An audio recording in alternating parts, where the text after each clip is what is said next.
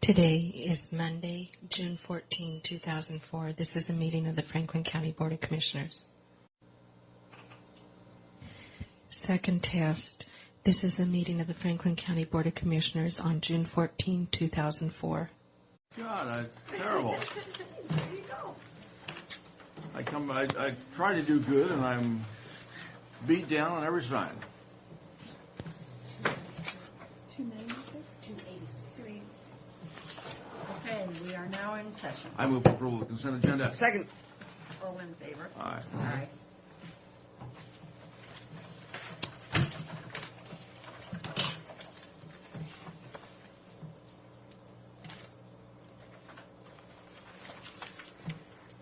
I cannot read Brian's, writing. There were cuss words in there, just as well you shouldn't. He was irate. These guys have finally, what? Made me mad.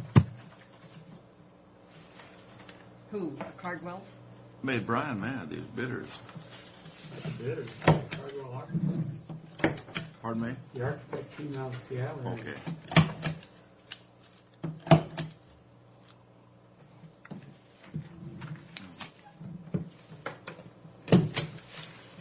How are you? Good. I think one of the options was redoing it. No, it's always an option. Well, that's what he said, what Brian said. Does I believe it?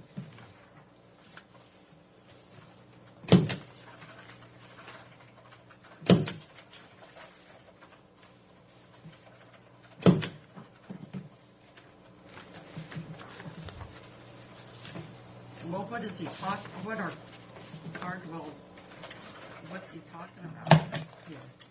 Well, Cardwell is suggesting that the county not go through with some of the cuts that Brian is suggesting to bring the price down within a graph of the county. He's saying that the historical portion of it's more important than anything else. And Brian's saying, excuse me, we have to bring this thing within It's got to be within budget, I think. is what he's saying. Yeah. They're fighting tooth and nail to leave some of that stuff in. Brian was basically told the budget is out of whack. So they're going to come in today and basically present their findings to the Well, I board. thought we had some options, Fred, that we talked about. Well, those options are there. Brian and Cardwell are the ones that are disagreeing. We discussed those. Well, I don't mean options of cutting the project. I'm talking about options of finances. Well, That includes cutting. basically, it's kind of complicated. But, everything that we talked about is still in place. There's nothing.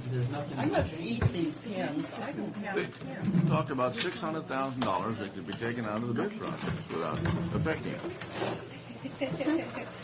I don't have an extra one. I must have two because this That's is mine. That's the kind I have. Would you like me to go get a pen? Well, I mean, that's what Pat gave me. This, I it doesn't belong to me. I don't have the old kind. It showed up here. I probably cleaned the desk after you left. Maybe your drawer and your purse and a few other things. But I'm beginning to believe that I must be eating those pins. Well, we're getting another one. Well, how do they taste? I don't know. Must be rather bland. I must have.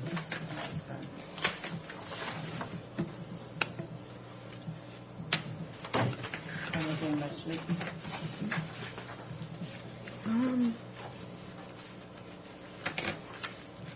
When you give these to us, Bridget, be sure to say that they're Benton and Franklin County on it specifically, because I always sign on the wrong line. Okay. Luckily today I didn't. Just Thank you. hand them to him and hand point where he puts his name. That's right. Put an X.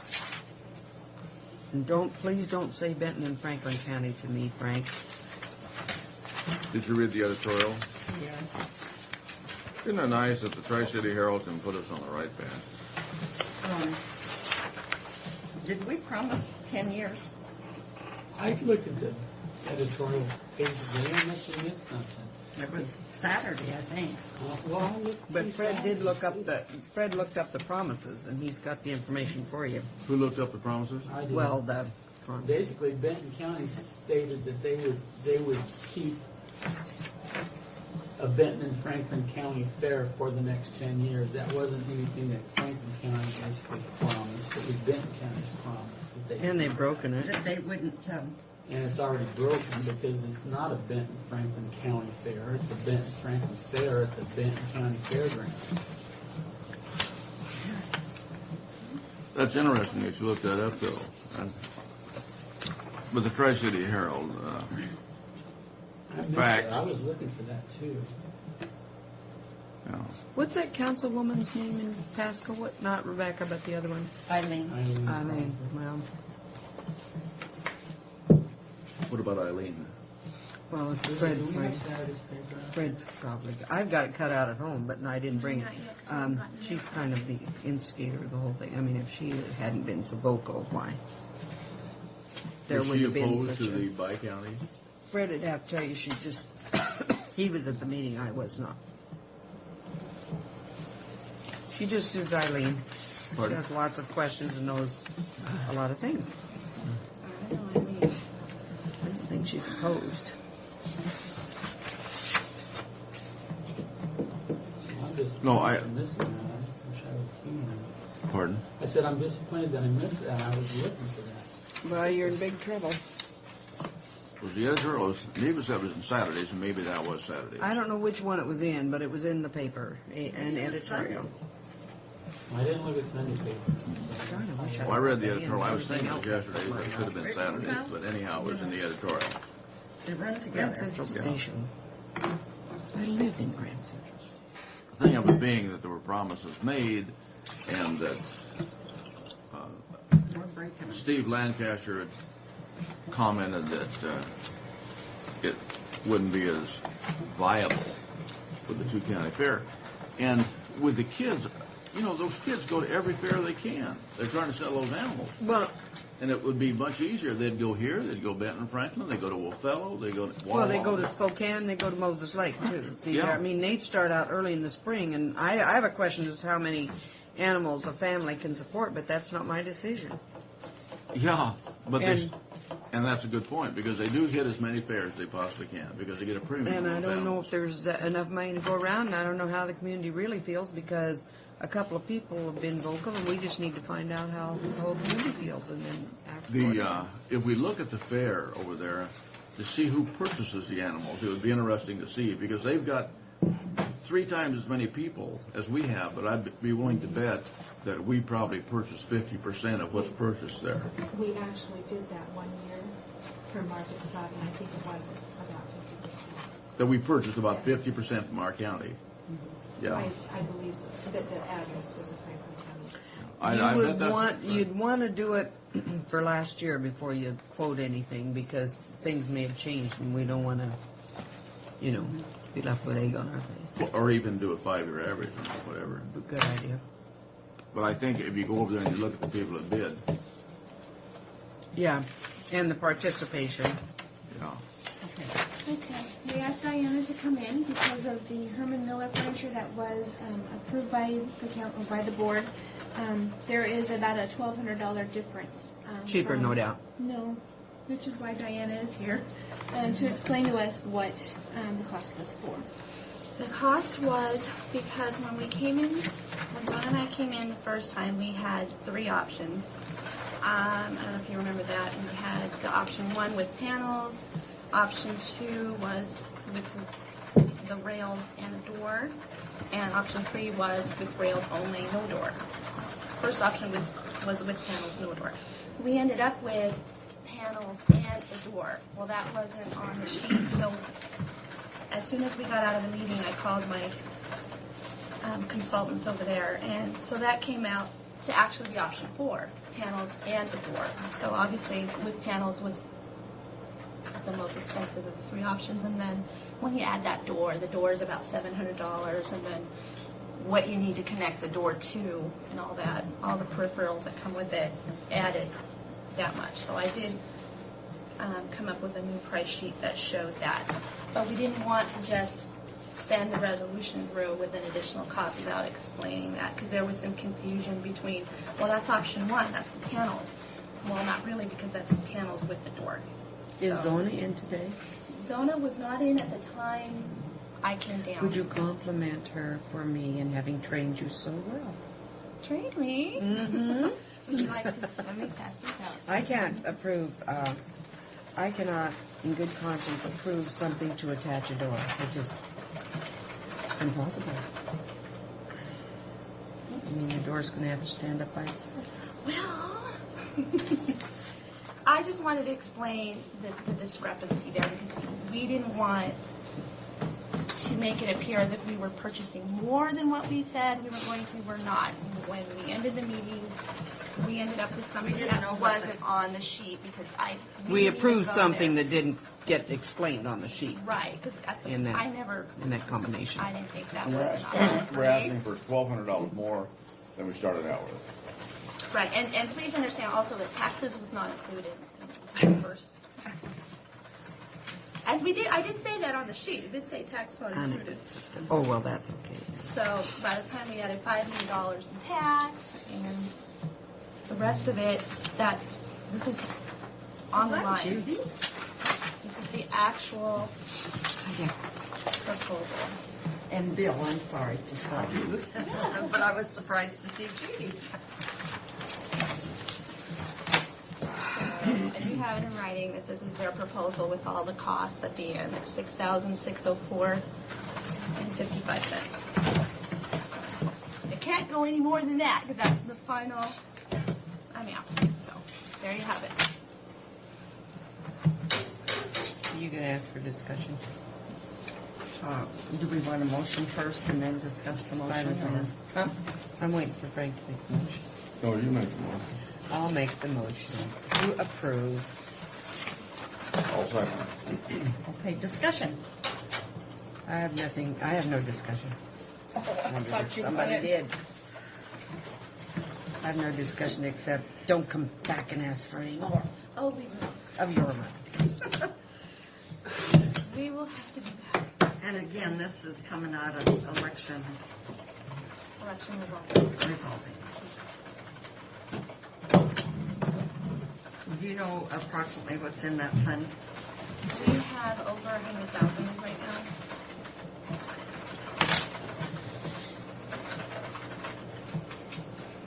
Of course, when we have to redo our election system,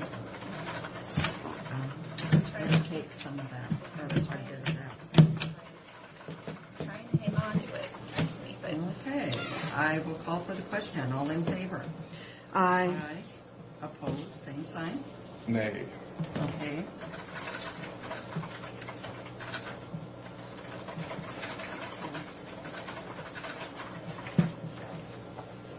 Now see what you've done. You've caused dissension. again. All right, thank you very much. You're That welcome. is for the bill. It's for it goes with your resolution. I'm going to attach that. Do I assign this just as opposed or what?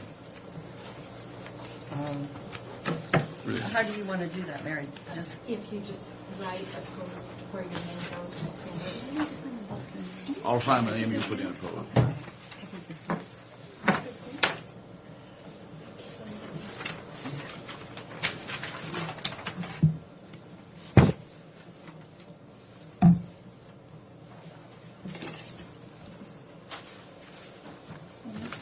Thank you very much.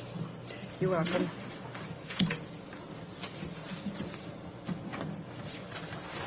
I move approval of expenditures for current expense, courthouse renovation and enhanced 911, in a total of $181,492.13. I'll second the motion. any discussion? All in favor? Aye. Can we have You this? got a typo, Oh, Yes, there's one for you. Bridget. Do you want to change that? Sue made the motion here, I'm so. sorry. Which motion is, oh, this is the salary. Pardon? Oh, this is a different one than you, Sue. Yes. Okay. I move the approval of payroll for the salary clearing payroll, emergency management payroll, and irrigation payroll as specified. I'll second the motion. All in favor? Aye. Motion Aye. carries.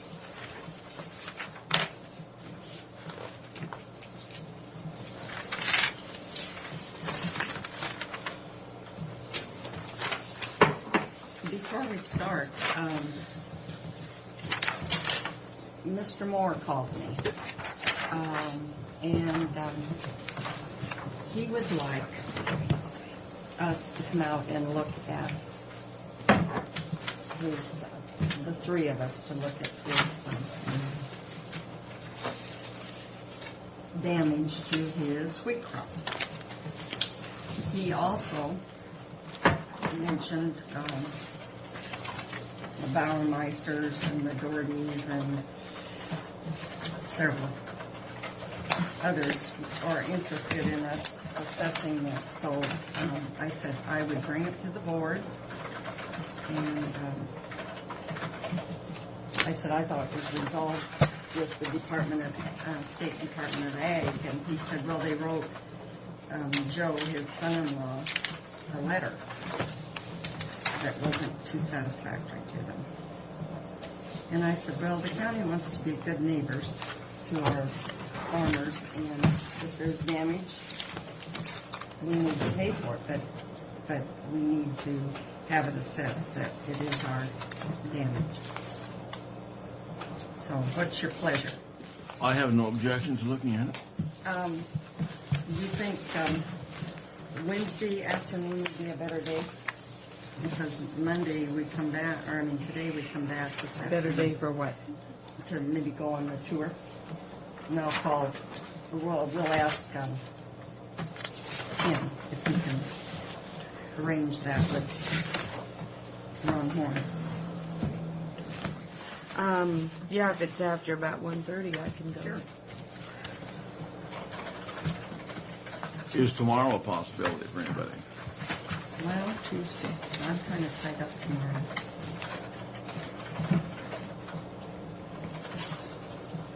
I'm not tied up, but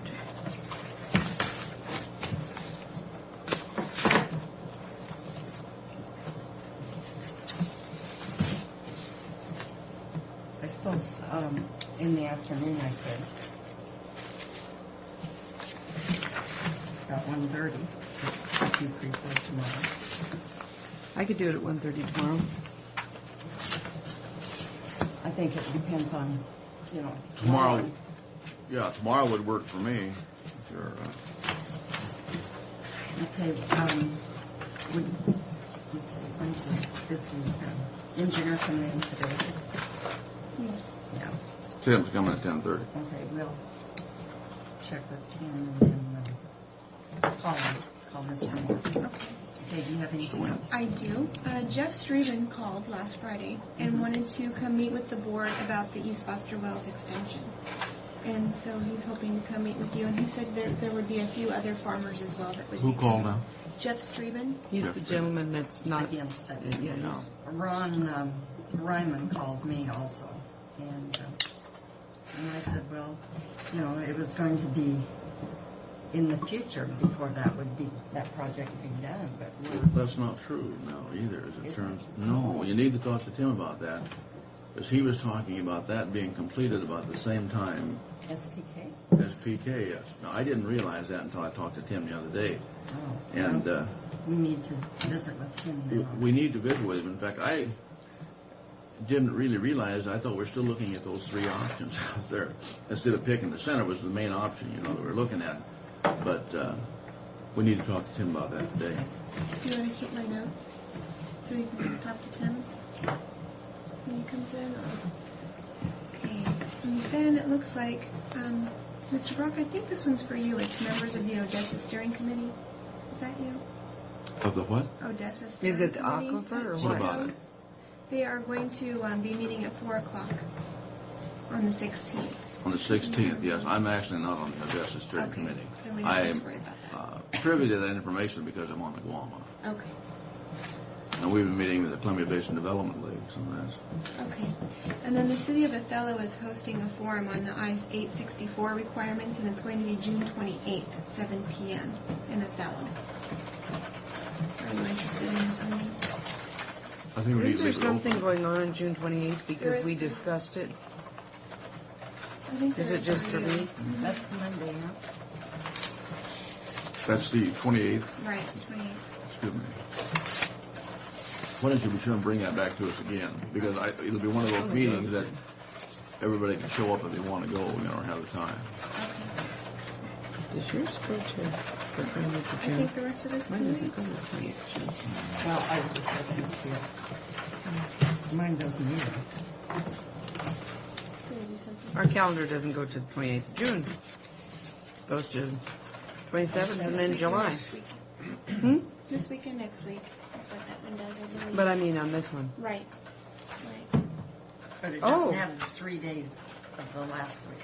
It usually went the whole month. Always, I thought. Okay. You could always look ahead and see what's in there. Well, anyway. Seems like there's something for me that I couldn't go because I had planned to go. I agree. Okay. Well, thank you very much. Thank you. Okay, are we going to go ahead with the public hearing, or we'll start with that first?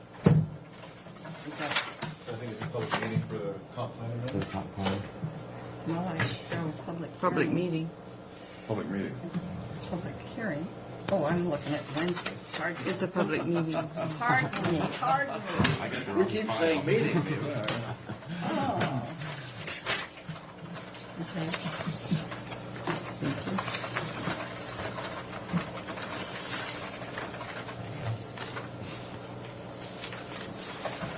Okay, this is no new testimony. Okay. It's 9:21, and we're here for a public meeting regarding CPA 2004-01, a comprehensive plan amendment to amend the city of Conyell's urban growth boundary. The application also involves the designing of future land uses and zoning for the area.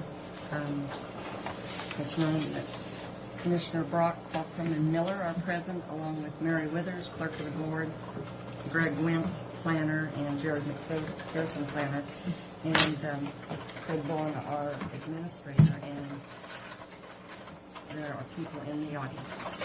With that, Greg? This is a Connell comp plan amendment to the urban growth area boundary. The amendment involves adding approximately 420 acres of ground that's included in 3 different parcels. The land to be added is owned by the city with the exception of a 12-acre parcel which is owned by Mr. Rodstall, and we're bringing that property into this application, so we're not creating an island, and Gerald will kind of show you where that's at. The city is currently undertaking this application because they're also taking an application with the local Water Conservancy Board to transfer water rights from ag to city uses for the well located on adjoining city property located within the urban growth area boundary. In order to transfer 100% of their water rights, all areas where the water will be put to use, including the irrigation, must be located within an urban growth area boundary. Due to this and the issue that Franklin County can process comprehensive plan amendments only once a year, this application has been determined to be an emergency as allowed by RCW 3678. The Planning Commission reviewed this application on May 4th and is recommending approval after reviewing the application with the 5 findings of fact. We did send it away to the state for review, so it has completed a 60-day review with satisfactory comments back from the state. So now it's before you folks today. But we are recommending approval with the 5 findings as shown in the action summary. If you remember a couple years ago, we had the city of Connell come in and propose an urban growth boundary expansion for this area here. I believe it stopped previously here. They purchased a farm down in this location to obtain the water rights to transfer the use of that water from ag to municipal use. But as part of that farm, this was also part of the purchase. In working with Art and the city of Connell, we wanted to make sure that we took in as little ag ground as possible and made the urban growth boundary expansion as little as possible, just for how it looks to the state growth management services. And And we did that by, the well, physical well locations are here. We did that, and we proposed, in working with the city, that they just come in and encompass the well locations, which they did, but they still own this portion. Unfortunately, the Water Conservancy Board is saying that that's fine, but you won't be able to put this portion of it to good, for municipal use, because it's outside of an urban growth boundary. So it's kind of an afterthought that we weren't aware of. So the city's then coming in and applying to include that in the urban growth boundary so that they can put all of that water to good municipal use. So we sent it off to the state. Actually had a few phone calls from the state wanting to know what the purpose of the proposed expansion was, and had no objections to the proposed expansion. So took to the planning commission, heard testimony. There was no opposition. Mr. Rodstall's not in opposition. He was located here. And the planning commission, along with staff, recommended approval with the findings as We're leaving that little island. We're including it. We're including. Mr. Rodstall has 12 acres here. We Yes. are including it, so there's It's no being included. Okay. because it's immediately adjacent to the city limits at this time. Now, that L-shaped or boot shape, is that going to be purple eventually?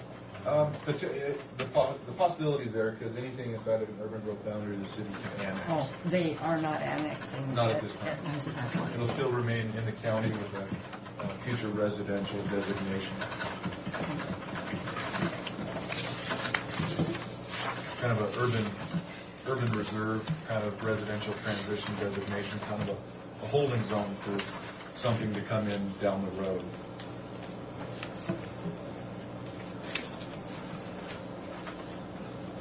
Where is the highway? 260 is right there. That's correct. And then Miller Road. It's the island. Here's 395. Miller Road is just. Yeah, to that's the north. Clotus Highway is what you're speaking of. Yeah. No, No. That's the Clotus Highway. It has to be. Yeah, right. Yes. That's Clotus Highway there, yeah. And 395 has to go north. Here's the interchange here. Yeah. Yeah. This is Blackburn, I think. Yeah. Okay. okay, where Highway 17 then is over this way. Back. what it Back, is. okay. Yeah. I'm turned around. Yeah, I got it. See, the top of this, it's got a deal up there that says N.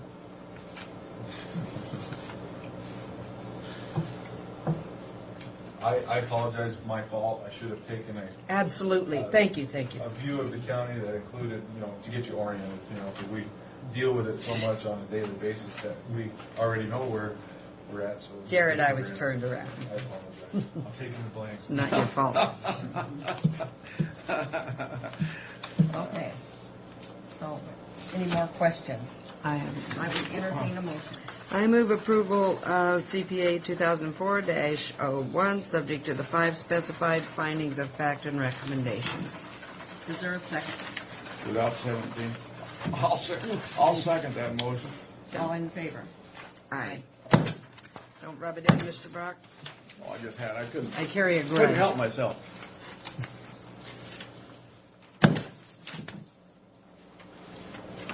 Here's the one, but I still can't see. Okay. I'm pretty sure I just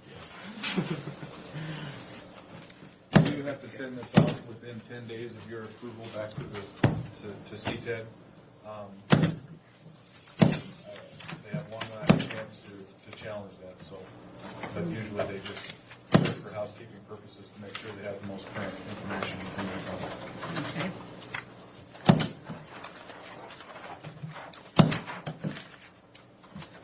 Yeah, it's nice to have the Water Conservancy Board input on that thing. Yeah. Well, they took it through them, and the city hired a consultant to help them facilitate that process, who's done a fair number of these, and that was one of his concerns when we first looked at the application, and sure enough, it was going to be an issue. So they've continued their application with the Water Conservancy Board, so this was resolved one way or the other. How long have you been this clean cut look? About 48 hours. Yeah, that looks very nice, Jared. I thought I went to go fishing on Sunday, yesterday. I was going to drift down the Yakima River, and I thought, I'm going to shave and get some sun on my face because it hasn't seen sun around my chin in a long time. And I think I got too much sun because it's kind of... You look kind of feeling roasted, so hot. though. Yeah. Let's see, Mr. Bowen was so nice to... just a final plat that Cenex received preliminary approval on December 17th. They have completed the requirements of the preliminary approval and are seeking final approval on chairman's signature on the plat. I move for final approval of short plat 2003-22 as specified. I'll second it. All in favor? Aye. And I'll let Maria sign a resolution number 2. I've got it. Okay. I won't bother. See that.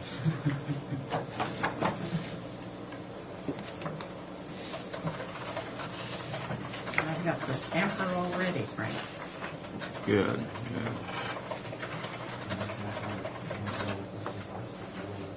Today's Flag Day. This is November. It'd be.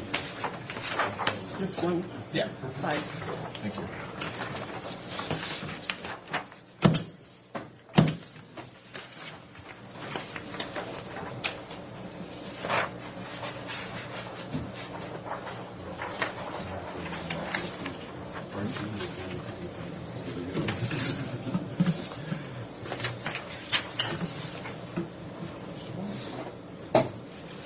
Hi there.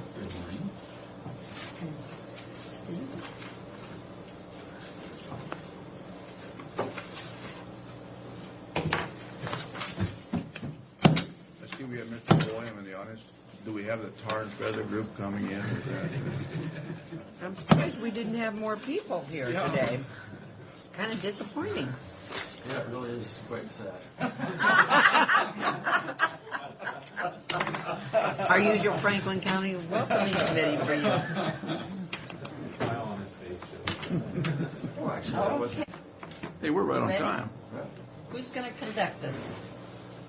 Are you? Why don't you come up front, Bill? Judy? See you again. Good to see you. Good to see you. Frank Ross. Judy Wilson. Nice to Hi, meet you. Davis. Good to see you. Maybe we could kind of sit in a circle. I don't know. I feel like unless I pull back and we do this. How does that sound? Yeah. Can we do that? Lincoln. I'm here to remind you that today is Flag Day. Yeah, it I can is. see. That's nice, yeah. Well, last time we were here, what was that? I forget. April 21st. April 21st. But who's noticing? Yeah. We had a meeting with the NRA. Graciously, Bill came by and graciously gave us a presentation. And at the end of the meeting, we decided that we wanted to reconvene on this day and kind of talk about things that we've learned about and that they've researched our request on some of their customs and cultures. Did you tell Bill that we had not difficulty, but we had some complaints regarding a short plat? We have not had an opportunity to talk to him about that. We had a short plat on last Monday or Wednesday, I believe, for a Del Wisdom property. You're based in City. Correct. Yeah. To bust out those two horns. Southeast. Southeast, excuse me. He'll lay off the directions. We'll tell you how to There's get a there. north up at the top of these maps. And we had 3 adjacent landowners come in and speak in opposition to some concerns that we're working with DNR and competing with DNR over land purchases and value of the property going up. And I asked the question, if a sale, does it, as long as the adjacent property owners are in open space, does the sale affect their property? Open space is the overriding factor in it, That's and the what I- sale doesn't have any bearing on the open space. And I think the comeback would be to say that one sale doesn't make a market. Well, their comment Their comment was the price of the land affects open space, which No, I it was does not not. aware of. Oh, Yeah, okay. well, it and does that's not. what I said to them, because it's on crop production. Right, because there's no tie between market or I a wish they sale were and here open today space. because Open space But or I your couldn't definitely They- say it because you weren't here, and and they were adamant that it did. I mean, No, there's we no- objected and they Sugar. corrected. That wasn't what I said. expansion in the market is what many were concerned about. Expansion is what they'd have to pay in relationship to what. That was silly. Yeah, just on that particular parcel that we were purchasing, we specifically didn't want the houses. And that was why I would assume the short plat was coming forward. Because it was busting out the main house plus the second house on that. But that often happens in other sales too. Oh, or yeah. whatever, we break, it's not Or in- uncommon to break a house off or whatever. For Yes. you know. Or in anticipation of a later sale, Yeah, perhaps. or refinancing to remodel or redo or whatever. And there's been several discussions, or several different areas of discussion, the leasehold tax, is that a fair percentage that the county gets back at 47%?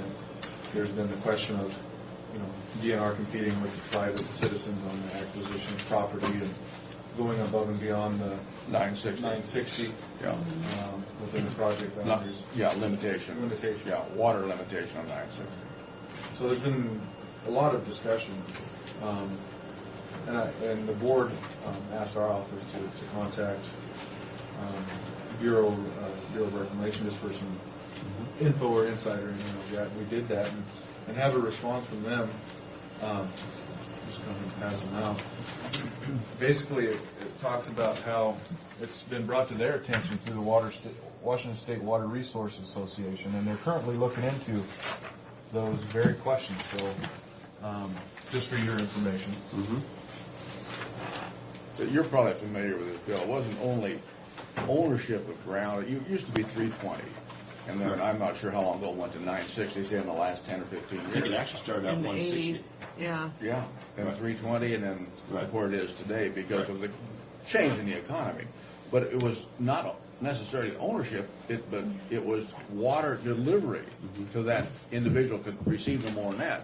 Well, as you and I both know, the Pete Tigueres and all of them got around it because they had their cousins and uncles and everybody else taking water delivery on that so they could farm many more acres. Sure. But then the ownership, we're looking at something different. Right. Right, is it, there's many loopholes to be able to get by the 960. Is it And form a it's- new business, get a new name? and It's you been can do violated many times. that. Right. But the intent of it was to limit it to farming Correct. to 960 out of slack water. Correct. And that goes back to a deal that was made in the either late 60s or early 70s that was with, I think there was a representative out of the Spokane area by the name of Catherine May. And just it- died. She was in our Yakima. district here. Pardon? Yeah, she Catherine May was in our district. She's Okay. from Yakima. She's from Yakima. Yakima. She just passed away the And other day. I'm not sure exactly how it was, but there was that contention that, when they came in and they basically was a taking it to begin with from the state trust lands. And so for future developments, they said they would have a Luland selection of every one of these section 16s and 36s would get land back, and that there wouldn't be any more taking within that, plus there'd be the exemption for the water.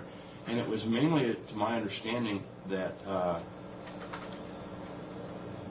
that the state got the exemption that they could have more ownership in that, and receive more water than that. But the rating is still on the lessee. If a lessee is going to irrigate more than 960, they have to pay the higher rate for the water. So there's the tiered aspect of it. It's like So- when you go into surplus water. Correct. Yeah. Correct. So there is some parity that comes from that standpoint. If you have a large farming operation, that they could be paying at the higher rate rather than the reduced rate what comes from any individual district. I think initially in the farming deal, though, they had to have extra people that ordered that water so that they didn't get in the higher rate, and they stayed in the lower rate. And this was much bone contention here in the basin. But those extra people had to have a line of machinery too, and under their name. Well, That was But pretty- that was pretty easy to pretty- do yeah, in the pretty case easy of to the get two around. Garrisons and a few you other know, people. the state doesn't have an exemption on every one of its federal trusts. The only one we have an exemption is for the Common School Construction Fund. And it was recognized from that standpoint of, Explain that one to me. okay, like if it would be land that was originally set aside by the federal granted trust for capital buildings and grounds, that one has the limitation that's on it, so that you can only have so much ownership in that. It was only the school lands that received that exemption because of its support of K through 12 buildings. Common schools. Right, right. So it doesn't just, across the board all state land, but I think I'm kind of glad we've got it from the standpoint, will it be questioned? Yeah, always. This Water Resources Association, basically doesn't like it, and they will question it. So far is that from our work through the feds, both locally and in Boise and at Washington, D.C., we don't have anything on there to say that it's going to get changed. It's still politics. Anything can be changed. But as long as that exists, and there is that, we're going to use it to the benefit of the school children of the state of Washington, which I think we should. So basically, what you're telling us is that you do have the exemption to do what you're doing. Correct. Is that fundamental with us is that we don't try to use to be a state bully. We basically are, we're going to be in concert with all the planning, I guess as much as possible. I don't know exactly if all of the implications of these two ordinances to know chapter and verse. I thought maybe we could have some discussions on that, because we think that we are in concert, but there's the unfairness mechanism that you bring up from the standpoint of taxing. But as far as custom and culture and economy, I think it was resource lands before, it's resource lands today. It will be farmed by people that are in the locality. We're not an insurance company where the money gets sent to New York.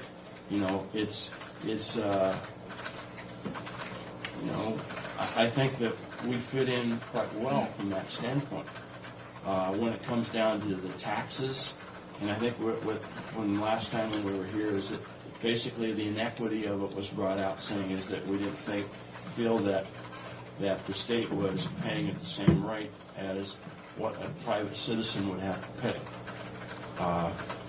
And that is a true statement. It is different because of leasehold tax and the 47% coming back to it. And that junior taxing districts do get a share of that, but anything that's special levy does not. They do not, that's a product of the leasehold tax thing, which I have no power over.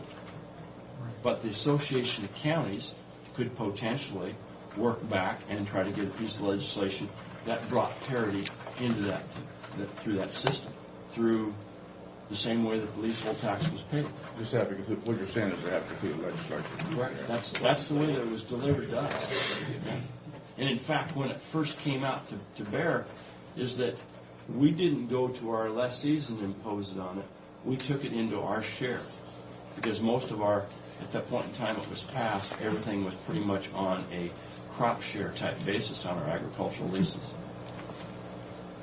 Since subsequently we've went to more cash rent in the irrigated and still our crop share on our dry land. What is a typical lease? What do you lease ground for typically? It varies. Is that you have No a market flat rate. Pardon? No flat rate. No flat rate. It varies. It's we go to comp leases that are in the area. We use try to use comp rates. We'll try to get grower input or farmer inputs that are brought into it. What improvements that they own, what we own, type stuff. If we own more of the infrastructure, which we typically don't, the farmer typically will own the circle, and we'll have the ground, so it's reduced down. You know, they had all sorts of leases here north of Pasco. Correct. That where the farmer bought the circle, and that all figured into the lease. You know. Correct. That you know, you discount that down for his inputs. I think maybe even some of the farmers put in those wells. I believe. I'm not sure. Typically, we have done the wells. Okay, that probably was the case then. Right. But I know some of them did put the circles on, and that was taken into Correct. consideration. Correct. Right.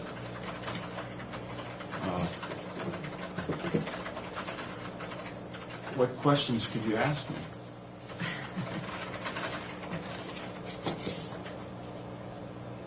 Well, initially, what brought this about, if you were wondering how this played into effect with our Catherine County ordinance, we had some complaints from farmers that DNR was competing on an unfair basis with local residents that are trying to purchase ground because they have a few more resources than your local people.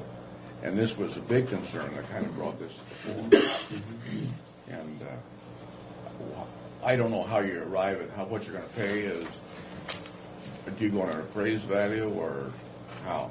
Have to have an appraised value. I think this thing, like the Wisdom property of late, I believe it was first offered on the market like $4,100 an acre, and I can't remember I think it was $3,600 an acre we paid for it. But don't quote me exactly on that, but it was somewhere in that. But you paid whatever you had an appraisal. They had it listed. We had an appraisal They had it done. listed. At $4,100. We made an offer. They accepted the offer. We had the appraisal done. The appraisal supported the purchase. Did you have the appraisal done before or after After. After the offer. Because appraisals after the fact generally tend to meet the offer. You know, that's the way it's always been. If someone's willing to pay it, that's what they'll appraise it for. They would probably appraise it at $4,100 had you agreed to pay $4,100. You know, there was a concern raised by one of the gentlemen here at the short line hearing last week about, DNR as a need. He commented that he worked really well with Mr. Wisdom and their, being adjoining neighbors and didn't know, maybe unfamiliarity with the process of DNR leases. I don't know, but he wasn't sure how he could work with DNR as a landlord. That was another. Yeah, I think. Because we acquired that with a lease in Correct. place. There's a lease back on it, I think. So the same people are going to be there, Correct. whoever they lease it to. Yeah, maybe unknowing, fear of the unknown. I don't know. Well, that's what we inform them of, is usually. Most often it seems to us that same person leases it, or the owner leases it back. Or Correct. There's been, previous that's owner. part of the sales aspect of it, where a person wants to get out of it, but still wants to farm and not have the capital expense of the land. It's been a kind of an interesting time where we become a preferred purchaser from that standpoint. Well, a lot of farmers this day are growing, and they're growing on leased ground because they don't carry that in their financial statements. It's a lot easier to go in and borrow from a bank if you don't have a big debt. I was always surprised from my days in ag forestry when I dealt with the guy that's up in the Harrington country, and that he was totally on leased ground. And he said is that I can always make more money on leased ground than I can on owning it.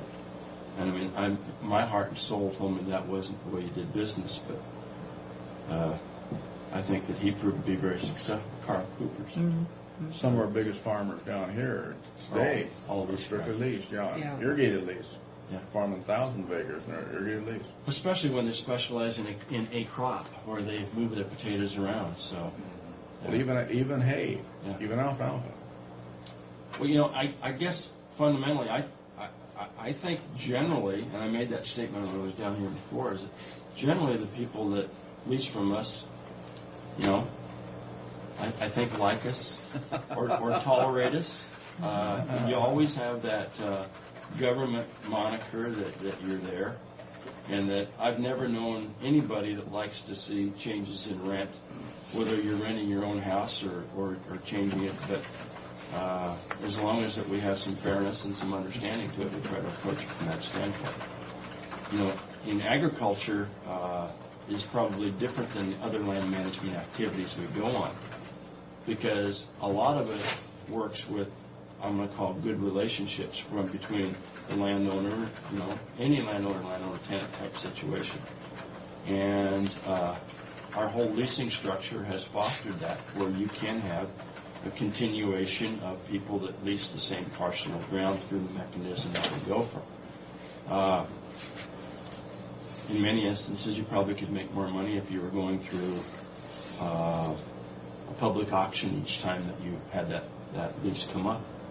Our mechanism allows us to be able to have a choice. And some of it is the quality of the farmer. Our goal is to make sure that those lands are going to be as productive days as they will be in 100 years, so that they do have that intergenerational equity from the standpoint of not abusing it today for the future of tomorrow. Let me ask a question. If, say, now Dell Wisdom owned this piece of property. Now he's sold it to the owner. And then he leases it back. And would the property still be in open space? No, because once the DNR buys it, it comes out of the open space program. It's actually exempt. They don't pay tax because they pay the leasehold tax on it. But we pay a compensating tax because that compensating tax is, and when we talked about last time, my mind kind of for one time, and that's to pick up all the back taxes when it was an open space versus what it would have been if it would have. So in other words, if Dell Wisdom sold that property to me, it would stay on the tax roll, and you would pay property tax on it as the new owner. But if I kept it in open space? And it would stay in open space, and even if you lease it back to Mr. Wisdom. But the state has a compensating tax. Okay. Right. It goes exempt. The property goes exempt for taxes, for property taxes. And then the mechanism is that they pay the leasehold tax. But Mr. Wisdom doesn't have to pay the difference, those back taxes, No. 7 years. No, the compensating tax is They're right now gonna being pay picked up by DNR. And I think that's in their agreements, it appears. No, but I mean, if he would have sold to a private property. No, it would not. It would just flow over. That would be a penalty If he- for if having he open continued in space. open Right, space, it would just then the continue. compensating tax would not be paid. If they changed the use of the land, then it would. Right. Yeah. Which is what happened to Harold Cox when he, changed the use of some of his land with his house on it. Because it took in, he kept back with his house some acres that actually produced. So in this case, if the property is short platted, those houses, that value stays on the tax rolls, they'll continue to pay property tax. Right. And the only thing that comes off is the acres. Our concern here initially was to have the government agencies come in and sit down with us and discuss whatever they were going to do in the area that would impact us. That's where the customs and culture and this type thing entered into this ordinance. Well, and that is a question. First of all, we have been trying to make a practice of doing that anyway. We didn't know about the ordinance until about February of this year when Julie Armbruster got notice from one of you. When we sent out our copy. And so she responded with a letter to explain how we fit into that. The one issue in that ordinance had to do with basically coming in early and saying who we're dealing with and getting permission, I think the way it was written, which it would be not consistent with the state regulations on how we operate with buyers and sellers. So at any rate, that was the only thing we saw that was different. I mean, we continue the property in the use that it has. We hope to keep it in agriculture forever. That's the goal. So the question we have really is, at what point, in order to be consistent with your ordinance, do you want to know we're looking at property, or how early, and to whom? I mean, how do you want us to go about this? Because we do want to be good neighbors. Because before anything happens to it, and we know as a little county, we can't overrule state or federal government. We just want to be involved in the decision process so we know where we stand. And I think that, there's one point in the ordinance talked about no net tax loss for the citizens of the county. I guess I have a question of, is DNR willing to approach this cooperatively with Franklin County to go to the legislature and have them re-examine that leasehold percentage? We don't care how we get told to distribute the money. I mean, the issue is, We distribute the money. the legislature says you will collect the leasehold tax, you will distribute it this way. We'll distribute it differently. Is our ordinance you probably says no couldn't. net tax loss, there's no net tax loss, and every time you guys purchase another piece of ground, you're impacting Franklin County until that leasehold tax gets changed, I think is what he's saying. Right. And so the sooner we get that changed, the sooner you guys are in the market purchasing in compliance with our county ordinances. And we've talked internally about what does a change look like? I mean, what does that mean? Because you're going to have to explain it to the legislature. You know, last year counties were successful in getting the forest excise tax changed, so more of that will come back to counties. So we feel like, okay, that's a win. The way that distribution is right now, 47% goes to counties, 2% goes to DOR for collection and management, and 51% goes to the state, which goes into the general fund, which ostensibly is the portion that is the school portion that would be collected here and mailed to them. So it's kind of how you figure it out. And if you said to the legislature, wrote it and said leasehold tax will be distributed the same way property tax is distributed, and they can keep 2% for management and send it all back here, and then you reshuffle it and send it back out again, you'll end up where you started with no net. I mean, it's a matter of whether you're looking for an increase in the leasehold tax or how it's distributed. It's either going to be the same money spent around a different way, or it's going to be an increased leasehold tax. We don't care. We'll distribute it however the legislature says to distribute it, because it's basically coming out of the common school account. But with regard to Jared's question is, if you were interested in going to the legislature with us, I wouldn't think that your boss would say, go along with them to the legislature and ask to change things that might not benefit the Department of Natural Resources, which has a Well, but I good don't reason think for that, using I mean, them. just knowing from, I mean, I can't speak for him, we'd have to pose this Oh, we're not, question to then him. I'm not trying And I to think it either. really gets down to is what does, like you just said, what does it look like when it's not? Yeah. You don't But care, If really. it's the same We thing. You really don't are care. neutral on that Yeah. standpoint, but, so we would never be opposed to it. But we have to initiate it, is what you're telling us. To me, I think is that your association of county Or Yeah. or assessors is really the spot to take that on, to bring parity.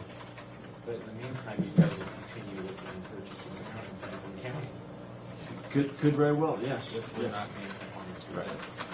it. Is that, yeah, it's, you know, Until that gets changed. Until we get Purchase changed. won't Is grow. this ordinance a legal ordinance in the state of Washington? It's not been It's been tried. challenged and held up in the Ninth Circuit. The Walla Walla? With, no, it was a technicality is what it got thrown out on. Well, I mean, that's my wording of it, I'm not Your sure. attorneys, but I guess as Franklin County, we're asking you as an agency to kind of acknowledge and abide by our local ordinances. Walla Walla and Columbia County spent quite a bit of money testing it. I don't have the ability to be able to perform my job and comply with your ordinance. That's where the rub is. The rub Yeah, yeah. And so, is that from that standpoint, would I forego doing anything that dealt with asset repositioning for your ordinance? The answer is no.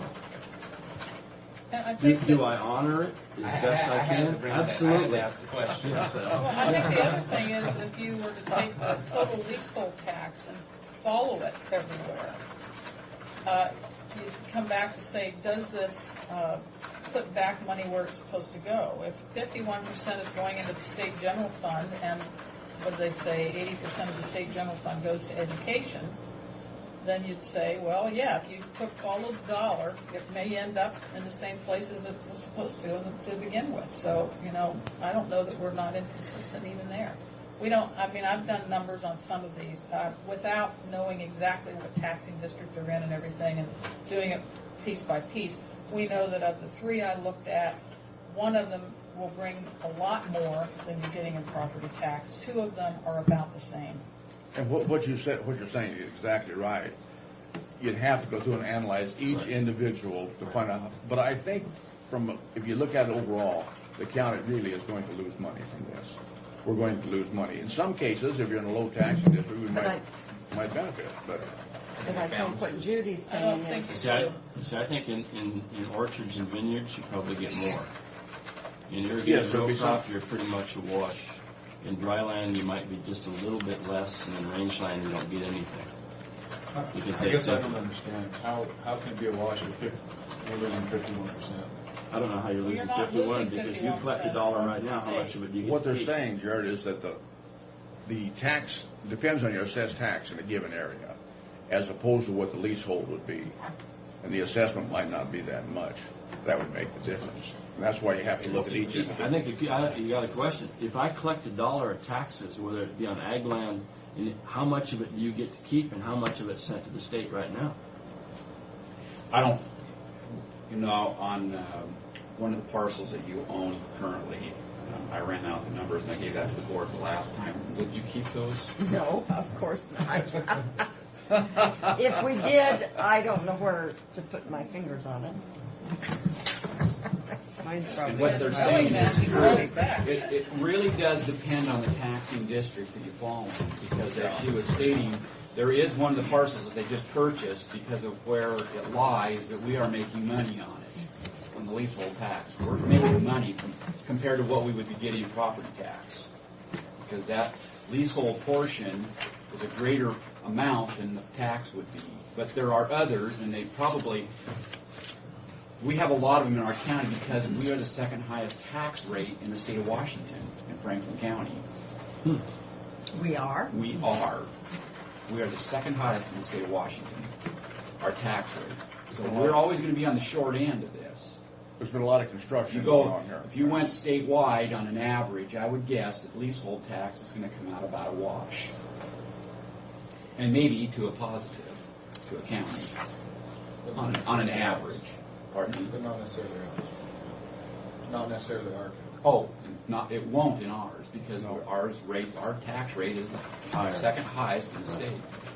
And so second or third, it fluctuates year by year. How but- can that be? Because everybody, all of the entities in our county are at their statutory maximum, and the school districts are pushing high rates. We've had a They lot would of keep construction voting here. in That's stuff. been And a lot of growth. our current, our indebtedness is up there as well with stuff that the voters approved. So ours is very high, second and third highest. This doesn't fall on the county, David. This is county-wide. Countywide, right, Yes. not just the county. That's the thing I wanted to make. It's not Yeah, us here, that's it's what was countywide. astounding Countywide. me, because we haven't been able to No, raise it.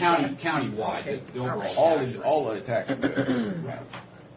Consolidated rate. Well, now, explain this chart to me. Well, the top portion is just the breakdown of, I just took one of the parcels in the yearly report, or I guess it's a yearly report that the DNR sends out asking us for verification of information and so on. And I just took one of the parcels on there that was on their list and just showed, I broke it down so that it kind of showed a rent per acre, and then the leasehold, the total lease amount, and then the percentage, which is 12.84, is what they pay leasehold tax. So it brings it down to the actual tax that was paid, and then we get 47% of that, which shows the county portion of the leasehold tax, $4,000. $4,700.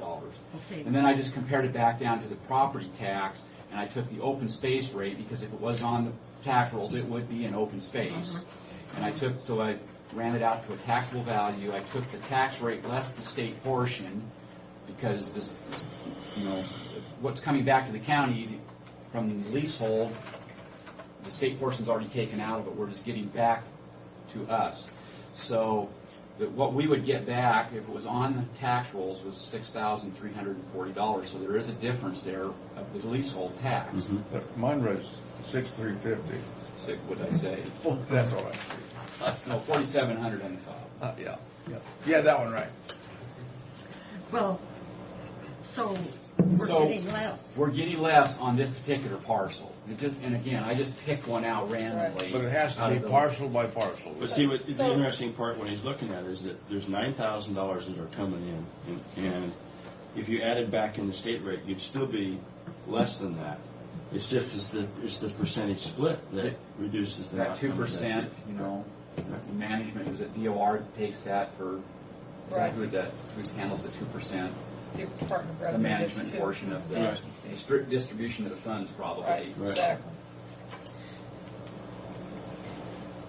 So what as we've analyzed this, and we keep doing it and redoing it, what happens is, what you lose in the county is that whenever an exempt property is purchased by whoever doesn't pay taxes, the county, the state, the church, whoever is exempt, you lose that on your tax base. So your bonds get redistributed to whoever's left. If you're a growing county, taxpayers aren't going to see a great piece of that. If you're a small county that's not growing, it has a major impact. And that's the complaint we're getting from the Columbia counties who aren't a growing county. When we buy a piece of property in Columbia County, they do notice it because they're spreading out. When you're a growing county and your tax base is increasing, it doesn't create the issue for the rest of the taxpayers that it does in that case. But that is the issue, and we're well aware of that. But that is, again, how the leasehold gets, the legislature set it up to distribute it. If they said distribute it exactly the same way, you'd be distributing probably the same amount of money differently. So they That can choose would to do change that. our conversation here quite a bit. That Sure. they could say send the entire leasehold to the county and have the county distribute it the same way you do property taxes. But I guess my question is, if we did that, wouldn't we distribute it the same way as we do property taxes for this individual parcel, we'd be getting that much more? You'd get 2%. You'd get the management portion of the Department of Revenue is you holding it because of What about the distribution. difference here? That's, If the leasehold tax would change, well, we get it 98%. again, you're looking at it from the standpoint, because of our unique situation, our tax rate is, again, because it's so high, we fall into a category that kind of puts us in a unique situation. And that's why, because of all of our indebtedness and what people voted in, and all of our districts are at their statutory maximum. So we are in a kind of a unique situation when it gets into this, and the only way that we would come out would be to increase, if the leases were increased, which you got to be at market rent, or you're not going to get anybody to rent the property, which would, if the rents were increased, it would kick more back to us. Or the legislature's going to have to make some change in the way that the formula of the distribution. But I would guess, and I'm going to be at some assessors meetings the rest of this week, and so I'm going to bring it up just as a topic of conversation. But I know what we're going to hear is that because the average statewide, that probably is a wash, and in a lot of counties, I would guess that maybe the counties are making out pretty well off of the leasehold portion. Because what's coming back to the county is more than what they would actually get property tax-wise. Right. Would be a guess.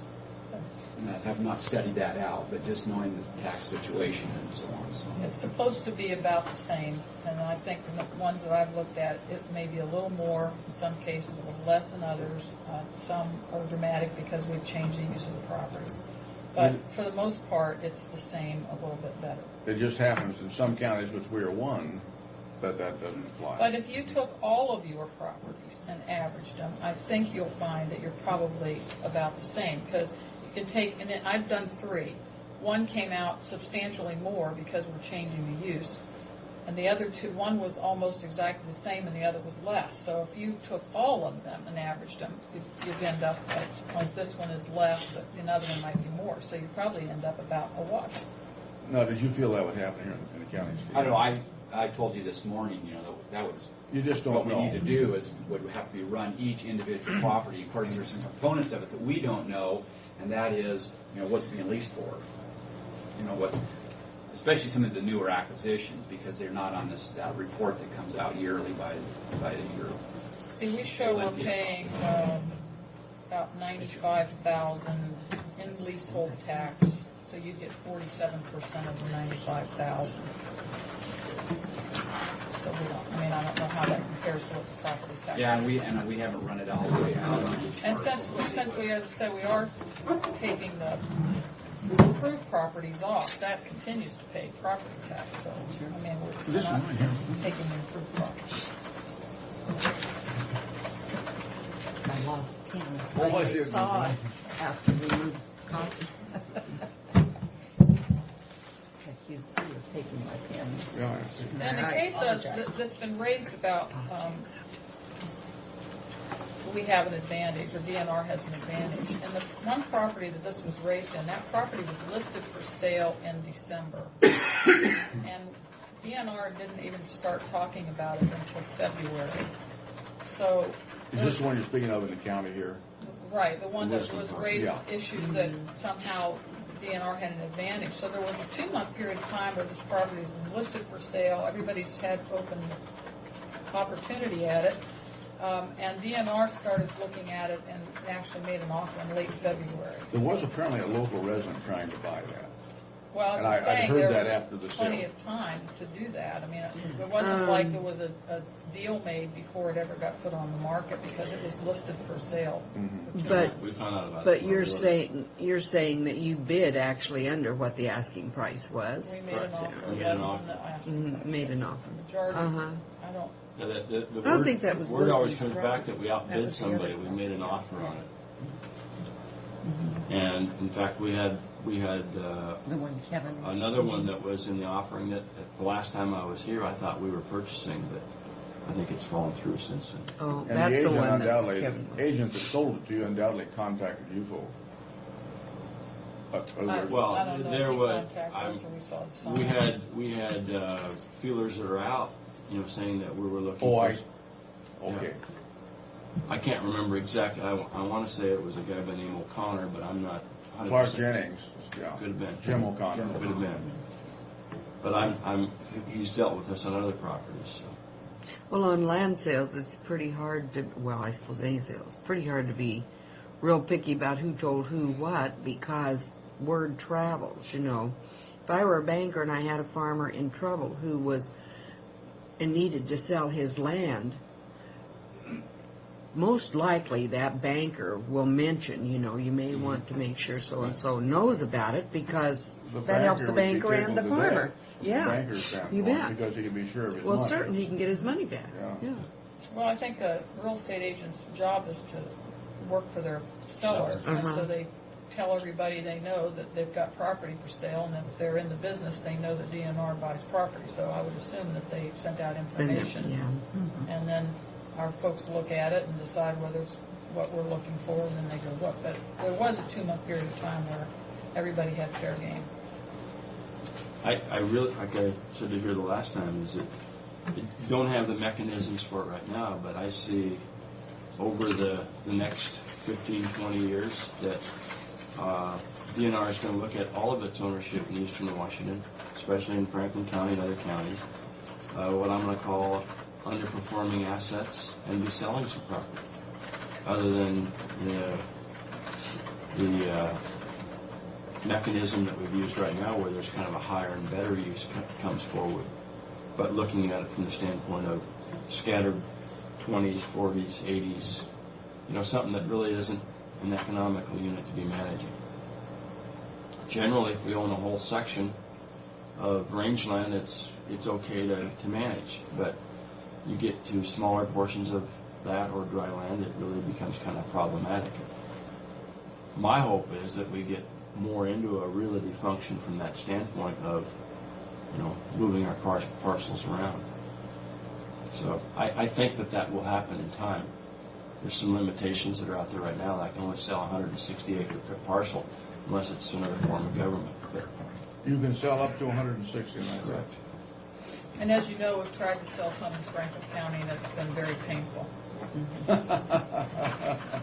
no, it's just part of the process you go You look for people with money, and Franklin County doesn't have. Well, Well, the I neighbors know didn't want the you're the property neighbor. sold. That was this Passed out before there, the council. Rick farm. Yeah. They really came out. So that's always another interesting. issue. That's why we look at making sure you folks have, in fact, like the fact that you have this idea of wanting to maintain agriculture base, because when we acquire property and then have it developed around us, it makes it difficult to maintain the farm. Yeah. The reality of it is that we No matter have to who go owns with where what the neighborhood goes, and Well, if it's out of the urban growth boundaries, it's going to be agriculture. If it's in the urban growth boundaries, we're kind of lost control of that. Yeah. and I believe that is in the urban growth Oh, boundary. yes. Yeah, it is. Yes. It's just Definitely mob rule. is. Well, it's in the city limits. It's not just in urban growth, Yeah, it's in the city limits, for goodness sake. Yeah. But there was neighbors up there that wanted to hear the meadowlarks and see the jackrabbits. And So, and I guess an answer to the question is, when we know we are looking at property, we will make every effort to notify you as early as we can in the process. But unfortunately, or unfortunately, sometimes that it kind of happens. Somebody would call, or somebody lists the property and they call and then they say we have one. They know that we're always looking at reinvesting. You know, our money comes from replacement land. So we've sold property that was someplace in the state that was common school trust. We have the money, and our job is to reinvest it. And we're trying to diversify, so that means commercial properties, agricultural properties, and forest land. So we're buying all of those things as we have money. People want to know, what's your limit? We can't answer that, because if we turns out we sell something tomorrow, we have money to spend, we need to go out and reinvest it. It's not helping us not to have it working for us. And agriculture is a good investment.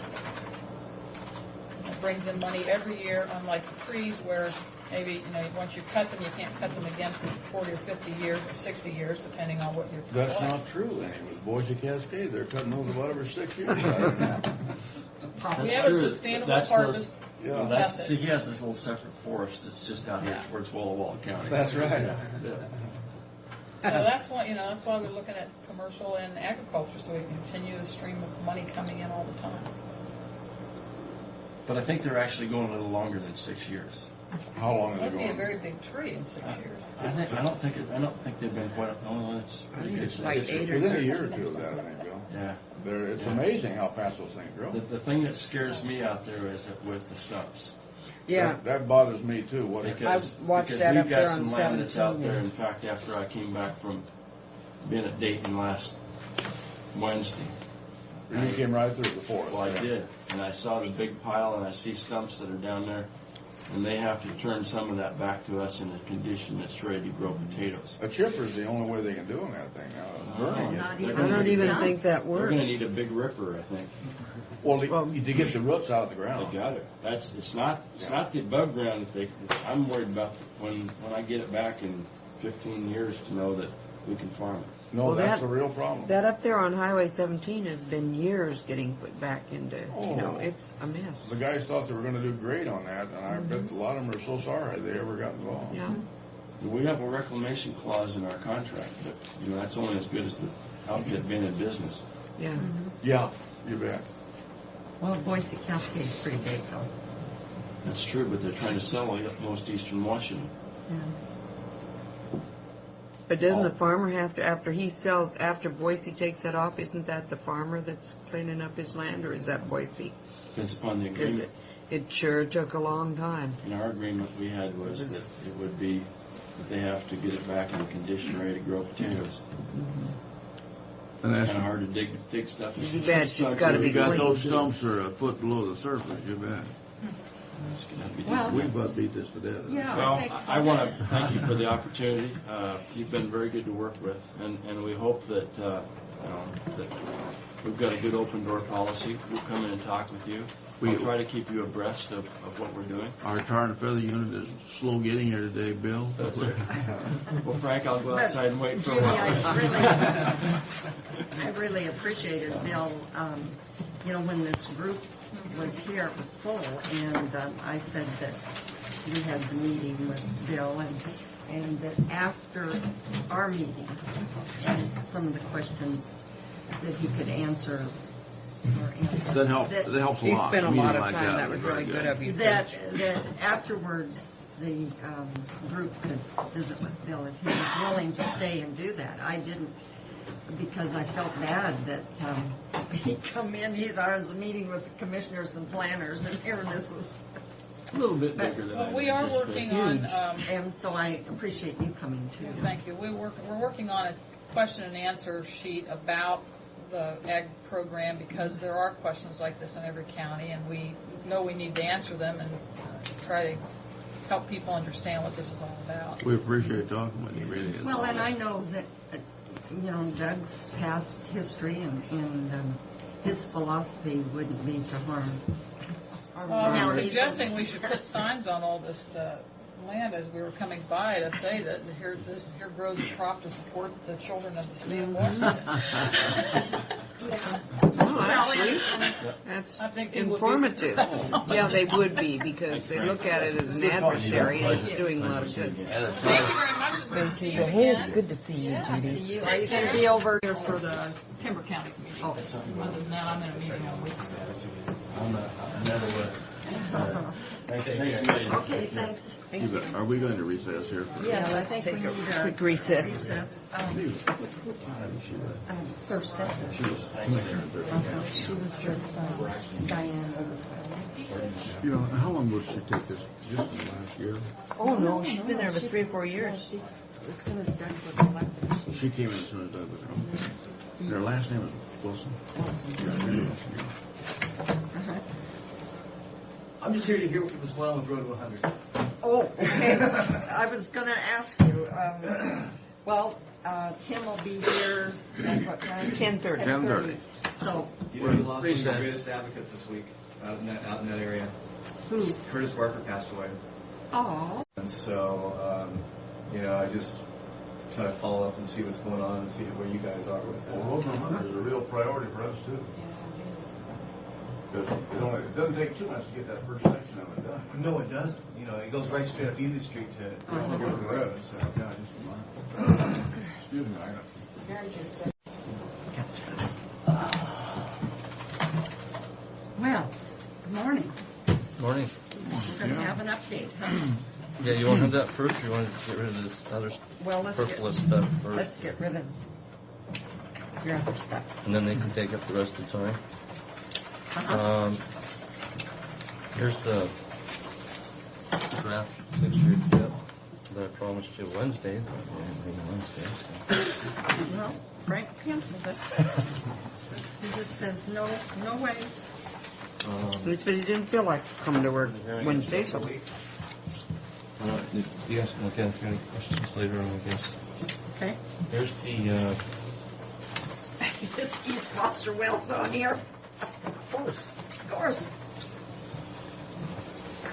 Here's the, do you want to do the resolution? Sure. This is for that next piece of PK that we just got funded, that we take us out. It's, RAP funding is for? it 93 or 94? 293. What is it, 293? Okay. I move approval of Resolution 2004-293, which is, and I'm not sure how to say this, it's just, This right there. is CRP 581 Pasco Pelotas Road 1. Is there a second? There is a second. All in favor? Aye. Aye. Okay. What are we doing this TV noteworthy today? Road 100. Road 100 extension update. We're gonna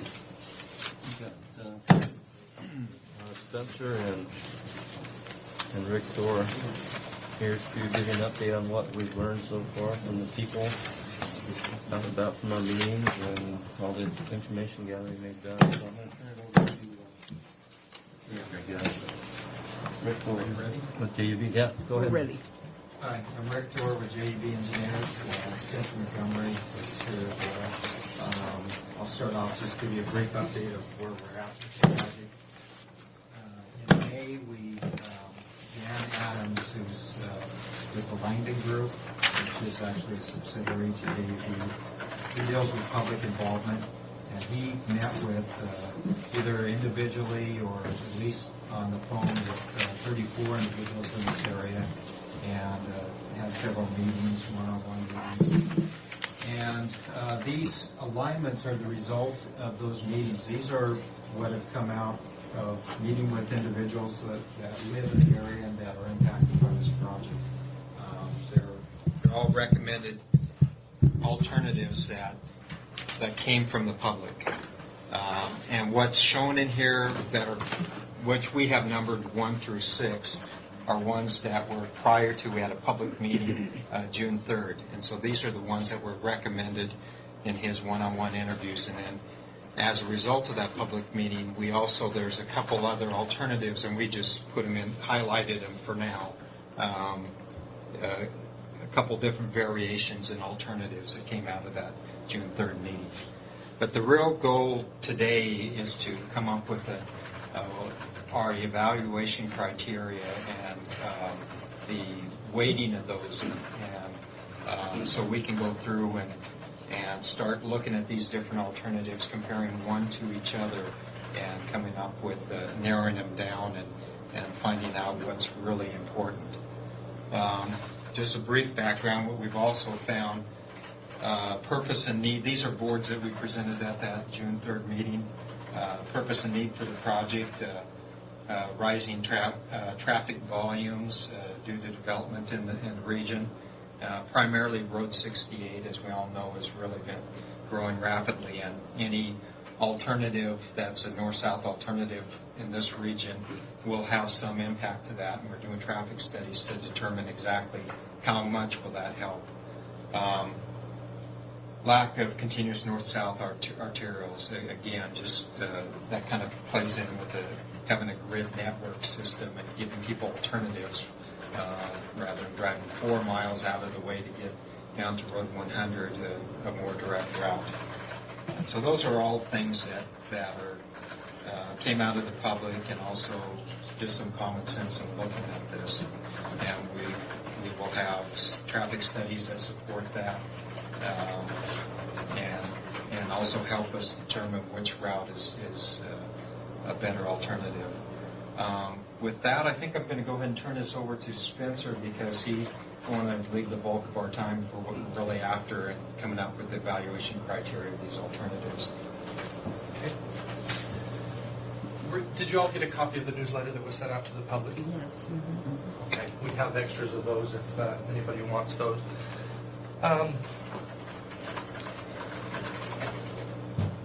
Rick mentioned that we had a meeting with the public, and here were some of the issues that Dan had identified prior to the public meeting. A lot of these and a few others were reiterated at the public meeting. The reason why I point this out is because as we ask you to help us to weight the evaluation criteria that we're going to discuss, these will probably be important to you. So we'll put this back up in a few minutes when we talk about that.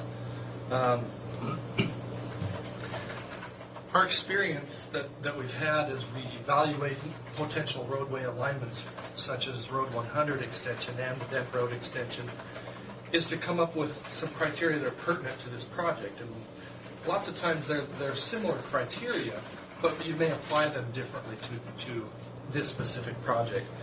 These are some criteria that are common, that we have used. Functionality is really important. You want the road to be as direct as possible for different directions of travel. You want to minimize curves and corners, things like that. Okay. Sometimes there are physical barriers or other things that you need to avoid, but you try to make it as functional as possible. Cost is always important, and we would like to look at the cost for construction and right-of-way, agricultural impacts, things like that. Compatibility with the local roadway network. Let me tell you a little bit. As we discuss these, there are a lot of commonalities between functionality and compatibility, but let me show you how we might apply this criteria. For example, if we extend Road 100 north along the section line to Fanning Road, if you put it at a T intersection here, it's very compatible with Fanning Road. It's an existing intersection.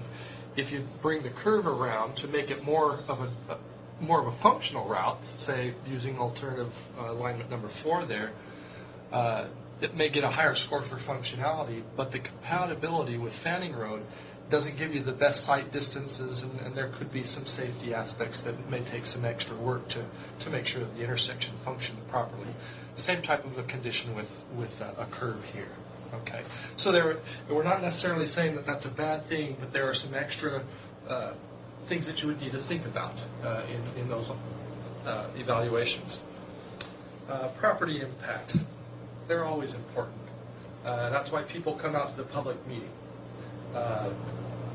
frequently. That's why they come out. Sometimes they come out for other reasons, just to learn about the project.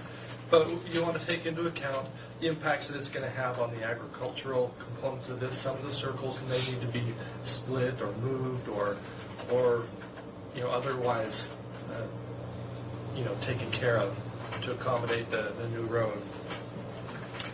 Public and agency support. That's another criteria that has come up in the past that we've used. How many people really like it? It may be the most functional route, but people may not like it. Or it may be that they really like something, but the cost may be way high. Okay? So we try to take that into account as well. And then always there's environmental impacts that need to be accounted for. Often those are reflected in the cost because you can compensate for environmental impacts. It just may raise the cost as well. Okay, so we've got a sheet that we need you to help us fill out so that we can get your input as to how, which of these is the most important. Okay, and I'll go over this with you here. And there are a number of ways that we can do this. We can leave this with you to think about. We can do it together as a team with all of you discussing each of the criteria and come up with a consensus as to how you would want each one to work. But at the top of the page, now I've got a couple more here. At the top of the page, it goes through each of the criteria that I've just discussed with you. Okay, and then in the middle, it kind of describes what we're going to do. Now, I'll just read that because we put a lot of time into putting it down so it would be as clear as possible. It says, using the matrix below, identify the importance of each criterion relative to all other criterion. Do this by placing in the box the letter of the criterion that you feel is most important, followed by the number representing how much more important it is. For example, if you believe that the functionality of the roadway alignment is more important than the cost of the roadway, then put A2 in the top left box. If you feel that compatibility with other roadways is more important than functionality, then put C1 in the next box to the right. If you feel the property impacts is much more important than functionality, then D3, and so on. So for each box here, you take the two criteria that meet in that box, ask yourself, which one is more important? You may be looking at functionality first with cost. Tell me which one is more important. Is it A or is it B? Functionality being A, cost being B. Okay, that's just the first question. Which one's more important? A or B? And then how much more important? Is it just a little bit more important, or is it more important, or is it much more important? And then you go to the next box and you ask yourself, is functionality slightly more important or more important than compatibility? And then you go to and put whichever one, A or C, in that box, and then either a 1, 2, or 3. Now we can, like I say, we can leave this with you to think about. You can get it to your staff or get it back to us later. We can discuss them, as a group here. Whatever your pleasure is. And if there's something that's not clear, we can do our best to explain a little better. Do you have any questions so far, I guess, with anything that we've discussed about how we got to this point in the project and about the specific evaluation criteria?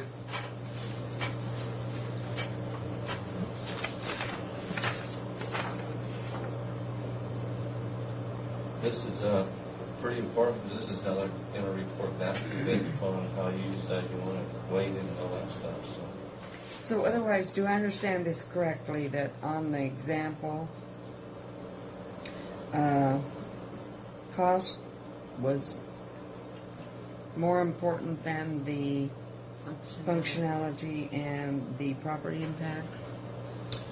Well, let me come up here. The A2 that's put in this top box here, yes, that means that A, and I pretend that these boxes were those down below. Okay, yes. So this top box here, the A that's in that box means that you think functionality is more important than cost, and then the 2 means that you think it's more important. Now, if you were to put a 3, that means it's much more important. Just three being the heaviest weight, and 1 being the lowest weight. Couldn't you have figured out something a little simpler for simple-minded people? Well, your functionality is the whole thing, really. It costs important, but if it's not functional. If it doesn't work, it doesn't matter how cheap it was. Okay, and that's what our experience has been in the past. Oh, it has to be, yeah. But yet in determining, I'm sorry. They don't want to presume anything. Okay. That's right. We need your input on this Well, and then I specific think project. compatibility is also important. Yeah. Okay. But what you're going to do, as opposed to just saying this is more important, that's more, less important, etc. What we're going to do is after we fill these out, we'll take your combined responses, and we're going to come up with a weighting of 1 to 10. And whichever one comes out the highest will get a rating of 10, and everything else will be relative to that. And then when we actually go in and look at the detailed issues with each alignment, we will say, well, this one has some corners with it, and this one has higher property impacts, and then one of them might get a weighting of 8, and we'll apply the score to that. And it'll all be boiled down basically to, this project gets 90 points total, this one's 75, and this one's... I think this whole thing is really kind of malarkey. I see it's important to rate them, but my God, your rating system, you come up with all sorts of things. I'm not to dispute your method of trying to come up with something here, but personally, I don't care much for this. I think your functionality is really important. I think you have to look at that. But when you start coming, suppose, well, I think it's more important that I go this way, and somebody says it's more important to go the other way, I think you have to look at the functionality of the thing. You want to just go through it as a consensus meeting? Yes. We just Yeah. walk through it right now? Yes, Let's please. do that. Let's just Because A weighted number means nothing, in my opinion, here. Really, it doesn't mean anything. we just want Road 100 to go and Okay. be functional and keep the Not costs cost too down much. and be compatible with. We want all of those things. Just one at a time. Okay. Which is more important. We'll just start then comparing functionality with cost. Okay. Clearly, you think that functionality is more important. Is it much more important than the cost? Yes. I mean, Yeah. Let me put it this way. He's going to make us go through to this me- anyway. Well, but to me, the most functional would be straight up, right? As direct as you can get. If we were to find something in here that's going to add $1.5 million to the project cost, do you want it to be more functional, or do you want to try to avoid that extra Well- cost? Those are the kinds of issues that we're going to try to deal with, and we don't know if they're out there yet. We haven't got into But the I think detail. we have to do it by consensus rather than by Right. points. That's I right. think points is meaningless. I think we can come up by consensus here, and you get the feeling for how we feel. Yeah, we Now, can $1.5 million sense on bucks, things I'm around going to here. look at pretty damn close. First, Exactly. And so we want to, we feel that rather than getting into the detail of it and then biasing the evaluation, that it's important to do this weighting so that we can determine what your preferences are. You know, if $1.5 million is important, then that'll show up as we do this weighting, that you say, okay, it's still pretty important. Maybe it's a weighting of 8 and functionality is 10. Or is cost really, functionality is so important that the weighting of cost should only be worth, 20% of the equation or something. Well, again, To me, you're I would have coming just back to rated numbers, these and and I don't everything. like numbers in this kind of a system. Yeah. Let me suggest this, why don't we just That's rate what we it, which just is more rated important than the these. other, Okay. and then we'll get with staff and make that determination. Okay. Does So that we've make got, sense? Yes, it does. And then have, A is greater than B. huh? Just functionality, but greater than cost. functionality is Within worth reason. cost. Well, yeah. And I'm assuming then that functionality is more important than any of these other criteria. Yes. Yeah. But then when you come down, you got a little deal that you can make a little turn, you're going to save $1.5 million, then cost enters into it. Sure. Okay. Now, what if the most functional route has no public support? Well, it must not be the most functional route.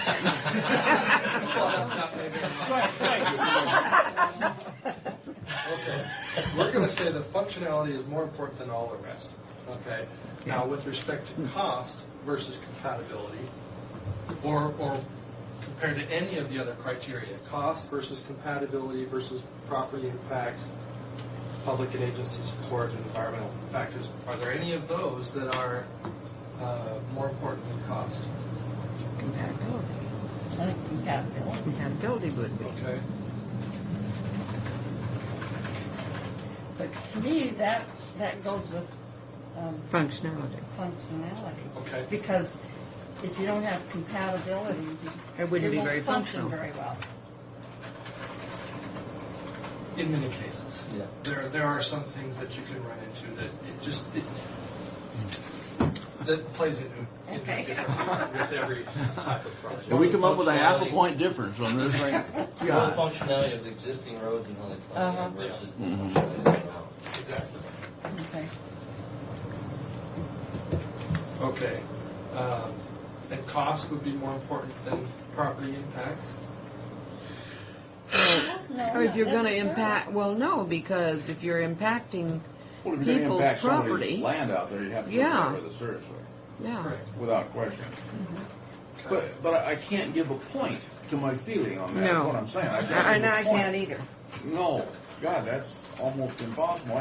You'll be happy. I was at the public meeting. You'll be happy to hear that we didn't find too many people that say we don't need this road. They all pretty much agree that yeah, we need it. Yeah. It's Well, just and the that phone most calls- of them are concerned about how they're going to affect their neighbor either by their ability to continue to farm. And you have to look at that. And you go, Yes. we totally agree. Or they're looking at the planning department saying, well, once you break my parcel in half and I can't farm, now can I put houses on it? Yeah. And we couldn't answer that question, but But I can't give a point total. No. You just can't on this thing. At least I I can't. can't. I wouldn't so know. pretty even now. Yeah, hard to say. You want to look at it individually, depending on what the impacts are. Because we'll change, things will change as we go through it. And then if you come back to it and say, well, hey, this was a point higher than the other, and this is why we went that way. And that's no good, because things change as you go along. But if we came in and said, okay, this is just as functional as that one here is, so this one has the least impact. Then you on take the least farmers, cost, take yeah, it. least impact. Absolutely. And we can certainly come back to you with some preliminary results, just, Because I can't see, what is that, Laporte? Oh, Or- Report.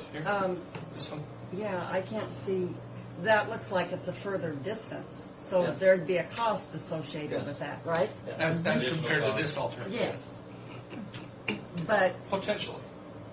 I but mean, if there may you're be, going through Depending a who you're farm in there, Yeah. There, it appears there should be, but if you're talking about, because if we go straight, we're going to be impacting a real irrigation field, which pretty well effectively says you can't grow irrigation.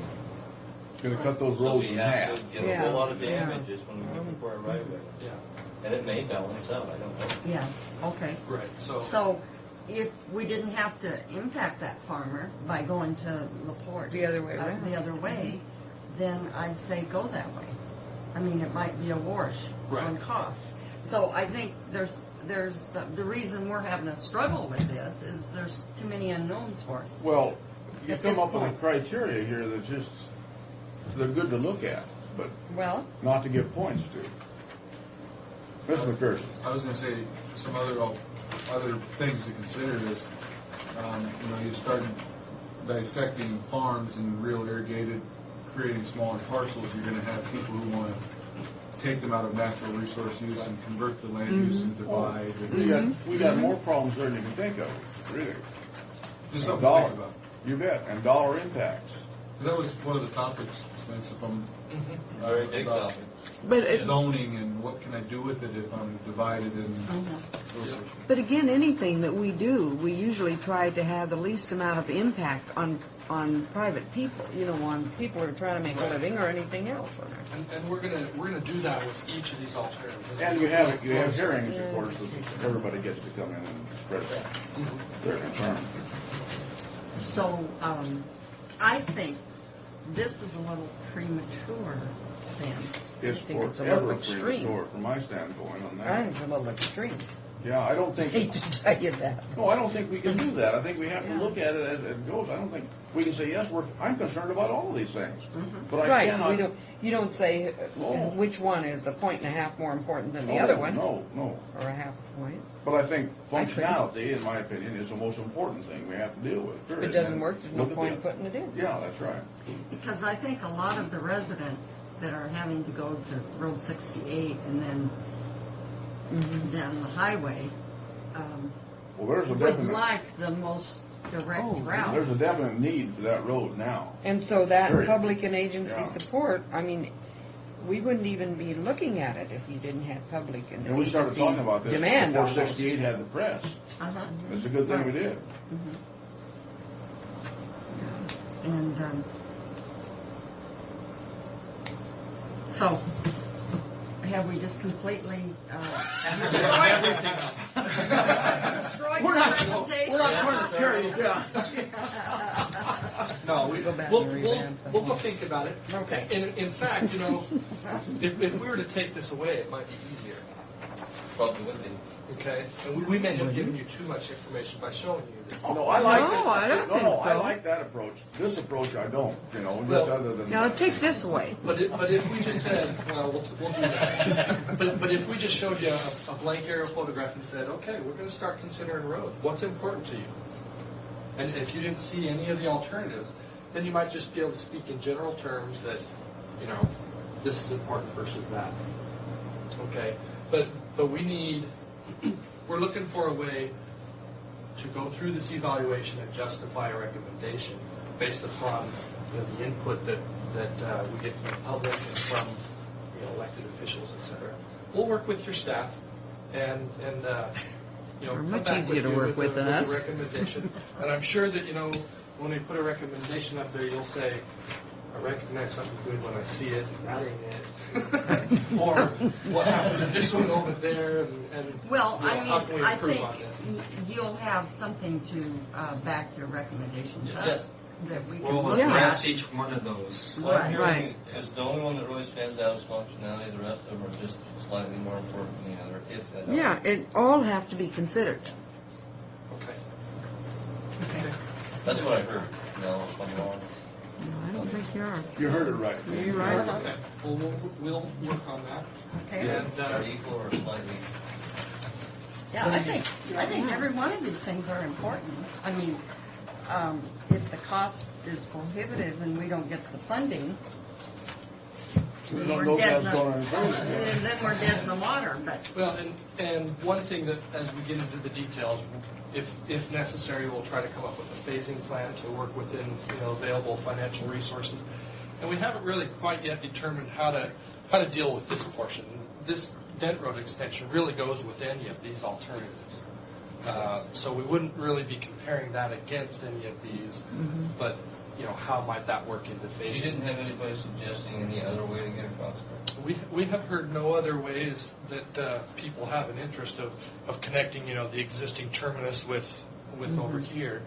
As we get into the details of dealing with this, we'll have to see what that. But of the group, you're going straight through will have a more positive impact. For up here. No, up to Dent. I mean, if we're going to On do this the in Dent. phases, going to Dent, Yeah. up not to, yeah, right to there is going to have a more positive impact on our carpet. Yes. I would Although agree with that. Although I one would of the agree with comments that that. came out of the public involvement, at least what Dan Adams said, he went out and met with all the folks. He said, if you only build it up to here, these people are going to hate you. Yeah, 'cause it's gravel. Well, yeah, Because it it's needs to gravel, be and done. we'd be stirring Yeah. up a lot of dust and things like that. Although, as a gravel road, most people may tend to go around. Yeah, let's talk about gravel roads. Let's No, but go. you're not going to be stirring up fenders the way we are in 68, and this is the big issue Yes, right now. yes. Boy, that traffic is really blocked up there bad. Yes, and So I'd rather be on a gravel road than have no road, is what I'm trying to say, and I think this is important. right. Maybe I'll tell you just a little bit more about the traffic analysis that we're going to do to help identify our purpose and need and whatnot. Is we're we've gone out and we've met with the city and with the county planners, and we've updated the demographics for this area so that we can better forecast what the future roadway volumes are going to be on Road 68 with and without the Road 100 extension. How much will it help? And we don't know just how sensitive the model will be, whether it will tell us any difference between any of these. It may just tell us if you do such a connection, here's a general level of impact that you'll get. But we're using the Council of Governments traffic model, and we will use that kind of information in with determining how functional the road is. We're going to calculate the delay that can be expected along here with and without Road 100 and see how that plays into the equation.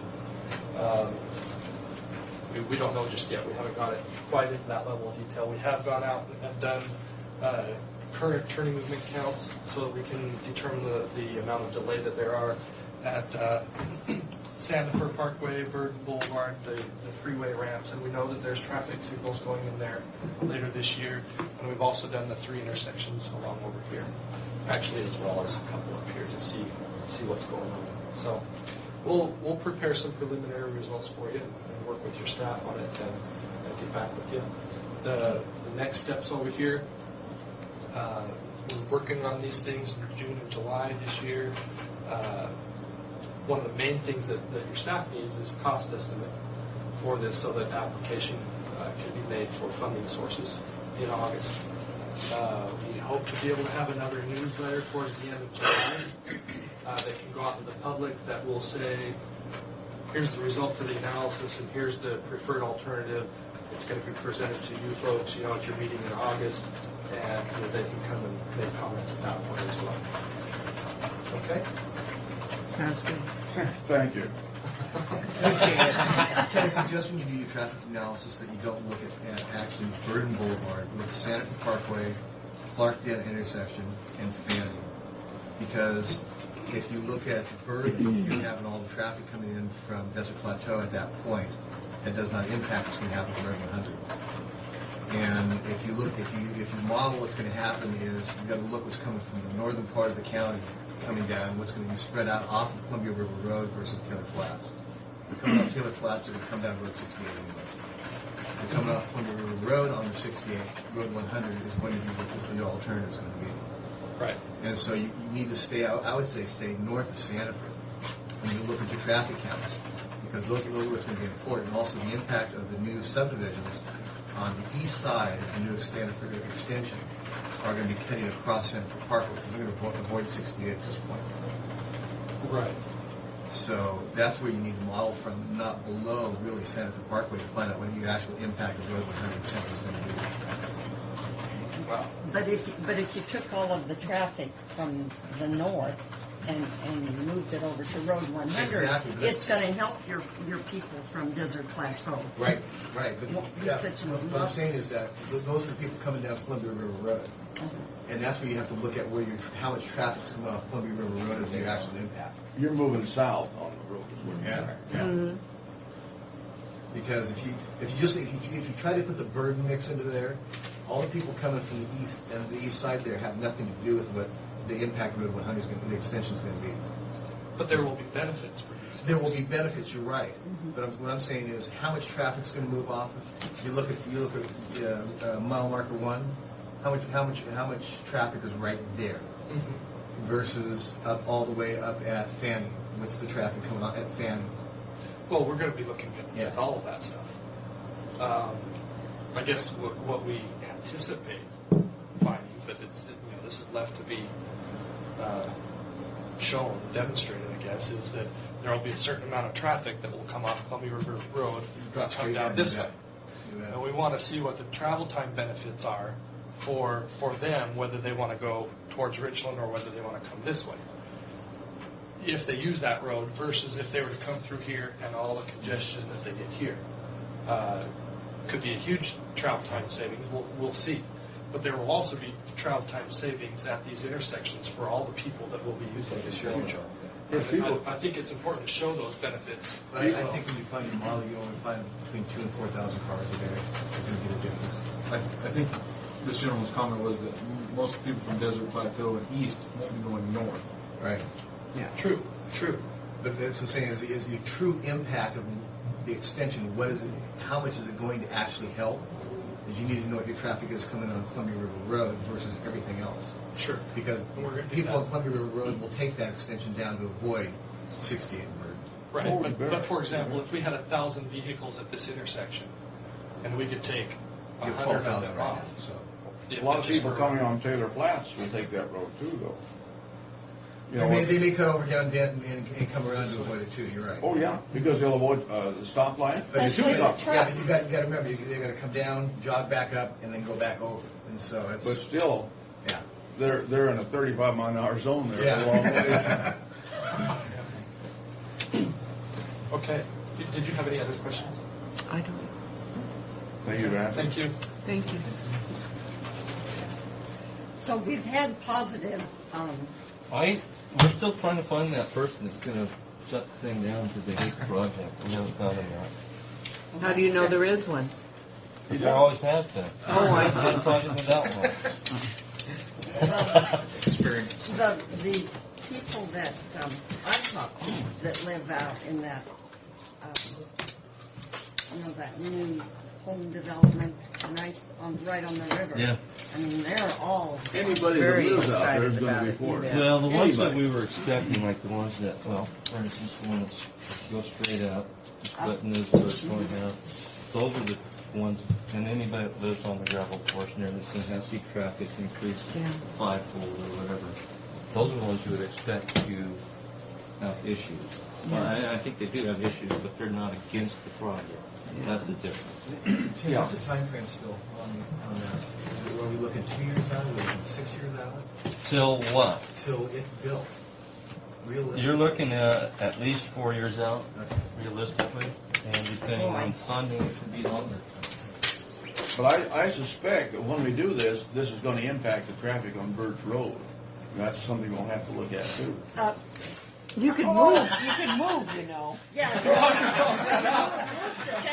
Hey, what is tomorrow like for you? Well, Fred just told me I had to show up at Kona at 8:10, so. 8:10. But after that, Streben wants to come in on the 21st, which is But next we were looking Monday. at going out tomorrow, looking at that ground that was What? damaged. And then Mr. Moore would like us to come out and do another tour. okay. When do you want to do that? Would Well, Would 1:30 work out? tomorrow. Yeah. 1:30 tomorrow. Okay. You And want me to then pick you up, or are you going to show up out there? We can go well, out we there, can come can't out we? there. Yeah. No, we And want then, you to go to each of our Would you homes. give this to Bridget and have her call Mr. Moore And you'll leave here at 1:30? Where does he want to meet in a particular spot? Or? Well, ask him where he wants to meet. Mary, find out where he wants to meet with us. Okay. Be best to meet at site someplace. Huh? Might be best to meet it on site somewhere, but whatever works for him.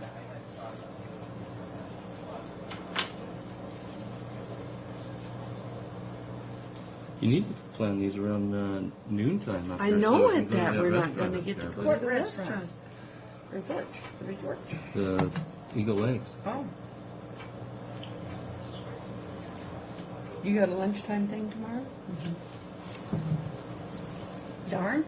Well, Frank and I can go to the resort and eat lunch without you. And then you That's can not drive out fair. and meet us. That's No, not fair. we'll schedule a trip up there. So you can look at the Sage Hill and stuff. Yeah. All right. Okay. So When would you like to schedule that? I guess I can do that. Next month or this month? no, or? next month.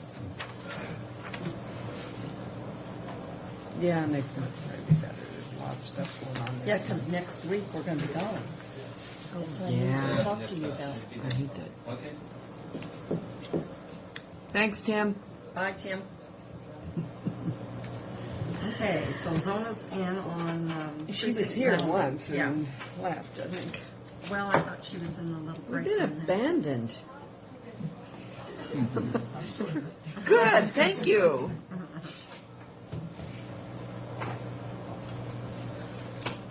Here, I thought you were in on for the. Talking about this, we stop by, see if we can. You've Good. got our permission Good. to interview our chairman Thank you. anytime you like. No.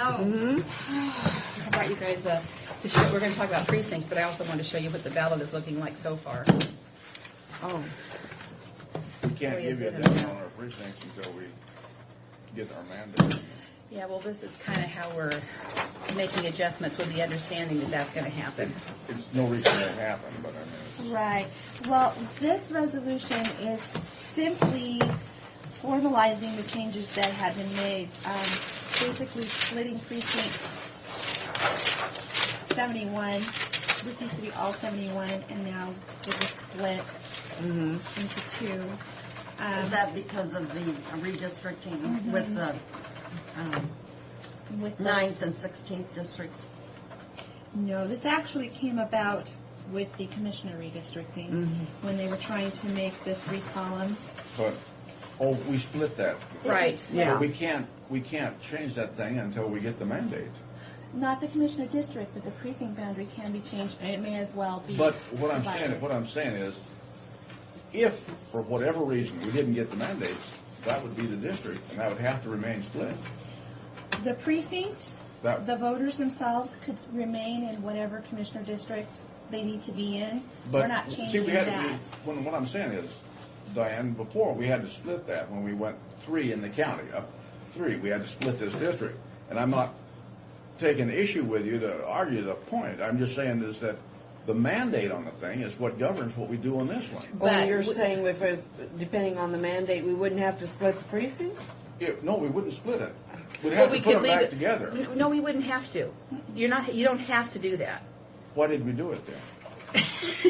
we had to split that precinct. Yes, you're right, We had and to- that's true. We had to split the precinct. In order to be able to do this, That's the correct. commissioner district the way you wanted it to That's lay correct. out.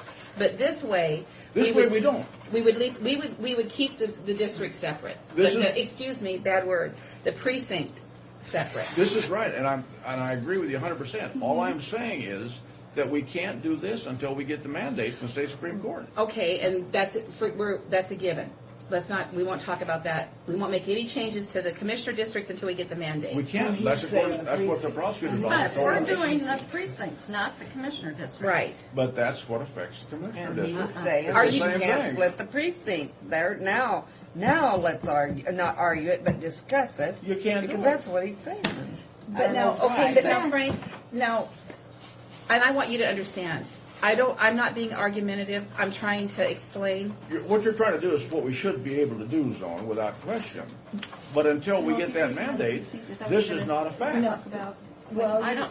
This is separate and apart from that. is what We're you're not saying. even talking to you about commissioner districts today. But the only way we could get those 3 districts was to split it. We had to split that one precinct. You see, this was all one. 71 and 74 were all But one. we had to split that to get the other, and this is not the right But you see- district now. No, this is the way it's approved. This is ultimately the way the court. It's going to end up. No. Look, open that up here on this thing. Yeah, this is the way it will be, and this is what I thought we should be able to do here And a we're week not. ago. And we're not even going to alter this until we get the mandate. We're not going to make any changes to commissioner districts at all. And this is the commissioner district and commissioner district. The color. Yeah. This is green. And Zona, I understand that, but what we're doing by taking action here is we're assuming that the mandate's going to come down. And we're not taking any action today, okay? As long as On commissioner districts. But we just want to leave this precinct separate. It'll always remain in whatever, it may move into another commissioner district, it may not. But we just want to leave this legal description as it is, Split separate. precincts, no matter. Anytime. Anytime. I feel like I'm not explaining. But we would something only right, split Frank. them if we needed to And that's what Frank because is, I of the think, commissioner saying. district. Is that Well, not we had to right? split that precinct, and you're the one that came up with the idea of splitting it in order to make that 3 in the county work. I don't think that was me. Yes, it came out of your department because Why did we split this precinct then? Well, I think Dan did it at some direction, but it wasn't at our direction. No, he did it at our direction to just say, put What would it look like? No, we didn't care what it looked like. No. We said population, that meshes. And he came to us and said, we need to split this precinct in order to make the population. Population, That's sure. correct. And So we said, we is didn't that care your where. point, Frank? Pardon? Is that your point that you're making? Is that the point he's making? Is Yes. We that by had to- population, we he's had to- thinking it needs to go back? We No, had to- no. To this? You're just saying you can't do anything till we get the mandate, aren't you? Actually, that's all I'm saying. And we're just talking about precinct boundaries today, not commissioner districts. I know that, Zona. No, we but the come back to reason we there come is back a to the split same is thing. commissioner districts. For The reason that was population divided purposes. originally, that was What- true. What I'm saying is, Zona, we split that to make the other work. Equal in population. That's right. And we can't, we can do it, but we're ahead of the fact until the mandate comes. Well, could we just talk about this? We know we're not doing anything today except discussing it. Right. But we don't make a decision. No, we're on it. not. We're not making the decision. Because I feel like I want to be clear with And- you, and I mean I don't want to be misrepresenting anything. And Well, so, you're not misrepresenting. I know what you're talking about, Zona, bringing those together. All I'm saying is a moot point, I hope, is, I hope what I'm talking about is a moot point. I'm just saying technically, we can't do it until But we I get think, the mandate. Frank, I No think what problem. Zona's saying, it doesn't make any difference. If it's this way as commissioner districts or the other way, she still wants to split those precincts. right, leave them separate. Yeah. Leave these two. Instead of having this be call 74 when we're done, it'll still be 71. Frank? Mr. Brock, your wife is on the phone. Okay. No problem. I just don't want to go. Are we going to push up? I don't want to go over time with anybody. No, I don't think we have a problem there, but I guess I'm just curious as to why we feel there needs to be discussion on that split. Is any I think reason he's just? confused. I don't want him. Well, to no, be confused. Well, the reason I'm concerned is because I'm passing out maps with this precinct split, and I don't have a legal description. It's not formalized that this is the way the precincts are. And I need to do. No, we know that. We need to do it before the end of June because there's time frames with the upcoming election. Well, if we don't get the mandate before June. Well, then our maps will just revert back to how they were with 71. I'm assuming. But then we won't have proper population. Well, I think if it stays this way, it doesn't matter because they're all going to be in. This was the commissioner wasn't Did we only split it to make all the districts run up and down? Yes. Oh, okay. But I don't think there's been clear. Okay, but I want to ask you, Diana. It's been, And what this reverted back to, as I understand it, Was our original. original commissioner boundaries that was Okay. recommended by the board, by the group, the committee. Right. And so that's what the commissioner districts revert back to, is what the original recommendation was by the advisory board. Didn't say anything about this. The committee. League of Women's Board. Yeah. And so the only difference here is that this was all one before. This 71 and 74 was all. We used to call it, I think it was precinct 39, and I think we really referred to it as Star School.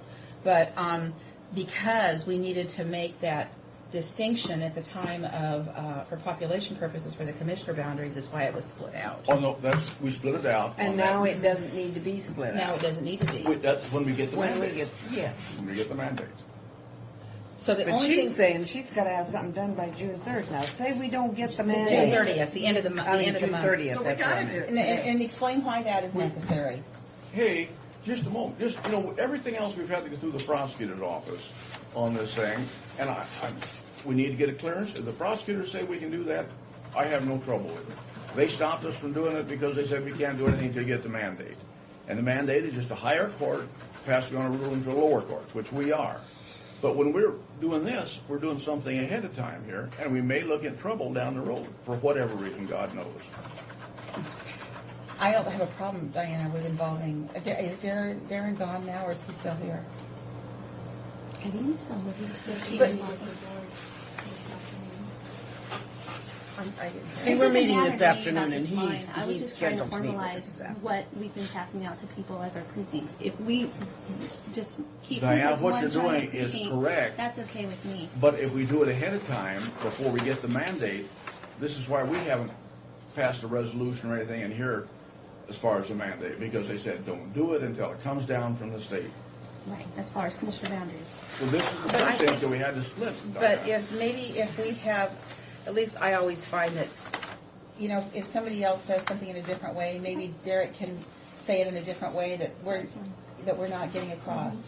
No, you're getting across. If There we're was- not getting Frank, I across, think what she's saying is we split that precinct because we had to, remember, we were ordered to redistrict all But three that's going up null and and down. void. And now there's not necessary to split those. No, I agree with you, and what you're saying is right. But what I'm saying is, those three districts exist until we get the mandate on this one.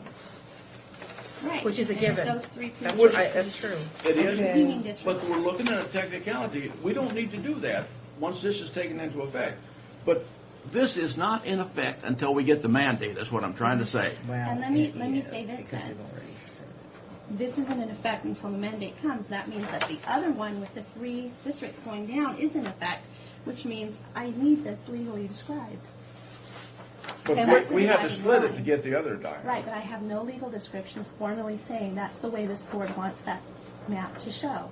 Well, that I You can't adopted help. the commissioner district, but not this Let's get division. Darren, let's talk to Darren about it. I think he can clarify for us. And we All can we're talk, we'll try to concerned talk about to, is- do you want us to talk to Darren in advance or not?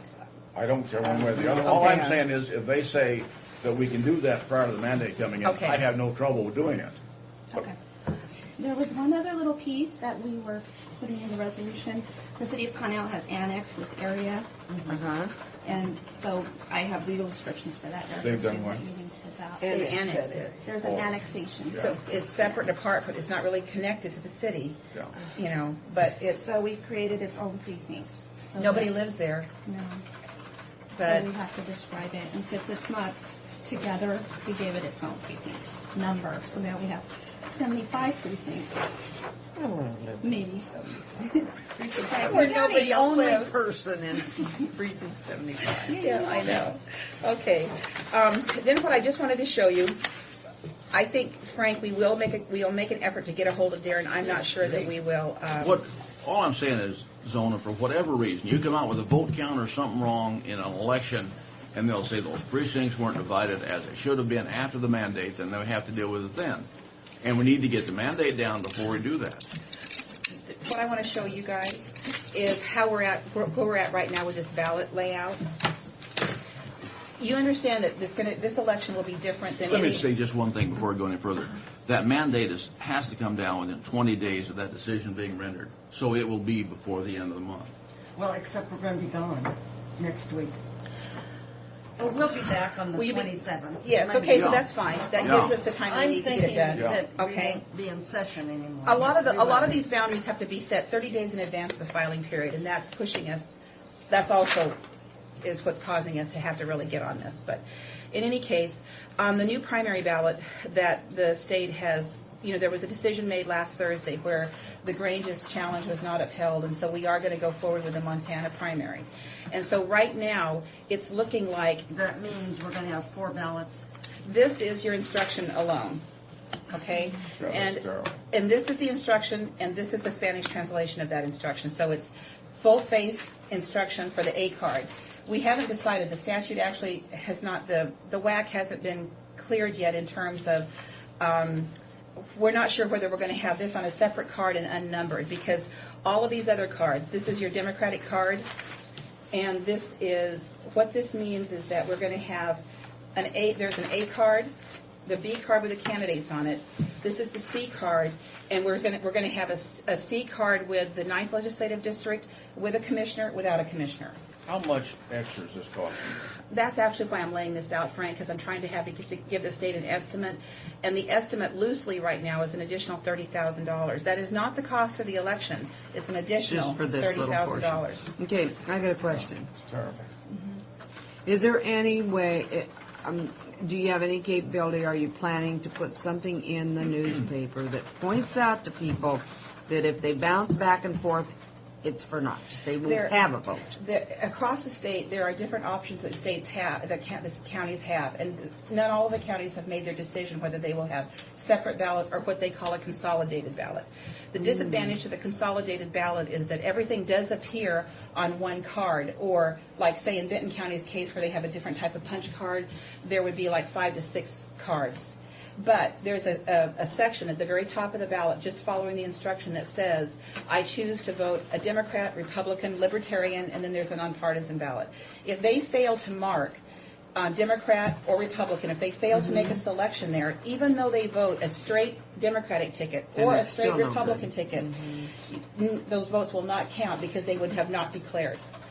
Okay, So then the is- whole ballot is thrown out. Okay, With but the then exception of the again, my nonpartisan question in addition to my question There's is, an outreach campaign that the Secretary of State's office is trying to do that's going to cost, I think, $1 million. okay, and what, do They're you know gonna- how it is? Because Well, if- they intend to send it out a week. I think they're going to plan on a week ahead of the time that the absentee ballots go out.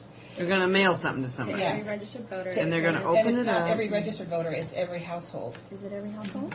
But nothing public, like radio announcements and... There will be. Okay. There will be. And they also expect to do color television. I mean, there's going to be color ads and television, too. And when you say TV, that's a mouthful. Do we send someone with a PhD with each ballot to explain? Yeah, that's what our Well, make us go to You see, what we've college. done is, by statute, there is actual wording. And also what we've done is we've tried to simplify that. And the simplified version, actually, it says, put simply, choose one set of colored ballots, because as you see, we've marked those. And even though right now you're seeing that we've marked this in blue and that the green is Republicans, the parties are arguing now about the colors that they want their ballots to be. So while I've showed you this, ultimately how it winds up will not be what it is. Let's just get the Republican, whatever they want, let's do that. Let's What they just tell want- them they not want to a red argue, ballot. somebody will assign their And color. so, depending upon... A red ballot. They want red. Who And- does? I want to be fair. Who I wants wanna be red? fair. Well, you notice how Republicans. Ronald Reagan and Nancy always wore red? Well, I guess red is the Republican color, and Democrats always wear blue. Did you know that, Neva? Nobody that we were told always me. supposed to wear blue? I didn't know I that. thought it was black. Well, you see, you've got red on. We'll dress accordingly from now on. So in any case, there's a lot of things, and I don't want to run over into these people's time, but the other thing, this is still a mess. And so right now it looks like conservatively in Franklin County that each voter is going to get at least 10 cards. And the instruction is choose one set of colored ballots to vote, return only the voted ballot, destroy all other ballots, and if you do not affiliate yourself with a party by voting their ballot, you vote only the white ballot. In other words, that's the nonpartisan races, the judges, the Supreme Court. So you don't even vote for anybody else. That's ridiculous. But them. No, that's ridiculous. That's right. If you choose not to participate, and there will be people that do that. And we also know that people are going to try to, for instance, somebody asked me this week, and they said, okay, well, what if I wanted to vote for George Bush for president, but I wanted to vote for Patty Murray for Senate race? They can't do that anymore in this state. If you cross over, neither your presidential vote won't count, and neither will your Patty Murray vote. That's unfortunate, because there are an awful lot of crossover voters. Yeah, but that's what the parties, and remember, this was a party action by both the Democratic Party and the Republican Party. I disagree with it. I Bless do too. their I do hearts. too. The other thing I just really quickly want to tell you is we've talked to the two polling places that about making their facilities ADA. We've tried to assure them that they know that this is federal money. It will be at no cost to them, and we'll assume the permitting and the construction, all of this. It has been so funny working with those groups because they don't get that they are not responsible. It's been like pulling teeth to get them to accept the fact that we're paying for it, and it's at no cost to them, and it's an improvement to their facility. Both Masonic Hall and the Grange both. And I think it's funny that we're making the Grange handicapped accessible when they're the ones that have had all the court action going on. But I think we finally made them come around. I think they're finally going to accept the fact that we're not misrepresenting anything. So that's happening, I think. Okay. Thank you.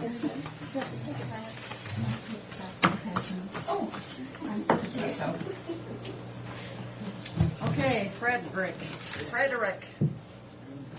I see you brought an army with you today. I did. I think we'll just go right to 3. Let's just go to it. And, Let's make them sit here and wait. well, I have a feeling we're going to eat it most of the time. And Big then difference on the agenda today. I'm going to stay over here on this side of the table. This afternoon.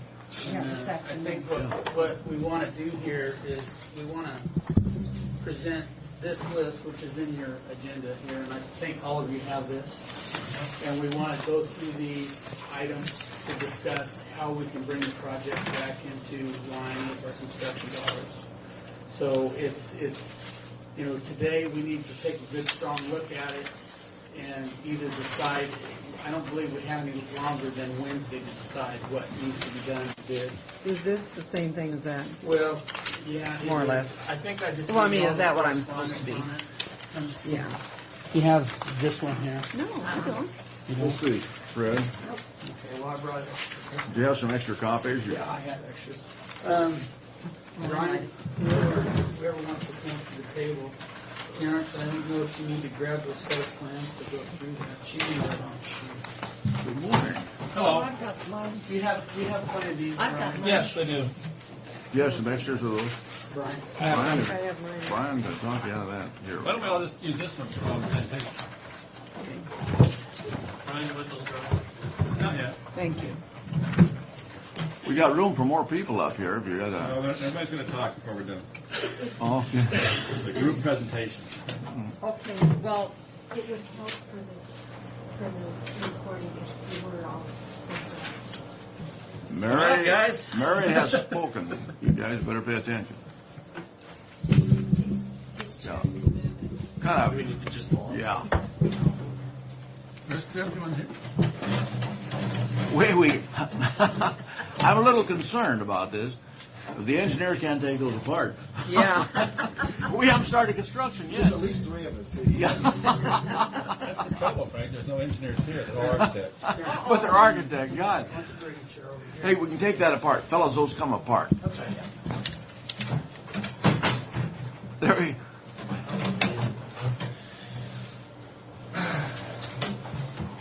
Does everybody know everybody here? We might start with introductions let's here. do introductions.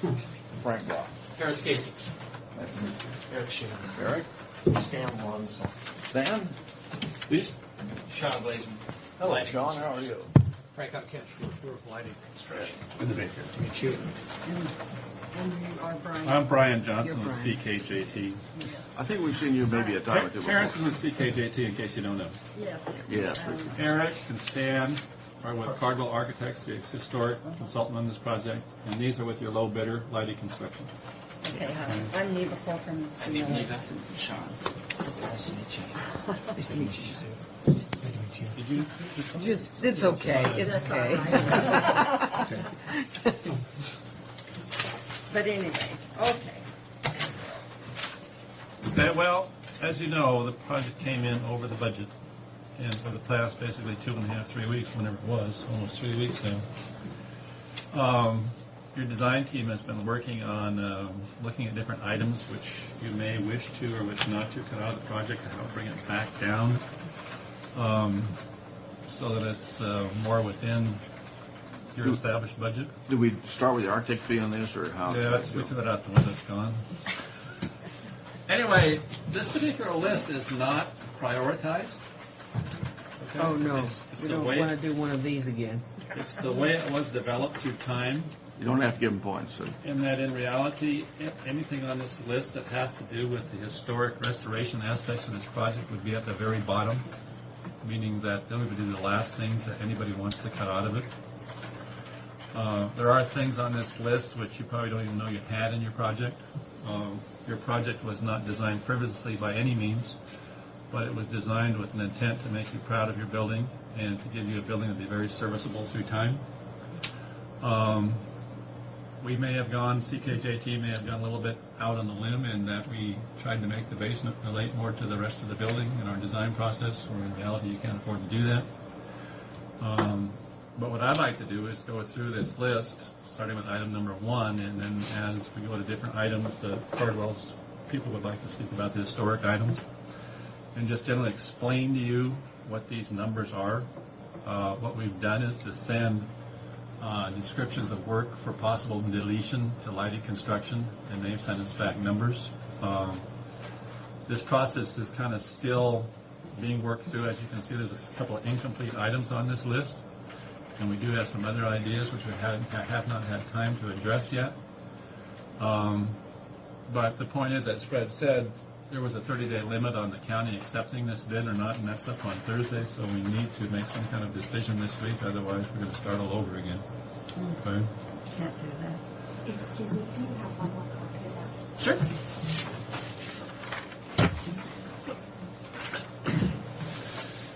So, you are ready to go through the list? Yeah. Okay. Item number 1, in the original 1911 drawings, the architect intended that there be a decorative fountain in the rotunda. And in our drawings, we included a fountain at that location. Nobody alive has ever seen that fountain that we know of, or I don't think it was ever put in reality. You had a drinking fountain there for a while. So deleting that fountain from the scope of work is a savings of roughly $30,000. We put something in there, and some attorney fell over it. It was a It drinking was fountain. it was a drinking fountain. Yeah. But, and we had another one to replace it from the old city hall that was built at the same time. And we still have that, I believe. Another drinking fountain? Yes. Yeah. But the health department won't, because it's a bubbler up, they won't approve it.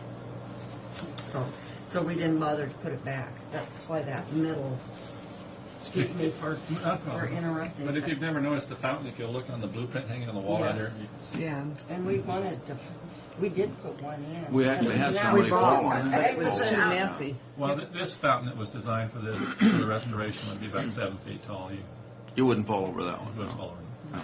No, it was one of our concerns is to not put something so small in there that as people are entering, looking up at the dome, that they're going to trip over something. Yeah. And that was lower than this. That's, okay. Okay, item number 2 was deleting all the plaster work and using gypsum board instead. You people would never really notice the difference. The plaster work is obviously more abuse resistant, but normally in your courthouses I haven't seen too much damage occurring in too many places through time.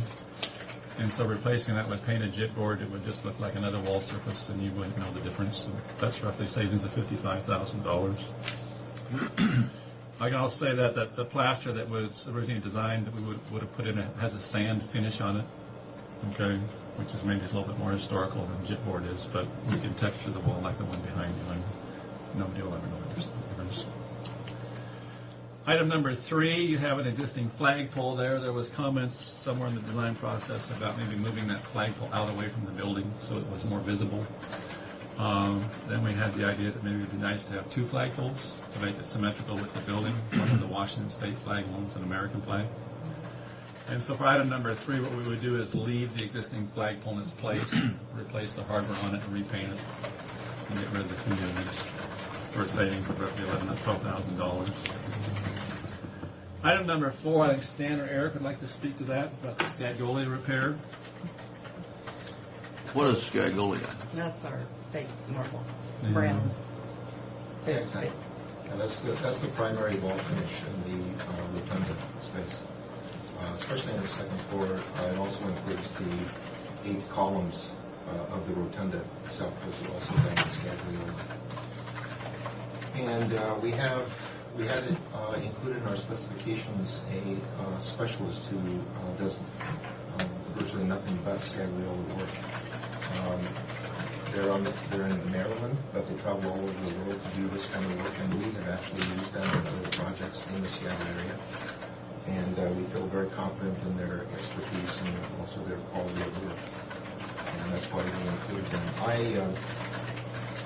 I contacted them to try to reduce the scope of the work without significantly impacting the quality, the overall appearance of the Scagliola repair work. And so that effort came to an amount of about $54,000 in reducing the scope of work. But we still have the Scagliola repair work in the project. So we feel confident that we'll still get quality work. Let me ask a question on that, Stan. On that, I think my biggest concern is all that fracture, because it's so fractured up. Right. Will that be taken away? The fractures will be repaired. And we have specific techniques to do that, to not only minimize future cracking in the same locations, but then to give the appearance that the cracks were never. Well, that would be, yeah, that's great. It'll be a good finished look. That's correct. That's part of their scope of work, is to refinish all the material, whether it's cracked or not. So all the Scagliola material will get a new finish. Just to kind of get a better understanding of it, if they could take $54,000 out of the work of the repairing of that Scaglio, did they give you an example as to why? What they were taking out? The difference in work, in scope, is a big portion of that is the columns that bring the rotunda on the second floor on the balcony level. They had originally planned to replace 3 of those. And that's very expensive because it's curved sheets of plaster. But on further evaluation, they decided they would replace just one of them and then patch the other one. So ideally, obviously, we'd like to replace the 3, but to reduce in scope, they thought that they could effectively patch the other 2 columns. Will it look like they were replaced? I mean, can it make it look good? It'll look good. It's not going to look like it's new, like it's perfect. You may see a little bit of difference in coloration where they repair the cracks on the columns. So the full intent is to match the existing coloring and the vein, what we call vein, which is the streaks of different colors. Oh, I see. It has that in it now. And this company is the best at what they do, and so we're confident with what they tell us that we have to do a good job. They've also been to the project site, so they've taken photographs of all the conditions, and so we feel that the number that they provided is pretty accurate to the scope of match the scope of the work. The other location is the art sills on the first floor, those little niches inside the alcoves. A lot of those have been replaced with some Korean type Well, products. we had to. They were just crumbled. And so they were, in the original estimate, they were going to replace those with all new Scagliola and redo them. But now what they're going to do is repair essentially the ones that are there using Scagliola that's going to be removed from the 2 finger corridors where the courtroom's going on the north side upstairs. So they're going to take some of that old Scagliola, grind it up, make it into new Scagliola that's the same color, and then repair and redo those sills. So instead of new material there, it's going to be repaired just like the column. But they can make it look just like it were new down there. Or like it I mean, they're going to take the... As far as we know, yes. They're going to repair the existing. They're going to take the ones out that we did. Right. That we tried to... In our opinion, it will look considerably better because the material will then match the Scagliola that's on the wall surface itself and without setting. Just a question: the life expectancy of those columns, have they given you, with the refinishing of it, have they given you any? Well, we haven't, but we would fully expect the life expectancy of the repair work to be comparable to the original material. Well, we're talking 50 years plus. I mean, it's virtually material because it doesn't have any exterior exposure. The abuse that it's taken is due to the building settlement, we believe, and just the wear and tear over the years. That the columns that we have 3 columns intended to be replaced because of the significant cracking. One of them, Hales and Howe, the company, the Scagliola experts feel that it's just not repairable because it's just too significantly damaged. So that's the one that we are still going to replace. The others, they feel that they can repair. That's why we're changing the scope on this line item. There's a lot of, it's a very labor intensive effort. So, but that's why line item 4 is very significant.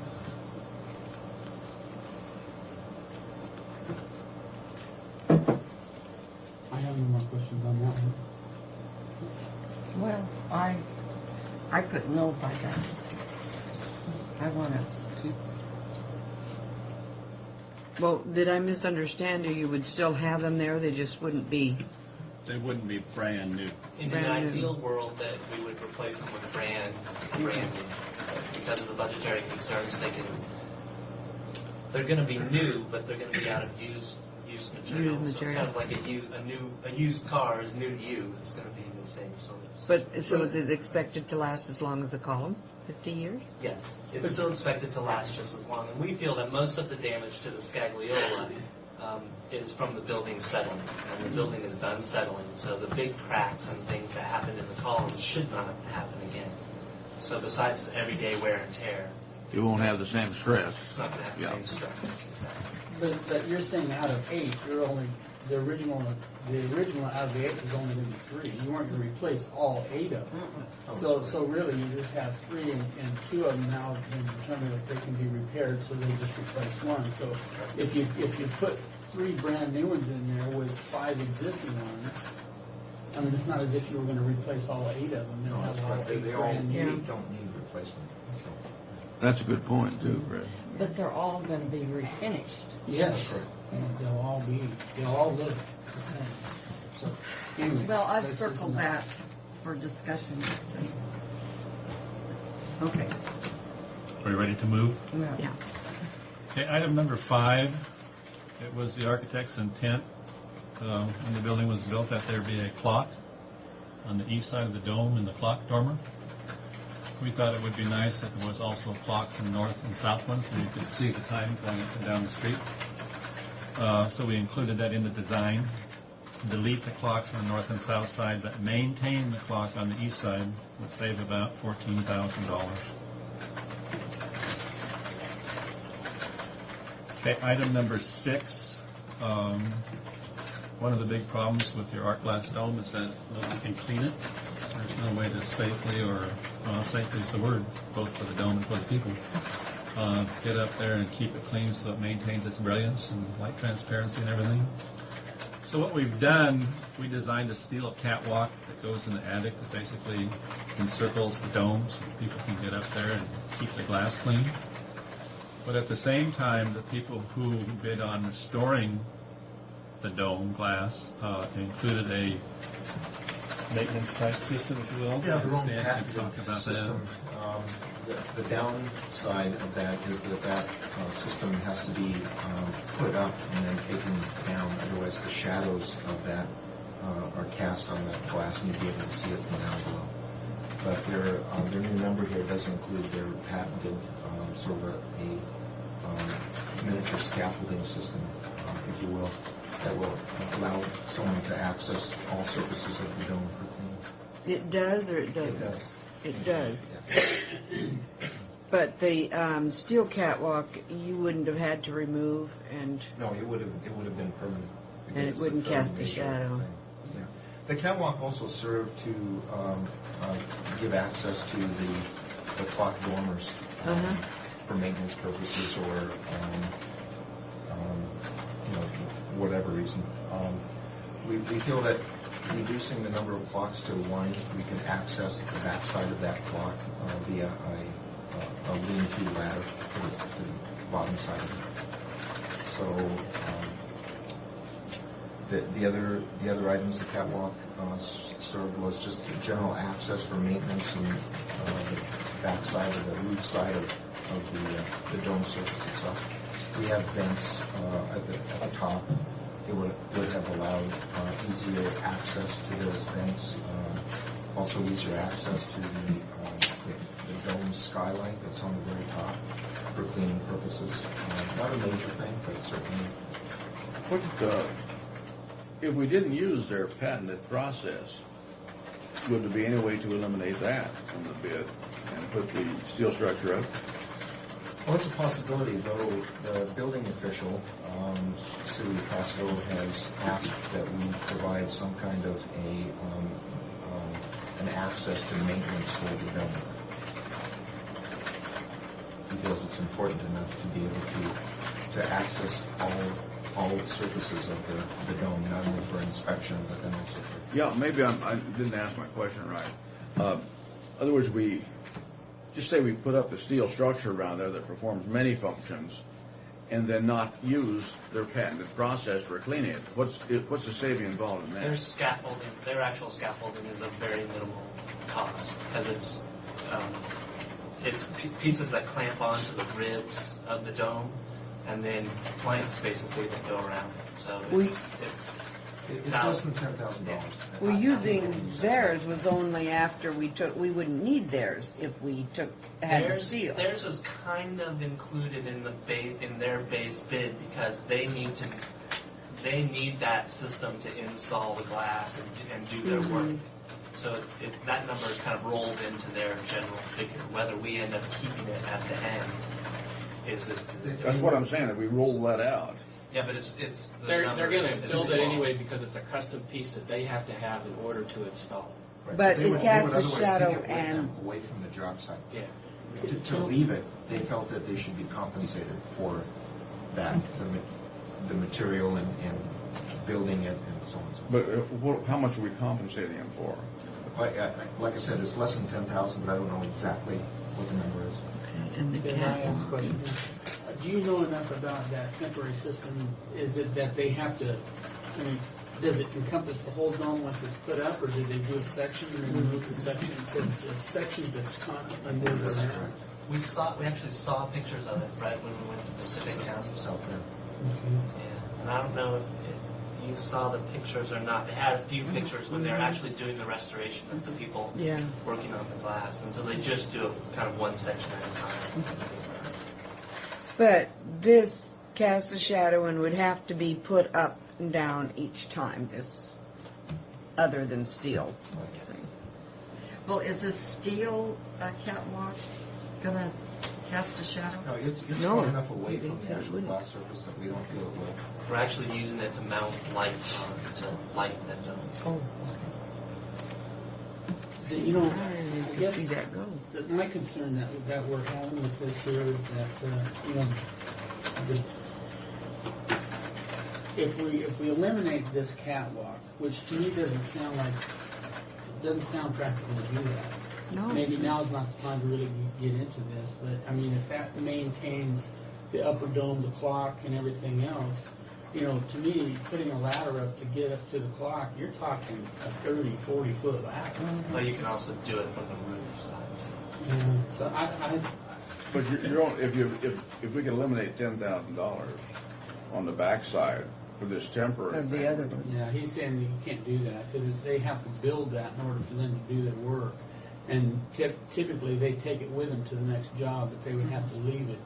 So if they take it But with it's them, got they're value. not going to charge us That's for it. it's got value. So And we weren't prepared to give you a definite price on that. yeah, I'm just subtracting that away from the 27 because I You can see don't. the advantages of having that catwalk there. Yeah, because, well, and also, I remember seeing the picture, but I don't quite know if it would be kind of a precarious operation to put it up. I mean, I'd hate to see that nice, cheap $10,000 thing go through the dome or something, as somebody put it up. That's always kind of the issue of dealing with the art glass dome. And the catwalk is not a fail-safe in that way either. As a matter of fact, the dome restoration guy said, I like the idea of the catwalk so you can access the dome, but there's always a chance that someone's going to kick a screwdriver off that thing. Or, you know, anytime you have somebody up above the glass, it's a little bit dangerous. So the catwalk isn't the.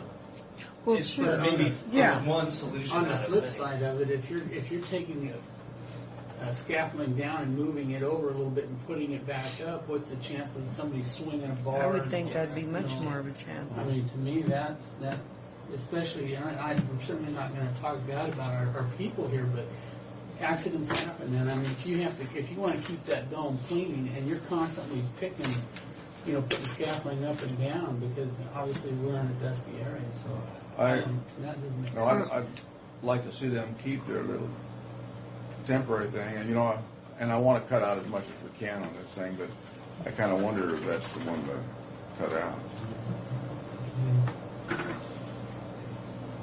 Guess we beat that one. Okay. Well, yeah, and I have no idea what you want to do, but I can tell you that the clock, we specified is by the same manufacturer that did the clock at the airport. And it's been in service for almost 20 years out there. And the maintenance on it's been absolutely minimal. All the drive mechanisms for that clock in the little box, about 10 by 10, 4 inches deep. Okay, and it can actually be made to be accessible from both sides. So. Well, and there is an option which we haven't explored. There are two layers of catwalk. There's one that accesses the upper layer of the dome, and then there were platforms, which really aren't catwalks, but we were calling them catwalks, that were at the back of the clock dormers. Working platforms. So it is possible to keep the layer one of catwalk so you could access the dome and eliminate the platforms at the back of the clock dormers. And so you would eliminate some of that steel. But since we only have one clock now, it could also be accessed from the front, which isn't, once again, ideal, but it's doable. So. But again, those louvers that are up there, that as it heats, they open and close. They're mechanical things that are up inside that roof area. That from what I heard you saying, that this catwalk would allow you to access. The lower catwalk would. The lower catwalk would allow that. So just eliminating the top platform, you could put what you're saying, a hatch that you can access the clock from the exterior of the Yes. building. So well, that's something. So that, and we haven't explored those.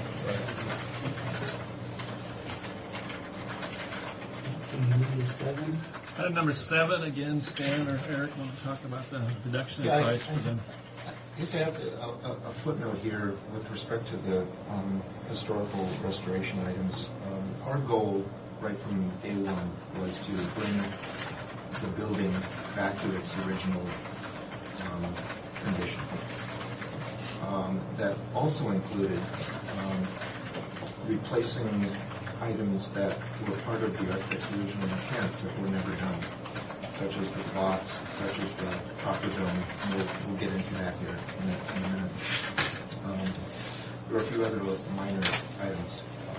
When we researched the original documents, the original specifications, the original photographs of the building, we tried to restore, bring back all of the items that were part of the original building. When you look at the architect's drawings, his original intent was to have a 20-ounce copper dome on the building. That's what we replaced it with.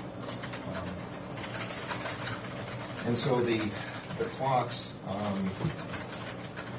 were part of that. Like I said, the stained glass, we wanted to restore the interior art glass dome to a condition that would not be a future life safety concern, as in pieces of glass dropping onto occupants of the building, which happened at the South Bend project. Just a brief little story. Dixie Lee Ray, who was governor at the time, was taking a tour of the South Bend courthouse, and within minutes after her walking through the rotunda, pieces of glass fell down onto the floor of the rotunda. And so that's when they decided that they needed to restore their art glass dome. Mm-hmm. And we don't want the same thing to happen here. So, well, and I don't know if you notice, some of our glass is missing, and right. I don't know if it was broken out by somebody up there trying to clean it, or if it fell. You know, who knows? The lead cames, which are the dividing pieces between the panes of glass, have taken some wear and tear and deteriorated with time. It's a natural course of events that happens to the lead. And as that lead weakens, the weight, its own weight, slowly begins to sag and depress the shape of the dome. And at complete failure, the glass would fall out, and we don't want, none of us want that. So the restoration effort of the art glass dome replaces all of the lead cames and replaces damaged glass, missing glass, keeps otherwise every other component intact, including the basic frame of the structure. Included in the art glass dome subcontractors number were replacement of the existing round windows with stained glass. So we've taken that out of the project. We can't really say that was part of the original building. We thought in restoring the building to its original grandeur, it might be nice to have stained glass in those round windows. We've taken that out. Now that's what this line item 7 is about. It also includes my conversation with the art glass restoration specialist and in trying to reduce the scope of the general work in a minor way. And so that's what that number 83,000 amounts to. But those round portal type windows, 2 of them are in the large old courtroom. That's right. And one's at the stairwell. Well, there's actually 2 at the stairwell, one on either side of the entry. And then there's also 2 on the north side of the building. So. And that would be in the new courtroom. One of those round windows, I believe, was bricked over or closed off, so that's why it reduced it to. It's in the chimney. Pardon? It's in the Part of the chimney. You know, and part of the discussion, I was involved in that when we talked about putting the stained glass in there was, you know, in the courtrooms, as you brought up, you know, they were saying, well, how are we going to cover them because they don't want to have direct access. And this is the judges, you know, saying, well, you know, if you have clear glass in there, how are we going to cover them? You're going to put blinds, blah, blah. And we said, well, you know, maybe it'd be nice to put stained glass in It's there. a way to diffuse the bright sunlight coming through. And I would love to see that. So I got a no by that one. For me.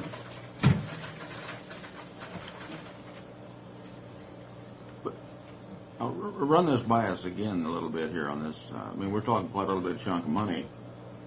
Yes. The reductions in scope from what we have drawn are elimination of the round stained glass holders, so those would just be clear glass now. We retained the existing windows.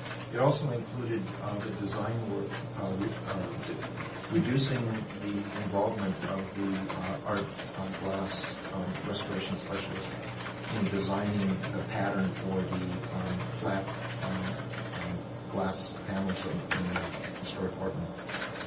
We put that burden on ourselves to help reduce the scope and the number. That was a fairly significant number.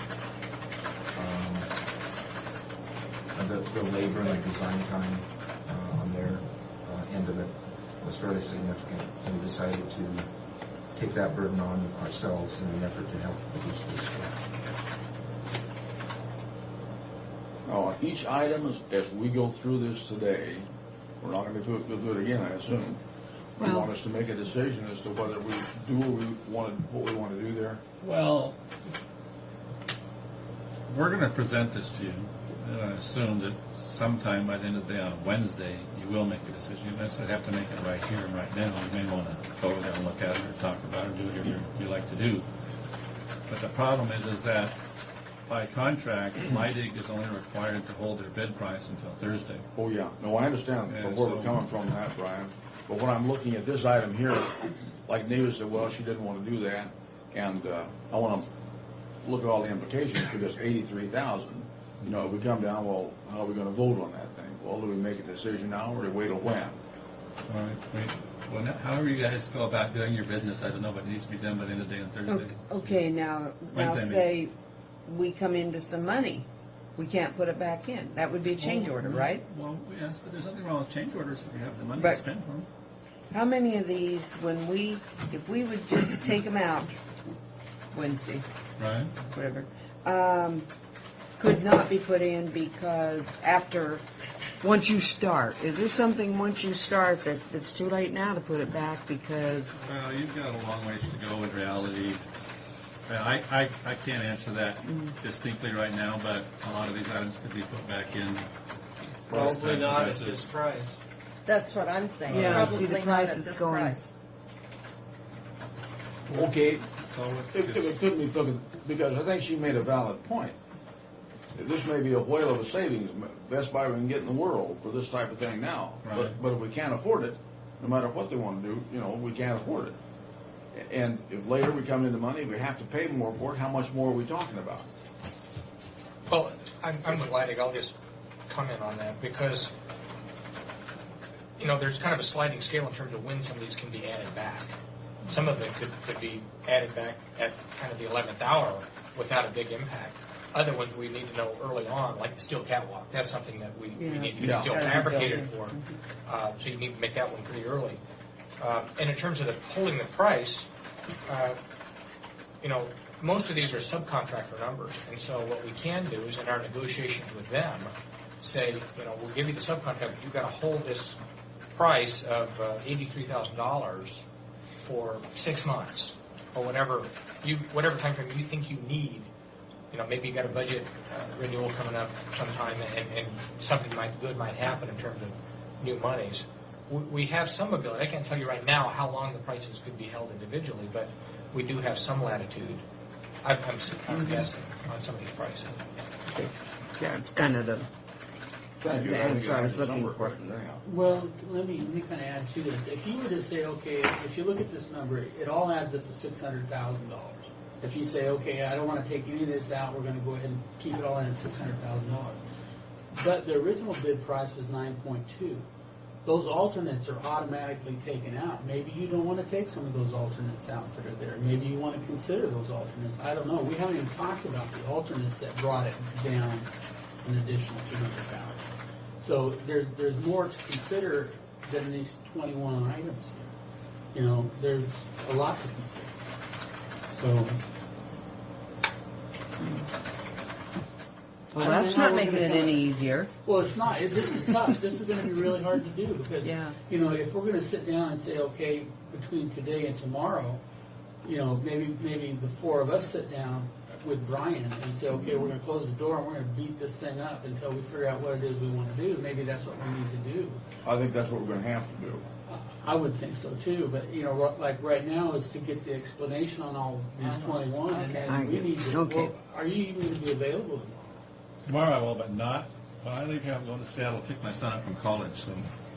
Well, let's go through all of these. But we don't have to make a decision. There's no point in favoring or disfavoring any item as we go through then. No, I think right now, you know, let's take in all the considerations for these things, sleep on it, and then we can beat this up tomorrow because Wednesday's the last day. Well, let's set up a time then, come back in there early tomorrow and...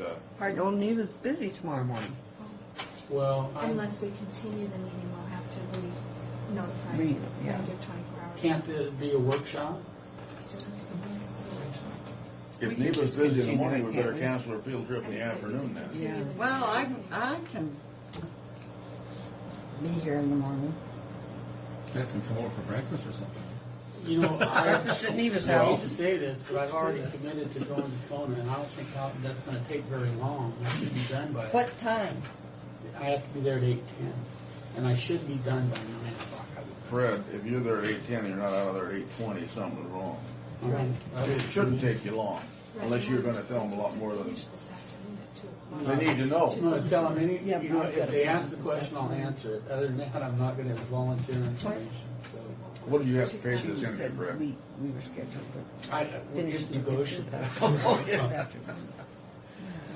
can't keep. Okay, so we're on what item 7, 8? Well, just what we're talking here. Are we coming back in the morning here then? Is that agreeable? It is with me. Well, don't you have to give 24-hour notice? Not if we continue our meeting. We'll continue this. But it's going to be a basic workshop, knock down and drag out, I guess. Wouldn't we just tell them that we're continuing? What time in the just morning? out of being 9:30? 9 o'clock? Well, I mean, 9 o'clock at the latest, Fred. Those cute little girls down at the station don't require that much time. I want to tell you. Well, Janet Shannon. But it's that call-in, isn't it? Yeah, it's going to be longer than 10 minutes. Let's talk back Tri-Cities. Oh, at Kona. Yeah. Talk back. You're at Kona. Yeah, Kona. That's what he said. But 9:05. But, you know, I mean, if I'm running a little late, Who cares? We don't need him. I was If just we more got lazy. Brian. Well, we don't, but We don't need you, Fred. Yeah, we need to have Fred. They don't want to beat you up. They want to Fred beat will Brian. be here as soon as he can get here. We should probably start at 9. Does that sound like a good plan? We'll start at 9 and have Fred here as soon as he get here. Well, hey, no, because I want to hear Fred on the radio. Okay. Item 8. We're going to be here till midnight. I'm hungry. Okay, item Can we 8. have Okay. send out for sandwiches or something? All of your windows in the restored courthouse have blinds on them, okay? And what we did was specify a higher end blind. It's a little classier. In fact, it's a sheer kind of woven material, and it allows you to see through it in a veiled kind of a sense, but at the same time not letting people see in and blocking the sunlight and so forth. So item number 8 changes those quote unquote, I'm going to use the word fancy or higher end blinds to the type of blinds you're used to. Okay, mini blinds. If you delete the fancy blinds, you still have the money in there for the cheap ones. Yeah. Okay. Yes, that's right. We're saving 13. That's about $13,000. I mean, they're very nice blinds, but you've never seen them and never experienced them, so You won't miss them. I don't think I'll miss them. I might. But that'd be something we could put back in. Yeah, okay. And you'll still have a very nice facility. Okay, item number 9. Light comes through these cracks. Okay. Yeah. Item number 9, what we tried to do in the basement was that in the public corridor, we had all of the doors and door frames in case of individual offices and rooms. We did them in white oak, and we would stain it to match the rest of the wood in the building, so there was some kind of continuity between the public spaces in the basement and the rest of it. Okay. This alternate changes that. I mean, this deductive thing changes that to painted hollow metal door frames like you're used to right now down there, in a different kind of a wood oak door, red oak instead of white oak, with a different cut on it. Still could be stained to match the rest of the wood. It also takes out all the wood baseboards in the hallways and puts in rubber base. In that main hallway downstairs, you had tile, 8x8 tile like you have upstairs in the public safety building. This would replace that with carpet. In the restrooms downstairs, we had ceramic tile floors and full-height ceramic tile on the walls like you do in some of the ones we redid for the public safety building. This would replace the ceramic tile on the walls with painted gypsum board and vinyl flooring, the same way Pasco City Hall is, if you use their public bathrooms over there. In addition to that, in the meeting room with the conference room downstairs, we also had some extra kind of fancy woodwork and you know what corian is, a solid surfacing material, means it's kind of like marble or granite. We had that on the casework in there, and we replaced that now. We're taking all the woodwork out of there and replaced that corian top with plastic laminate, similar to this. What else have we done in terms? Door frames in the halls of wood and hollow metal. Right. So it's generally a reduction in the work in the basement. It's more like your typical 2004 office environment as opposed to one that's a little higher end with some nice woodwork and so on and so forth. So that's what number 9 is about. Just keep going, right? Yeah. Okay, number 10. Terrence, you want to tell them about number 10? Sure. Item 10 has to do with the light boxes in the attic. And over the glass artwork that's over the circular stairs that's between the two of those, and in the stored courtroom, there's light boxes up there to provide enough illumination behind the glass, to give it more of a daylight appearance. We would reduce all of that, and what the number you have before you is actually taking out all of the framework, which was an actual box, and we painted the inside with reflective paint, and all of the lighting was indirect. And what we will be providing is a guardrail, and then we would have to add back in by change order a much reduced scope in regards to lighting. How much is that change order going to run? We don't have that number. But you see, item number 10 itself does not include deleting the lights because we haven't got a figure on that. These are just for the 7,500 is just for the boxes, the enclosures, the lights are going to go inside of. Okay. So that's an incomplete item. Would that balance out the cost of the change order? I mean, we're going to have delete and then have a change order. Are we making headway here? Well, yes, you are. I mean, the lights are still there. Okay, we haven't taken the lights out At yet. least the 7,500. And exactly what that number would be, we don't know because we haven't had time to figure it out. Okay.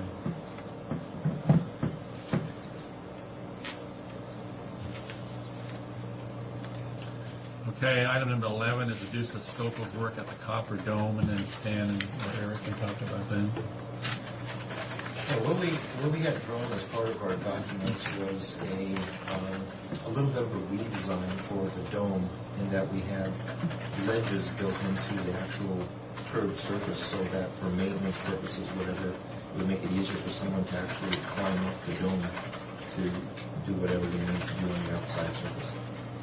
This item here deletes that redesign and replaces the design the way it is right now with copper instead of the galvanized sheet metal. Keep in mind, again, the architect's original intent, shown on his original drawings, was for that dome to be covered with 20-ounce copper. And while that work was never originally done, we feel it extremely important to restore the building to the architect's original intent, the way he had designed it. This takes out money for the ledges that I had just mentioned, and brings the design to the way it is right now with the raised panels and roundels, patterns around them. So in lieu of the galvanized sheet metal with the reflective coating the way it is right now, you would have the same design but in copper.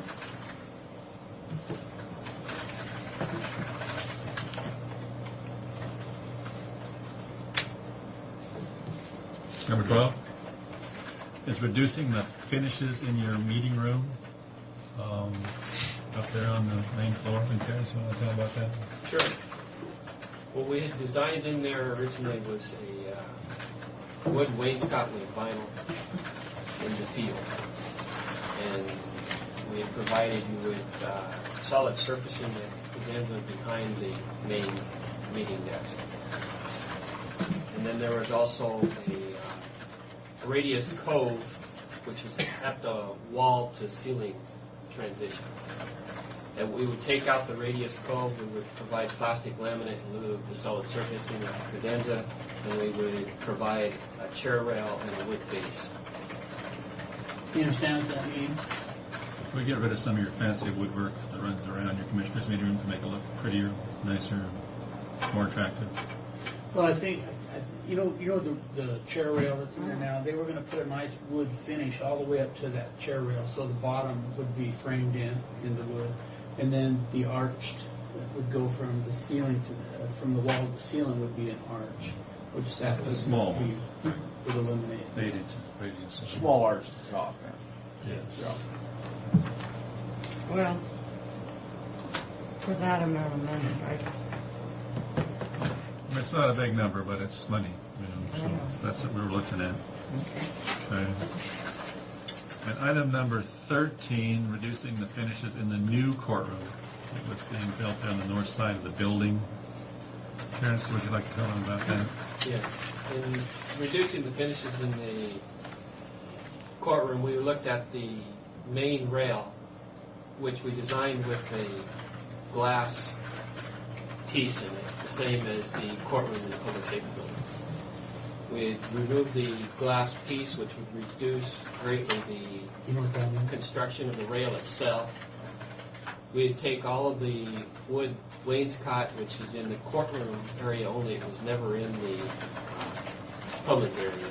We'd take all of the wood wainscot out and simply put in a wood chair rail. And so then you just have paint on the wall. Very similar to what we were talking about doing in your meeting room. There was a wainscot that ran around the courtroom just to give it a little richer flavor in there. So, okay, item number 14. The brick veneer you have on the outside of the courthouse building right now is not anchored, basically, with the structure behind it per code.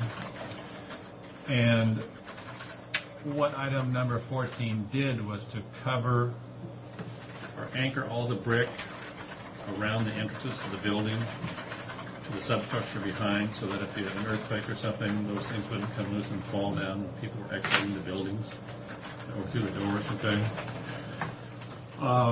It's a safety item in one respect, but we're not required to do that because it's an existing building. If you built the building today, it would all be anchored. And by eliminating those anchors on those couple of elevations, we're going to save $20,000. I must say that you never can tell. It's one of those things you never can tell about. They had a tornado up the valley a little while ago. Could have an earthquake tomorrow. I don't know. But your brick is in pretty good shape there. But since it is not anchored, it's one of those things you might want to consider whether you want to do it or not. And Pasco's also in a minimal seismic earthquake zone. So you can't really get much lower than Pasco as far as the seismic zone. Compared to Seattle, which is a 3. Southern California is a 4. If you said lower in rating, you just said lower than Pasco. Oh, I'm No. sorry. Paso. Northern Seattle. Well, that's one of the reasons Hanford was built here. Item number 15 in the reconfiguration of your building, we're removing 3 of the existing vault doors, and you asked us that we use them in the design throughout the building, and we did that. And to delete reinstalling those vault doors is basically a $900 savings. Item number 16 has to do with some ornamentation on the copper dome and stand. Eric, can you talk about that? Council? The list is misleading because it says delete. And we're actually not deleting. There's a level of copper cresting which goes around the bottom of the dome. And then on each of the corners. No, that was the console. 16 is console. 17 Yeah. is cresting. We haven't gotten to cresting. Oh, which one are we talking about? We're just talking about the console going from consoles. custom to stock item. So they're basically going to be items purchased off the shelf instead of custom made to fit in the spot. So, And we feel even as a stock shelf item, we can get a design very close to the original. May not match exactly, but we feel close enough that it would suit us just fine. Off the shelf, that's interesting in this game. Yeah, you won't be able to go to Home Depot and buy it. I was wondering, well, and that's the same with the next item. Delete copper. Yeah, copper cresting was originally bid to be everything custom fabricated. We can also purchase that in lengths off the shelf. Okay, item number 18 is a miscommunication between us and lighting, and so we don't have that number. Item number 19, Stan or Eric, you want to talk about that? The grill? The grill? The first floor south windows, you know that there's grill work over those windows. Isn't there some grill work on the north too? Yeah, there is, and one of those openings has been bricked over, closed off. And what we had in our drawings was that we were going to place a grill matching the other grills over that brick opening, so all the openings look the same. This deletes that grill in its entirety. But is it true that grill has never been there, right? I don't know if it's never been there, but at least since the opening was bricked over. I think the opening was bricked over because of the fluid. Is that the chimney? So, in all, our best guess would be that it's probably never been there because of that. But to put it there would balance that elevation and Right, that make was it the more intent, was to symmetrical. have the design look symmetrical. Item number 20, the new benches that we specified for your new courtroom. We specified that they be built out of solid wood. And item 20 would change that solid wood to wood veneer, which is savings about $3,700. And the only drawback to that is that if through time people tend to want to carve on the benches, they could go down to the veneer to the substrate. Veneer's about like that. It's about an eighth of an inch thick. What do we have in the district courtroom? Oh, the safety building? Uh-huh. It was a solid wood. Yeah. I think And everything's look at solid how wood. beautiful they are. I mean, they don't even have any scratches on them. You wouldn't notice this until somebody wanted to damage it. So Well, they're going to damage them. I know. I know. They get in there with their handcuffs and start rubbing on that thing. Okay, well, we'll just keep going. There's nothing I want to eliminate.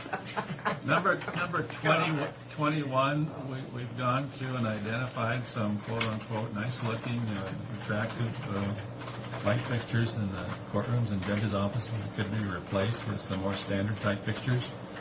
But we do not have a price back on that yet, so we can't really talk about that. We hope to be able to finalize these ones that say incomplete and number 18, which shows currently 0, by tomorrow, sometime. So, good. We'll get Brian an updated list tomorrow, providing that information. Did you have samples or pictures of the Well, light fixtures? there's some in the drawings, yeah. So we have chandelier-type fixtures in the new courtroom, and then I think one in each judge's office or whatever, and I can't remember how many there are that, are brass with opaque or translucent They're panels balls, in what them. they call them. Scalable. I don't know. There's none around there right now, right? No. But they're a nice fixture, and we would replace those with standard fluorescent fixtures. The closest egg that, if you want to see a fixture that's close to that, Giza Credit Union over here. They have those whole fixtures in their lobby. Oh, it's Sylvester. Yes. Yeah, there's 4 of them in there, but 4 or 6, right? And then LC1 through LC5, are some of the things that Leidig's firm came up with that we might want to consider. And LC1 was deleting our new elevator, since there is an elevator in the public safety building now, and it's my understanding, talking to Fred, that that's not an option. That's what I would say. Okay. Item number 2, the Moon Security wanted to bid their work on this job, but they didn't get pre-qualified, so we wouldn't let them bid. And item number 2 is still not acceptable to us, but we're showing it here so that you understand what we're trying to do. They're proposing putting a different type of a fire alarm system into the courthouse than you have in the public safety building, and the 2 really aren't compatible, and that's why we wouldn't let them bid the job in the first place. And we feel that if you took that bid and let them put that fire alarm system in there, you'd have more trouble down the road than you care to deal with. So, but there is some savings there. LC13, there are obviously always a number of different manufacturers of different building components, and the electrical subcontractor that bid on this job has offered that if we were willing to accept a different manufacturer for a majority of the light fixtures in the buildings, that he would be able to reduce the cost by roughly $17,000. And we have a list of his proposed substitutions to the fixtures that we bid and have forwarded that to our electrical engineer. And and their review of that was that approximately 1/3 of those were not acceptable. So that number wouldn't be that. Yeah, maybe it dropped to 12,000. I don't know. And LC4 was, as Eric explained to you, that in switching from a custom design council to an off-the-shelf council, you save X amount of money. To delete the councils altogether, which nobody really wants to do, you would save an additional $11,000, but that would affect the detailing of the dome as originally designed. Hey, Brian. Yes, sir. Actually, that was for, there's 16 consoles showing on around the, I guess it's the vent at the top and the skylight at the top. There's 16 consoles showing around this. And what this was for is to delete 8 of those, so you delete every other console, space them out a little bit. We didn't talk about that in this. From a preservation point of view, we want to keep it as close to the original as we can.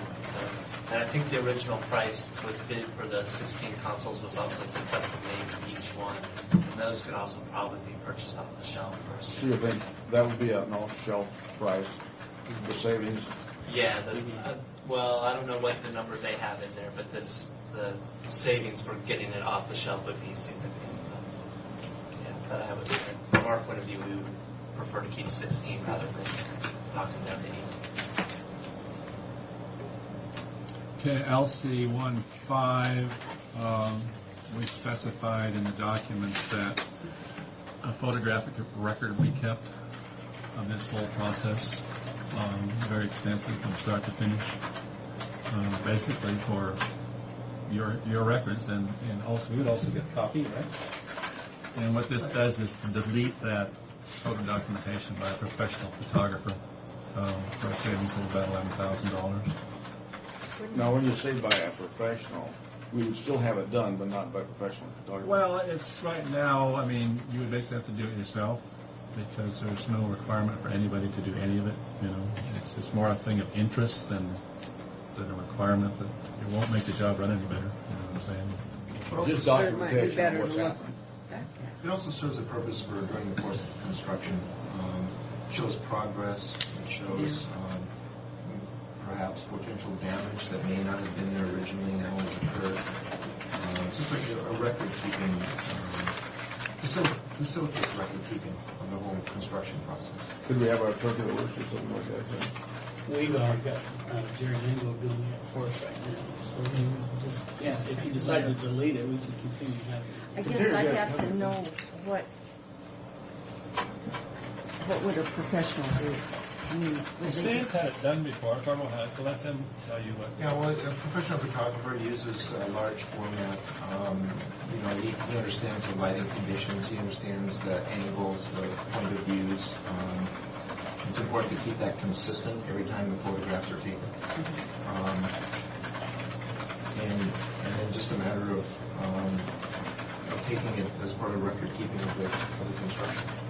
And historically, it's important as well because it is a historic building, and we try if we did any redesign of historic elements, we were always trying to be careful to make it so you could take that piece off and go back to the original again. And we had trouble doing our documents because there aren't very many pictures of the courthouse. And 100 years from now or 80 years from now, when someone's doing this again, it's nice to have a record of documents. Whether that needs to be done professionally is for you to decide. You do get a more specific kind of quality record of the work.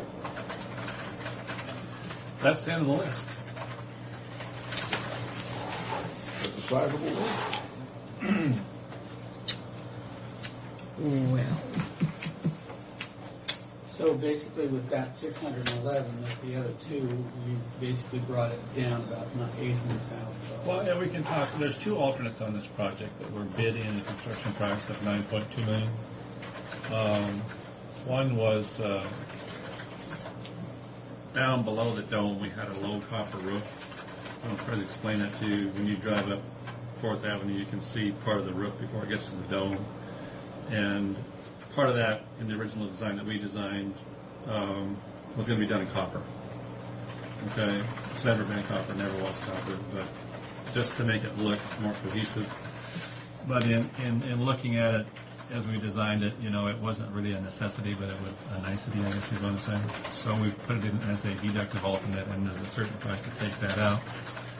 The third thing that was a deductive, well, second thing, there's only two of them. What were we talking dollars to take that out? I don't have that figured yet.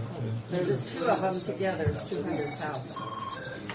34,000, 36,000, something like that. I don't recall what that number is. I didn't bring that piece of paper, but together they were 200,000. And the next one was the gold leaf work, the gilding, in all the trim work inside the building, which is about $125,000, right? But since we've done that, we've got a price for changing the gold to brass, and Stan's brought some examples, which you can get done for basically $50,000 cheaper and not have to throw it all away. Okay.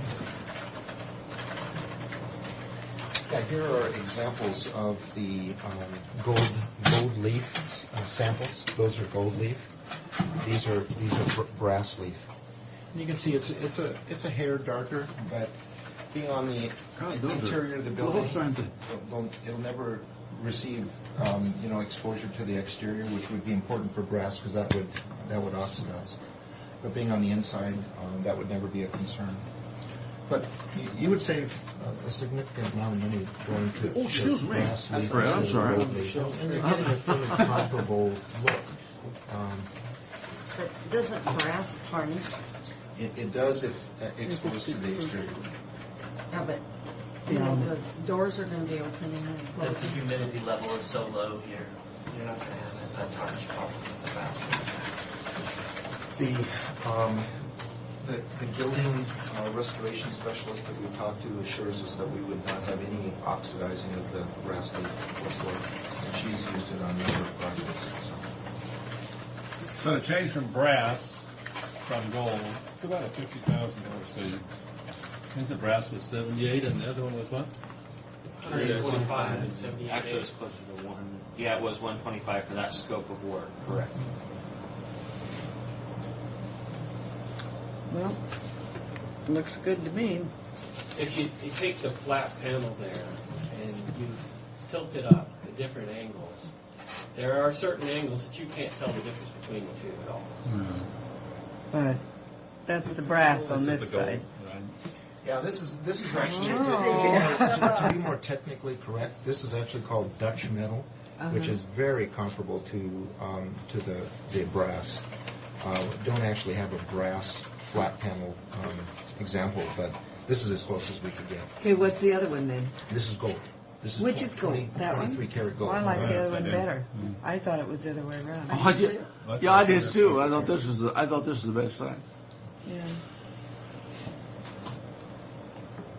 Well, that's interesting. It is. The thing about the gilding is that it is period to the building. We don't know historically if there was ever actually gilding in the building. There's no doubt that it would be incredibly beautiful to have it as part of the project, which is why we included it. But it's also a fairly significant cost, which should be weighed against Doing it, not doing it. yeah, other historic things and doing it not. If we get too far into this, we just will build a square building and forget it. Yeah. Well, there's other kinds of glazing paints. And it would be a great detail to have. You know, it doesn't, my opinion really doesn't matter too much, but to leave either one of those out, I think would just be. It's sacrilege. Yeah, absolutely. They're not talking about leaving them No, I'm just saying, that is an alternate, that you could just say, we don't want none of it. Oh, yeah, but substituting one for the other, I mean, I think it's, If you left it completely out, you'd save $125,000. oh, I see. If you put the brass in, you'd save $50,000. Okay. But it'd be a travesty. Yeah. I mean, we might as well But give the what can- taxpayers what- the money back and forget it. What are we talking about here saving? We had $200,000 figure. That would be the max leaving the brass out then, or the gold out. No, if we left the gold out, we'd save $125,000. Okay. No, if you left all the gilding in, we'd save $125,000. Well, yeah, I'm getting there. Oh, okay. If we left the gold out the way it was written, we'd save $125,000. But If we put the brass back in, they're only going to save $50,000. Okay. Instead of the $200,000, we'll save $50,000. Well, no, There's another part of that to it. The copper roof that we deleted. 34,000. Right. Well, whatever. Was it kind of in that 60? We- I'm not 60, sure. I don't know. How much on that one? I remember 67. It's on the bid form. Do you guys have the bid form? Did we delete the We copper do. roof? We haven't or done anything yet. replace haven't done it anything with yet, something except talk that's about it. much shinier? Well, no, I'm talking about the low. No, we're not talking about the copper Oh, dome. you're talking about the low area Yeah. there. The low slope. Right. Down below the dome. I heard somebody say 34,000. This young man back here. But we're said- not sure. We're going to get the bid form, and that'll tell us. So we'll know exactly what we're talking about. Do you have the bid form with you? Fred just Fred's needs to got go it. around. I don't know. All right. I know Yeah. I've got it somewhere, but I don't have it with Too me. many numbers to carry around in your head. So the only way you can get to 200 is Maybe to I've do got away with the copper on the low roof And and do away with all the gilding. Well, what are we talking about here on the remodeling of the Tri-City Herald? When they put all that imitation copper on the roof, which looks beautiful over there, what would we save doing what they did? I haven't seen that, but is it a greenish color? No, it's copper. It's a brass. So it's a copper color. Yeah. Yeah. What would we save by utilizing that process? It wouldn't be historical. I don't know what that number would be. That would be minus. Are we talking about going to like a Kynar Look finish, historical, wouldn't gold it? colored Kynar finish, or Copper, you know, Copper, 24 weathered gauge, copper. standing same roof, copper color, basically. copper color, but like just metal roof? Right. I don't know. It'd be significant. But that's something that we need to look at, because that looks good. It looks really nice. And it If I won't can turn just green. say two points. One is that it would not be historically accurate. It wouldn't really restore the building to what was the original. Okay. Second is that you've predetermined the color of the copper, and it's going to be that color for as long as that metal lasts. Now, eventually, that's maybe 15 years, maybe 20. But this is something I would like to see us research, because that color is going to stay the same, whereas copper will change color. Right, but that's the beauty of copper, is that the building has historical importance and significance because of the patinaing effect that the copper takes on. Tri-City Herald didn't think that. Well, we're They taking a put lot the of copper- historical Right. things You're out right. here. Well, So, the Tri-City Herald wasn't a restoration of, Right. of a building on the National No, Register of Historic no, Places. we realize that. The thing about a copper roof is that it's a 100-year roof. I mean, when it's done right, it doesn't leak. It's there That's forever. what I was That's gonna ask. It has a 15 nice patina. or so. It looks historic after a certain period of time. Could I ask a construction question on that? Is it, I mean, if the copper roof was decided later on in the game, I mean, is it something, that's the first thing that's gonna happen, you know, put a copper roof on it, or, you know, if the project's 16 months or 24 months or whatever it happens to be, we're in that process where we have to make a decision as to whether we want copper or the copper color. You know? Well, right now, you're if you went with the contract right now, you're getting copper. It's a matter of, you know, eliminating the copper and going with some other. Well, if we went to, what he's asking though, if we went to copper-colored metal, how much would we be saving in the process? This is what's important to us right now. No, that way we can call our roofing subcontractors and Can you give us that figure? we can do that. But- Whether we can do it by tomorrow, I can't. I don't know. But aren't I'm sorry. I just wanted to say, aren't you comparing a 100-year roof with a 15-year? It's not a, I covering? think Stan was talking about a 15-year in terms of color. Oh, the color. 15 to 20-year roof. Yeah. A pre-colored metal roof is going to show wear. It will, At the very best. Right. It may deteriorate to the point where it has to be replaced. That's true. But why don't we just, out of curiosity, check on that one over there? We're making predeterminations here. You know, we're tossing out figures we really don't know. Maybe that's not the way to even consider, but I think we should look at it. If nothing else, we can get you an approximation. It may not be to the dollar, but we can say round numbers. We're thinking as we're talking. Because we're probably talking and life expectancy of a roof like they have on that. You couldn't get the same detailing with copper. And that's one of the things that you're not seeing on the Tri-City Herald is you're not seeing any detailing at all. To pound steel, which is what you're talking about, is totally different than pounding copper. You know, copper's lost off it and get those old forms and shapes and so on and so forth. No, I'm very familiar with pounding steel. I'm not sure that you could even do some of the ornamentation on there. Unless it was stamped, and then you'd have to make molds and everything else. And yeah, I don't think you could do that. Yeah, that's true. Well, I'm the only person who's mentioned this, but this was mentioned to me here about a week ago. Be sure and look at that roof over there because it looks like something we might be able to use. Well, also from a preservation point of view, to us, saying replace the copper roof with some kind of stamped metal is the same as you guys looking at the gold leaf and saying we can't do the project without gold leaf. I mean, the copper, in our opinion, is 100 times more important than the gold leaf, and we should just paint gold paint on the inside rather than do the gold leaf if we could keep the copper dome. That's how important historically the having From copper. a distance, the dome is I'm the with first you. thing I see. agree with you. It's the first thing to see. We should absolutely look into the price, and if it comes down to only being a price option, then that's a decision that. Well, I don't have a position on it except that I was told about a week or 10 days ago to look at that roof over there. Something we might be able to use. I still think we should.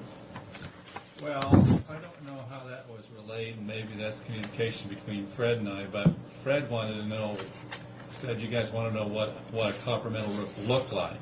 And I said, well, there's one on the Tri-City Herald. You can go look at that one. And what I was doing was, that is where the color is, definitely, you know, and because my understanding is you want to see what one looked like. So. Well, I guess my question wasn't answered. The question I said, or I asked was, when will the copper roof actually begin to be installed on the courthouse? Is it one of the first things, or is it one of the last things that will be done? And I'm just kind of wondering. It's going to be somewhere between there. I'm going to guess it's not going to be certainly not going to be the first thing we're going to do. But it is something we want to do during good weather, so we're not going to do it over the course of October to March for sure. So it would possibly be spring of next year? Yeah. That's probably realistic.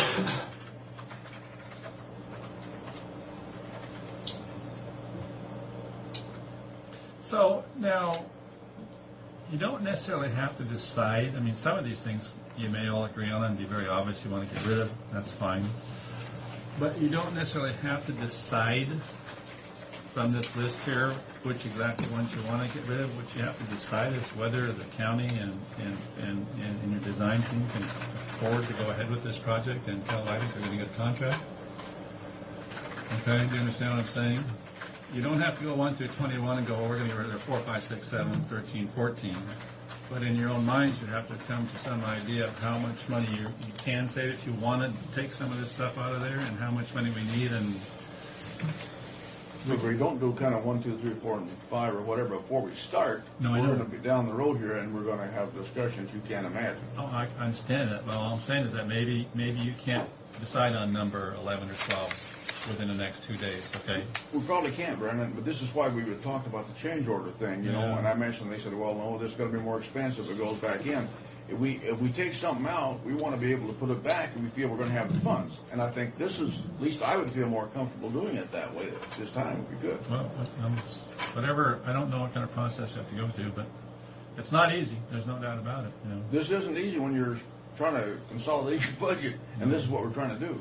Well, I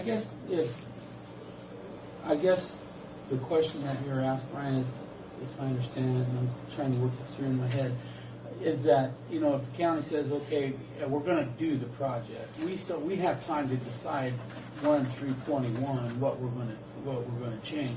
You know, if we come to a point where you know 1 through 5 has to be decided by tomorrow as far as lighting continuing on the construction and moving forward on it, because it's going to take a while to get the project up and going. You've got all your process before you get to the point where we have to consider these things. None of these have to be decided by tomorrow.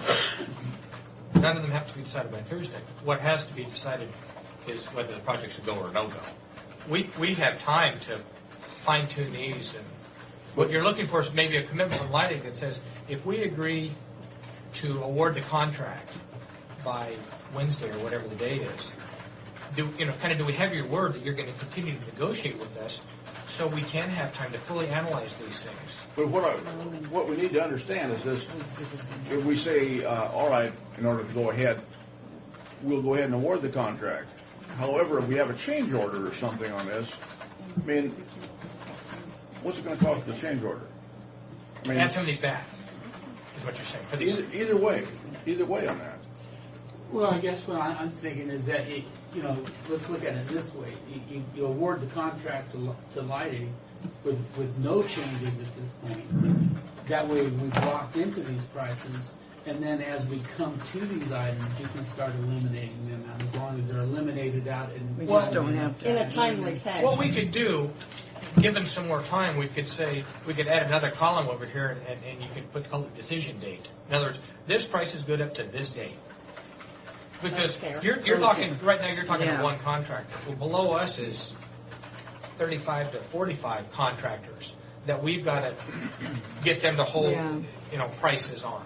But we're not, and I see what you're saying. However, we're not talking about cutting it out to meet the price. We're talking about cutting it out because we don't have the money to meet the price, period. So no matter how good a buy they give us, if we don't have the funding, it won't make any difference. Right. So holding the price is only a portion of it. Right. Well, okay. We got this. We all understand this now? Because I'm dying of hunger. So, I'm not thinking good. Maybe I have low blood sugar. Well, I haven't been thinking good all morning, see, so that doesn't make any difference. Well, I think we can get together tomorrow. I think getting together tomorrow and discussing this, what we Yeah. actually want to pursue, will help us a bunch. Because I think really what it boils down to is the dollar. Yeah, we don't have to leave now. We can just come stay. Are we totally confused our intention? You can see it, how Well, government works. I want to go with the project, and I think that we have some avenues for coming up with the budget. Well, I don't think there are any of us that don't want to go with the project, but I think we have to kind of know where we're headed when we I start think with I the have the project. total answer to most of this stuff, so Yeah. don't worry about it. We just start selling things. Yard sale. Before we leave, and while we're still here, I guess I wanted to offer if there are any questions with regards to historic elements or the original design of the building or the architect's original intent. Are we gonna have a glass, stained glass window in the new courtroom? No. Well, Okay. Just the historic one. Okay. Flat panel. Flat Ceiling- panel ceiling. ceiling not will window. be there. Yeah, not a window. Flat panel and ceiling. Yeah. In the historic courtroom.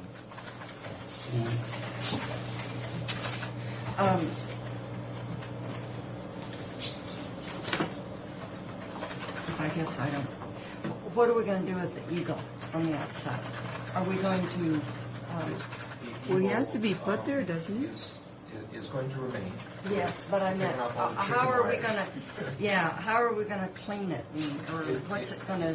We have called out for that eagle to be refurbished, and what that means is not necessarily taking off the patina finish that's on there, because that's part of what makes it a nice element, but cleaning off all the, the bird excrement. Maybe clean the That bird will have to be off. done periodically. Cleaning off the excrement and. Was that extra for that or not? And re-securing it. Oh, yeah. Making it a nice element, restoring it basically back to. And we've also designed for it to have its own lighting. Oh, good. So at night it'll be lit. You get an umbrella for it, and that'd Well, get rid and of the then, birds. then are we going to have something for keep the birds off? Yes. Yes. You're certainly taking away my concerns cleaning off the bird mirror now. We have a bird control system that we've specified, and it's worked on other buildings, and we have total confidence in the work on this, and that is, it'll be an ultrasonic kind of noise that humans can't hear, most humans can't hear, I should say. There will be one system up on the dome and around the base of the dome, and then there'll be a supplemental part of that system that will be in that petting area. You only have to pick up the dead bird once or twice. It doesn't kill any birds. They just don't like to be there. Well, then, will that work for the little portable windows too? You know, It we has got a certain range of we've got coverage. we've got chicken wire on that too. That looks horrible. And What it'll about? work, but it won't quite work there, and that's the only is reason the we're going to have chicken bird wire manure there. That historic? chicken. Pardon? Is the chicken wire historic? Maybe No. we haven't looked at it. I don't know when that was put up, but what about our woodwork around the windows? They look like The existing windows are going to be kept, and so what we're doing is we're stripping off all the old paint right down to bare wood. We're restoring the wood wherever there's missing or damaged elements, like if there's a muntin or some kind of dividing strip that needs to be replaced because it's deteriorated, that will be replaced. And then are we going to try on the front doors, are we going to try to do, Brand new front doors to match the original historic. So we would.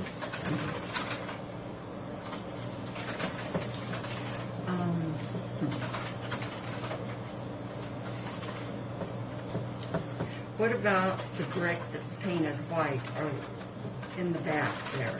Are we going to just leave that? The brick that's being lit? All on the courthouse?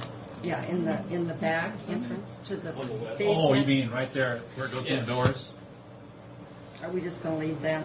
I think we have left that the way it is, yes. Yeah, but we've got one commissioner about to pass out from hunger. Here. I'm thinking, really. Nobody cares. Well, I mean, we got him here. We need to Yeah, ask some we need to ask questions. And I guess I don't have any. The doorways going out of the basement, where that old vault is. Is that going to alter the historical value of the They house? designed a historic-looking door for that new entryway. Yes. And it'll be pretty much hidden from street view because of the retaining wall that's in front of it. But it's a very nice door. And when you're meeting with Brian tomorrow, feel free, anything comes up, you can call either Stan or myself. I'm sure. Yes, I do. Well, I appreciate your explanation on some of these things because it gives us better. Well, and we've spent a lot of time looking at it. Oh, I know. I've seen And it. we expect everyone to understand it to the level that we do. If it's possible. So call us with any questions because we take a lot for granted. And then I'll give you my card, and while I'm not going to be able to answer historically related questions, we're looking to, be your contractor, and you may have Thank you. questions related to us that we'd be more than happy to try to answer for you. Okay. Okay, thank you.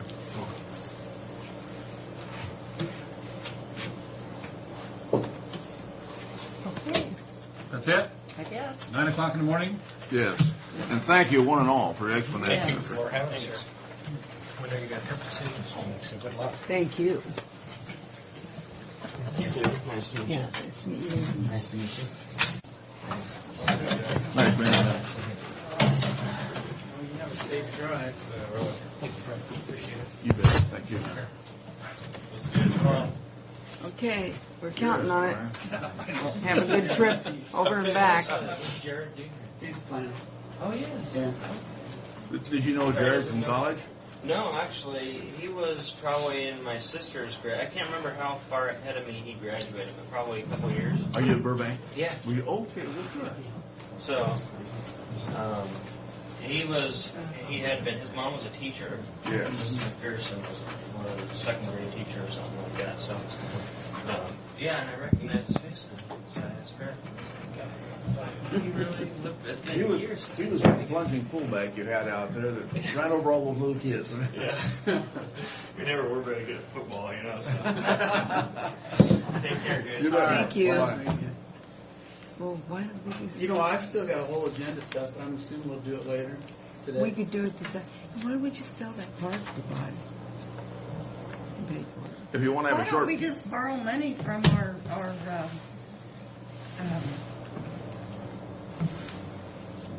land sale? I do. And, Well, I've pay got a it park back to with- sell. I don't have the land sold yet. Oh. Yeah, we do. Yeah, we do have that It's one. it's close. $1.6 million. Yeah. No. Pretty close. Neva, you spent that money so many times. I don't know. We can't keep spending Well, we the same haven't money spent over and the over. park money yet. If we sell, What you know, did I we spend could it sell Well, every that time park. something comes up, you're wanting to stay out of the land sale. No, just the courthouse, because I want this courthouse restored. Well, I Well, want it I restored want it- like we said we would. I want it and restored still too, think we but could. I think we have to evaluate it really I carefully what we're doing. think we can do it. I really I do. really do too, and I think we're going to get help from the state. Who was? Oh, I talked to a senator in Spokane Friday, and she said, "I'm going to push for that historical How many votes does she have? money." It goes Tell through you, the we House. need to It's be got to go getting through the a House hold and the of. Senate. We need to be getting a hold of a whole lot of people, just talking to them. You're not kidding. Keep after them. I have a quick question before we go. I have other things that we need to talk about today. Yeah, I but, see. But I want to be able to get Tiffany going. We did interviews on the custodial positions, and we interviewed 4 people, and we have 2 positions that are opened. And the 2 that we've basically selected at this point, with your approval, is, how do I say this without sounding The like best male? people for They're the two- best no, people they're for the two- job. They're 2 women. They're 2 women. And my they can work concern about harder, having the do women, better. Is this? it doesn't need to be executive session. I mean, it's just whether or not the board wants to hire the 2 women or not. But I think they are the best candidates for the job, and we still have John and Clyde and Elmer here, so we've kind of got a split of the 50-50. Women should be better than men, or better at cleaning, and they see things that men don't see. Well, we haven't had too much luck with And they're guys more that we've careful. They're more careful. They do a better job, and they're Well- more reliable. And Well, I'd hate to say that, but Joyce I out there. agree with you. With I all agree that with you. into consideration, one more thing. What I was concerned about was having them here, Security. the security part. The security of it. thing is an issue, there's no question. But as Yeah. far as cleaning, women see things, by God, the men will walk right by. But I Maybe we think should that- go back to during the day. Well, Have 'em it's working. really hard to do, but I think we have a solution to Well, it. we could see what they do. I Well- think we have a solution to the security thing. Is that if all, I asked John, I said, check in some radios so they can all have a radio on their hip, so they can constantly keep in communication with each other. One of them, not that it makes any difference one way or another, is Probasco's daughter, and he's an officer. Pasco officer for the city of Pasco. And The only thing we need to consider here, I don't want to have any more of these lawsuits like we're looking at over in the jail. Well, what are you talking about? Well, we're not providing enough security for them. And Well, you also mentioned that they should travel together. yeah, that they all Nobody work together. goes out on their own. Nobody comes down here by themselves. we can't have a woman in here by herself or walking out in that parking lot at night alone. You know, it Well, just they stay together, and then if they all have radios, if they're on the separate floors, they can always keep in communication with each other, which is about $100 purchase for the radio. well, it's cheap. I mean, this we have to do. I move approval of the appropriate security mechanisms for the two people after we hire them, and I move approval of hiring them. I'm not sure what she said, but I Backwards. guess I'll second that. I'm not. Backwards. I just it probably should be two want your motions. blessing. Just consensus. Just give consensus because that's all you need. But you know, I don't Yeah. care whether they're male or female. If they're your choice, they're ones you think are going to do the best, you and Tiffany. Well, Good. no, but I tell you, from a woman's from a man's standpoint, you just look at the cleaning job they do, and Maybe. I know some men who clean house really well. Well, we haven't had Not to- related to any of them, though. And the rest of it I can do this afternoon. Are they pretty, I mean... Are they what pretty? about the- Neither. Are they What if pretty? they ask? No. that might be a problem. The background checks, are they pretty We're stable? we're in the process of doing that. We've told them that this is what we're going to do, and they said Because there was a couple that come in to pick up applications that I didn't think looked very good. no. These are. I don't think there's a problem with them. You'd be biased against them because of their appearance. How What can do you do want to that? put makeup on and go clean house? Hey, you know what? I'm really curious to see how well they do. I think they'll do great. I really do. The gal we got here now, I think, done a good job. Yeah. And look at Helen out at track. I mean, you know, if they're in that caliber, they're good help now. Okay. Well, we'll meet here in half hour. Then we'll finish yours up this Yeah, afternoon. At the end. Oh, there. Under other. There was some people in the audience that had questions that I couldn't answer. And so hopefully we were to get them answered and a letter sent out, but I guess they didn't get their letter, so. I can't believe that. They're back. Pardon? She said they I had know, questions she but I couldn't didn't answer, want and I them said, to I have can't to believe that. make the trip. So, We're at 127. Pardon? It's advertised for 130. Yeah, yeah. I was just kind of letting Frank know where we were on this. So, and it was the first item on our agenda on Monday, and I was going through the office business. Anyway.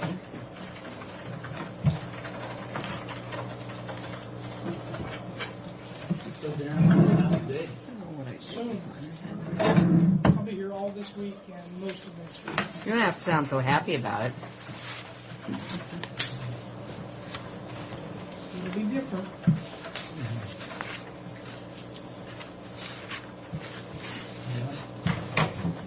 Be your own boss? Be your own boss. I already got some work for you. You can price yourself out of. Of course, it wouldn't take much to price yourself out of my You have my cards on. I got plenty of cards to hand you if you need some. You get to pay your own rent, your own bills, and your own secretary. Yeah. Don't have to come to work if you don't want to. You Don't go have to take bankrupt in home a hurry. paycheck if you don't want to. Oh, you'll do good. Yeah, my son said, "Oh, so you get to keep all the money?" Yeah, we asked me to spend all the money. He still thinks when you buy a toy at the toy store that the clerk gets all that money. That stands to reason. That's who you pay. No concept of the toy. We used to go on the way to church to get change for the kids to give to Sunday school, and they always thought that Wes Rowan, the man that owned the Conoco station, had the money. And anytime they wanted something, can we go get some money from Wes?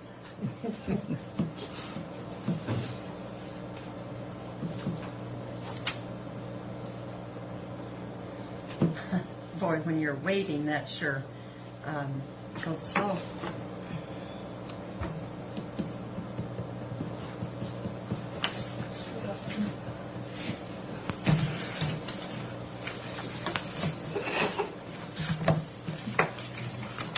that looks like that's been on the shelf a while. Yeah, might be a historical item. Well, it's that dusty when you bring it in.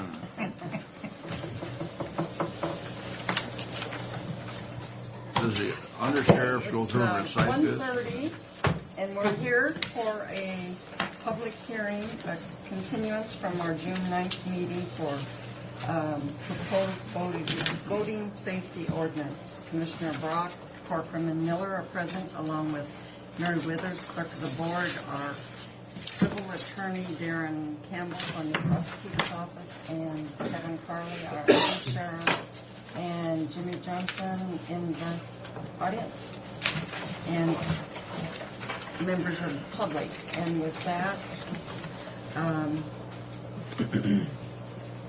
I will turn it over to you, Darren.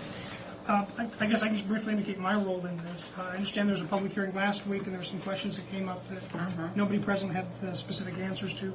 Just to clarify, our office was asked some time ago by the Sheriff's Department to work on changing the current voting regulations for Franklin County so that they would match Benton County, the thought being primarily that since we share a river in common, which presumably is where most of our voting is occurring, it would make sense if the voters had a uniform set of rules to follow. Over the last year or two, a number of people who work below me have worked on that project, and the final version, quite literally, is essentially a copy from the Benton County ordinance and making ours as much as possible word for word match theirs. So that's really the limit of what my office's involvement was. I understand there were some questions of some greater scope of what these regulations mean or don't mean. I'll leave that up to law enforcement to define more clearly. They're the ones who always have taken care of this. I can tell you, though, as a general rule, I looked through it this morning, there are only 5 section headings out of, I guess, 31. Anyhow, only 5 of these out of, I think, about 60 section headings, that even the section heading is changed at all. And out of the entire document, there's only a few minor changes here and there. The most obvious that I understand someone had a question about last time has to do with the penalty section. The new version of the penalty section simply indicates that any person who violates a provision of this chapter not otherwise specified as an infraction shall be guilty of a misdemeanor. That's actually more lenient than the old penalty section. The penalty section that's been in place since the 70s in Franklin County made everything a misdemeanor. There were no lesser infractions. The new version, that's actually, if you went line by line, probably the greatest number of changes are simply making certain things infractions as opposed to making them all misdemeanors. Beyond that, there is a new section called Alternative Navigation Lights. That's 1216.310. What page? On your document, that would be page, I believe, 14. Although I think the actual text of that is I believe, the same as the old section. It's simply titled differently. The old one was called Lights in lieu of this section. Now it's called Alternative Navigation Lights. I believe they're actually functionally the same document, though. You don't really get to substantive changes until I noticed, and I'm not sure why this is, but again, we were matching Benton County. 1216.380, the age requirements to operate a motorboat. The prior ordinance indicated you had to be 16 years of age for the relevant requirements in motorboats in excess of 10 horsepower. The new version to match Benton County says 14 years. I honestly don't know. That's change 1 or 2. 14? Okay. After that, you get some changes in the next section dealing with mooring of vessels and rafts to buoys. And again, that's actually, I guess I'd call that more lenient than the old version. The old version simply said nobody shall moor to a buoy that's put out by the United States or an agency of the United States or by the Franklin County Sheriff's Office. And it just simply ended there as a strict prohibition. The new version, and again, to match Benton County's language, indicates that if there are some buoys put out by those agencies that are designated as mooring buoys, then there is at least some ability to tie up to those, and that's outlined in the remainder of that section. That's 1216.390. So again, that's actually less restrictive, if you will, than the original version. The next change, and again, is very minor, 1216.430, has to do with notifying the sheriff if you're going to have a regatta or marine event. Previously, that section required that you fill out a form that was provided by the Sheriff's Department, in discussion with the Sheriff's Department. They don't actually have a form, nor do they remember ever having a form. So we eliminated that language and simply indicated you had to give written notice with the same information in it, but apparently the form that was referred to in the 70s either never did exist or has been lost over the decades. So there's no pre-printed form, basically. The new section after that is 1216-480. We now have a section for jumping from structures, in other words, jumping off a bridge. That's probably the only real specific issue that I know the Sheriff's Department came to me originally with and said they really wanted and needed a statute prohibiting that for health and safety reasons. And so we have a very simple one-sentence statute now proposed that says it shall be unlawful for any person to jump or dive from any bridge, trestle, or other structure which spans any river within Franklin County. That is a new section. Other than that, the only other new sections you're going to find, and I would frankly have to defer to law enforcement to explain this more detailed, but if you go clear out to 1216-640, it has to do with the visual distress signals that are required if your boat's in distress. And then the next three sections deal with the required signals and when you should use which signal and what kind of signals you're required to carry with you on your boat. As I've often said throughout this project, I am not a boat owner, nor have I ever been one. I would have no worthwhile input on what that section should read, but it's my understanding from the law enforcement folks, and again, trying to match Benton County so we're all on the same page, that this is appropriate language, and I'll defer to them for any questions about why it is that way or not. But, other than that, this is essentially the same law that's been in place in Franklin County since the 70s. Okay, would you like to restate some of your questions? And for the record, your name again, please. My name is Cal Cooey, and I live at 2402 South Dennis Street, Kennewick, Washington. And first off, overall, we think it's very good, and we think that the new things, we just had a couple of questions. One of them was on the, let's back up to the age requirement. You went over a little bit fast. I think it's very fine.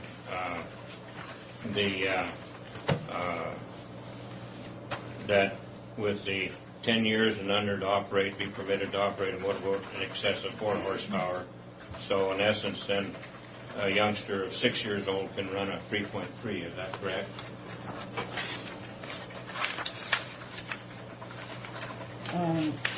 Okay, where is that? What section was that again? Section 12.16 or .380.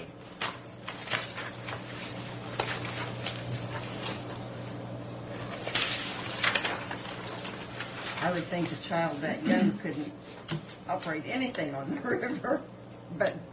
Well, the river and the reason...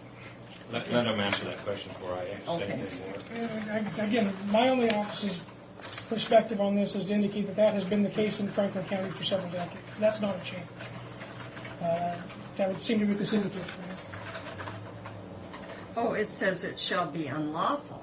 For someone under 10 to operate a vehicle which is excess of 4 horsepower. That's identical language that's been in place since the 70s.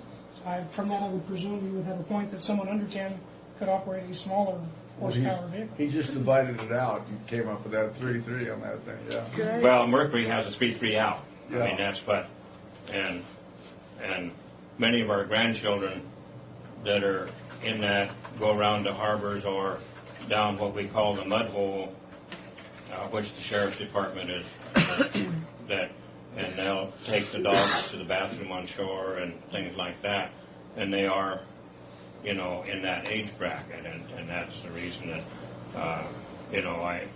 granted, they shouldn't be out in the river, going up and down the river, nor should they take and be by themselves, but when they're there's 15 or 20 boats. I would have brought a picture today. We had, 28 boats, down in the mud hole a year ago last Memorial Day. And what was that? Just read it's right below the Snake River. The 3 islands there that were made when they dredged at one time, as you come out of the Snake and you head downriver on the Columbia, and then the first island, and then there's another that's quite high, and then there's 2 smaller islands that have been lowered so that the wildlife and whatnot can be there. Well, that area right inside there is what we call them, used for terminology, the mud hole. Okay. And we have 2 mooring buoys in there. And What is the, because I don't know anything about watercraft, but what is is it an actual motorboat that, is it like a dinghy or what that has less than 4 horsepower or has 4 it'd be horsepower? a dinghy, yes. It'd be a dinghy. Yes. Okay, thank you. Okay, so then,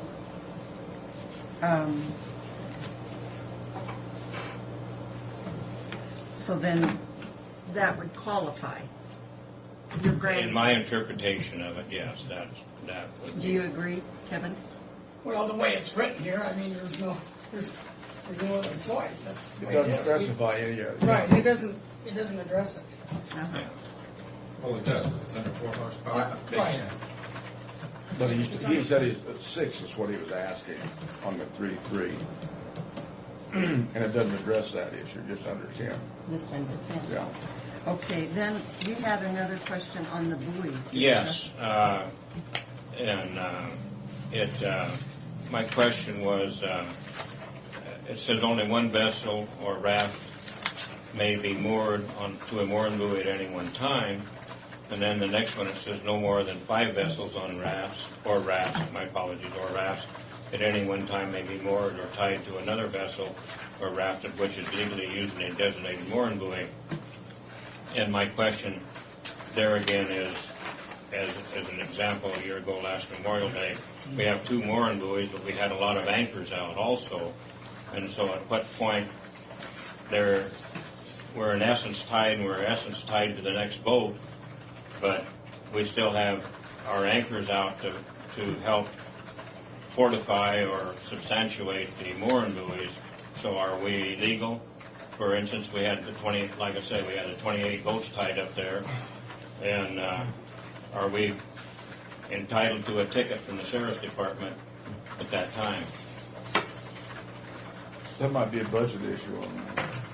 Was the buoy still floating with all those times? Well, we're not putting that much weight on it. I mean, I know, I'm just joking. And, it's the mooring buoys themselves, and there has to be a limit because everything can be overused, as we all know, but they weigh right at 4,000 pounds apiece, so the time they sink down into the mud and whatnot, it takes a tremendous amount of pull to try to move one. But that's neither here nor there. We have to have the rules and regulations, but many times we exceed what it's saying here, but we also put additional anchors out. So, I mean, like, for instance, we've been down the last 5 years, we've gone down to McNary Yacht Club on Labor Day weekend, and we have mooring buoys out there. And, of course, that's in Oregon, I realize, but neither here nor there. It's our mooring buoys that we put out, and we'll have 10 or 15 boats, and the main one will be tied to the mooring buoy, and then probably the end ones will have anchors out. But we are tied to each other, and there are more than 5 boats tied to that. In essence, legally, there's more than 5 boats tied to that anchor buoy. Well, I can assure you, a patrol boat officer's got more to do than the rest of you guys who are in. No, sir. And my apologies. I don't mean to be picking on the Benton County and the Franklin County sheriffs and the Walhalla sheriffs have been the finest people on earth, and I want the commissioners to realize that. But we have a fish and wildlife individual out there that I will not take and discuss anymore in public. But we know who you're talking about. right, and it's not a good situation. So, I mean, he can take something like this and write a lot of fines. And I think it's fine, and I recommend that you go ahead and accept it as the commissioners. I have no objection. I just want to bring these questions up that And those were things that I couldn't answer. Well, I'll be honest, I can't either. I mean, that's why I have You're Jim the here. undersheriff. Yes, sir. I can't believe He's bringing some questions up that I've never even would have even thought of. But if you're saying there's a number of vessels tied up to a mooring buoy, that's what you're saying. Well, on number 17, would that not answer it? No more than 5 vessels or rafts, or not? What Well, am I it missing? answers it. That's what I'm asking. Yeah. Because we are 90% of the time we're illegal because we have more Shame than 5 on vessels. you. Huh? Shame on you. Let me interject something, Cal. Jim Hinckley, Clover Island Yacht Club. Those mooring buoys are designed for 5 vessels on one mooring buoy. They do not have to put out an anchor. That buoy will hold 5 vessels. When we have more than 5 vessels, then we start sticking anchors out on it. And I think that's where Cal's coming from. But you're still, But we're still technically we're illegal. because you still got them Well, tied. is there some kind of language we could put in there, unless the boats are anchored, or? Would it be simpler to take that section out? I think we need it there. Well, Benton County has it. That's Yeah, and I uniform. Well, I think it's also, Well, they'll I take think it it's out on the if they label find of the out. buoys. yeah. And I think it was put in there because I remember Belcher is really working hard for you guys. That's correct. That's about the time I came off the river. Right. And that's why they put 5. Yeah. It was your property basically they were putting out. That's correct. Yeah. As So- a deputy, if I come out and saw your regattas, which I've seen before. Oh yeah. No. The yacht club people have never been a problem. No. But what it does, it will give us an edge on those people who are out there partying, hardying, being not real cooperative with the public. To give us an edge to move them on. I mean, that's what I would use it as. No. Right. I realize, like I say, that that all 3 counties, the sheriff's department, and whatnot, and we haven't had it. It's just that there are. And it have to be so. As far as we're concerned, we're recommending that we're not trying to nitpick. We're just mentioning some facts that well, only for one reason, because of one individual. From another agency. That's correct. Yes, sir. And again, prior to these proposed changes, that section ended what is now paragraph A with the word beacon, simply indicating that no person shall tie up to a buoy placed in there by the Sheriff's Department of the United States. So this is actually an expansion in many ways. More flexible. I wanted to ask Jimmy just one thing, though. If you have people out there with boats and they're having a rather boisterous party, and it's pretty obvious they might be drinking or something, and Oh, definitely drinking. can't you arrest them for that, or whatever you do with them? Ground There's them no or open something? container on the water. There's no law to enforce that. Well, Unless they're driving. Unless they're driving the boat. unless they're driving, that's it. So you can't. So if you have a party at your house and you're disturbing the peace, the police can come. But if you have a party on the river and you're disturbing the peace, the police don't come. Oh, we go. You can add that to your noise ordinance if you'd like. We can go, and then again, like I explained, if they're rowdy, and there's more than 5 boats on that buoy, I got a little teeth there to make them move on. Well, it just seems like you'd have teeth anyway, but it's neither here nor there. But talking about the river, when that riverboat goes up and down that river, of course, they've said they've kind of drawn the line on some of these parties. But that's a noisy bunch of folks on that river. They're there. And I guess the people that own the boats, the tour boat, have said they've either ceased or were going to not let people do that because they were not that. The boat wasn't safe, I guess was what it was. I don't know. But As your anyway. civil attorney, I need to make clear that as a legislative body, you need to ensure that you're passing legislation that will be enforced equally and not simply selectively when need arises. So I guess the legislative decision you have to make is whether you want how many people allowed to be on a buoy, period. Whether partying or not partying is not a relevant issue to the statute. What's our ordinance number, Mary?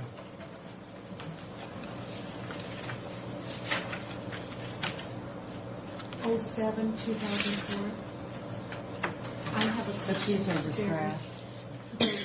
There was an ordinance about not jumping from bridges, I believe, that we did as a separate ordinance a while ago when Lois was here.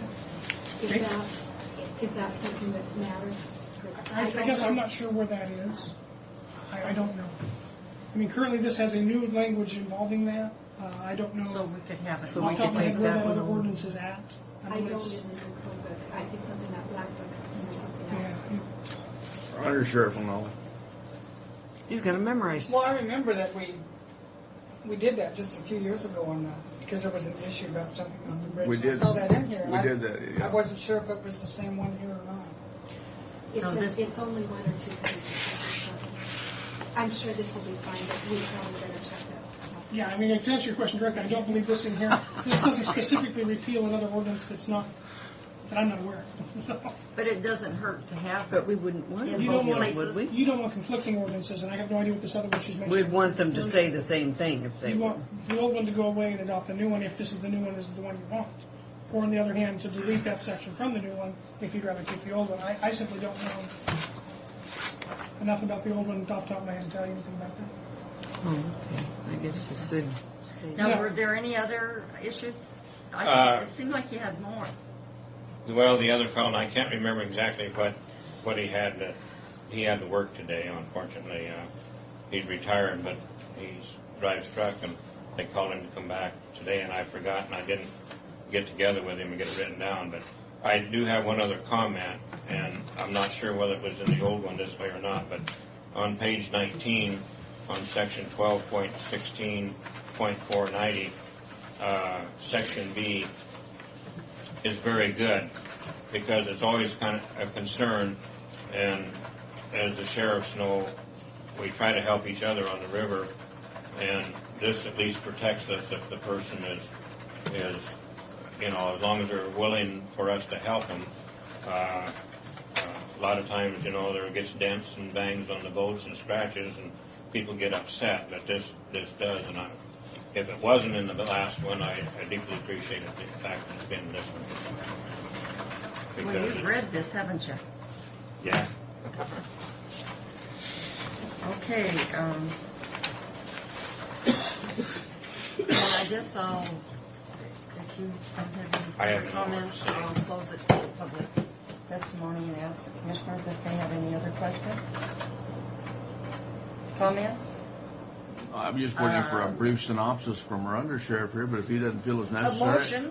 A motion. I'll make a motion that we adopt ordinance number 07-2004. I'll second the motion. Okay, all in favor? Aye. Aye. Okay, then another thing is we have to do the resolution for the penalties. I didn't prepare that part. I guess I have been given the impression that some sort of resolution has already been passed. It covers that. I honestly don't know. I think this might be. Cap called me home when she was working on that. I don't know if she was the one preparing it, but between us, we decided the this amounts. looks like you I think Miss Ellard, that I signed, Miss Ellard worked on that some time ago. I'm not clear if it was passed by the board or not, I guess, as I said. I don't think so. It was not. I don't remember seeing this one. So, Would you like to have a motion? This shows the county's codes. Yeah, the ordinance you just passed refers that by separate resolution, the county commissioners from time to time will set the appropriate level of penalty for the infractions, I believe is what you're looking at. Okay, you have a motion on that? Yes. I move approval of a resolution designating the monetary penalty for infractions under the Franklin County Boating and Water Safety Ordinance number, what was it again? 07-2004 in Franklin County Code Chapter 12.16. I'll second that. All in favor? Aye. Yes. Now, the motion carries, but we need originals to get the numbers on them. Is the number 294 for the resolution? Yes. Is that this one or this? This. Then this be 293. Oh, no, it won't. No, it won't. That'd be Because, 07. yeah. You want me to write that? Yeah.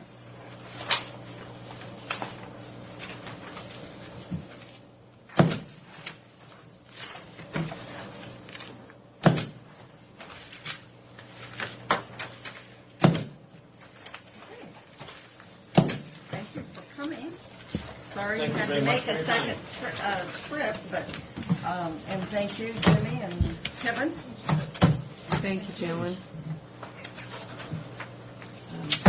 You want to write some other too, or you just want to write the front ones and have? We'll just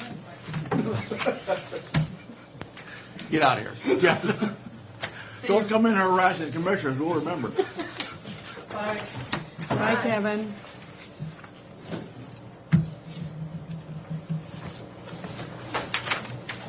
Thank you for that, and thank you for being here for us.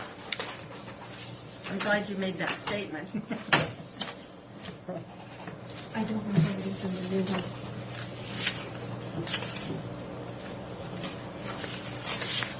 I won't be here to finish it off, but I'll have Brian or Steve take a look at it. I mean, we don't need both. And it might be worthwhile for someone to take a second look to make sure all of the other voting ordinance was properly repealed so we don't have other duplicates. So, I apologize. Most of this I did not work on directly. We had Heidi had worked on this quite a bit. In our codification, we eliminated a lot of that. Now we're starting in again and messing with that probably, but. That's the purpose of a code, though. So Yeah. take a look until you get it right.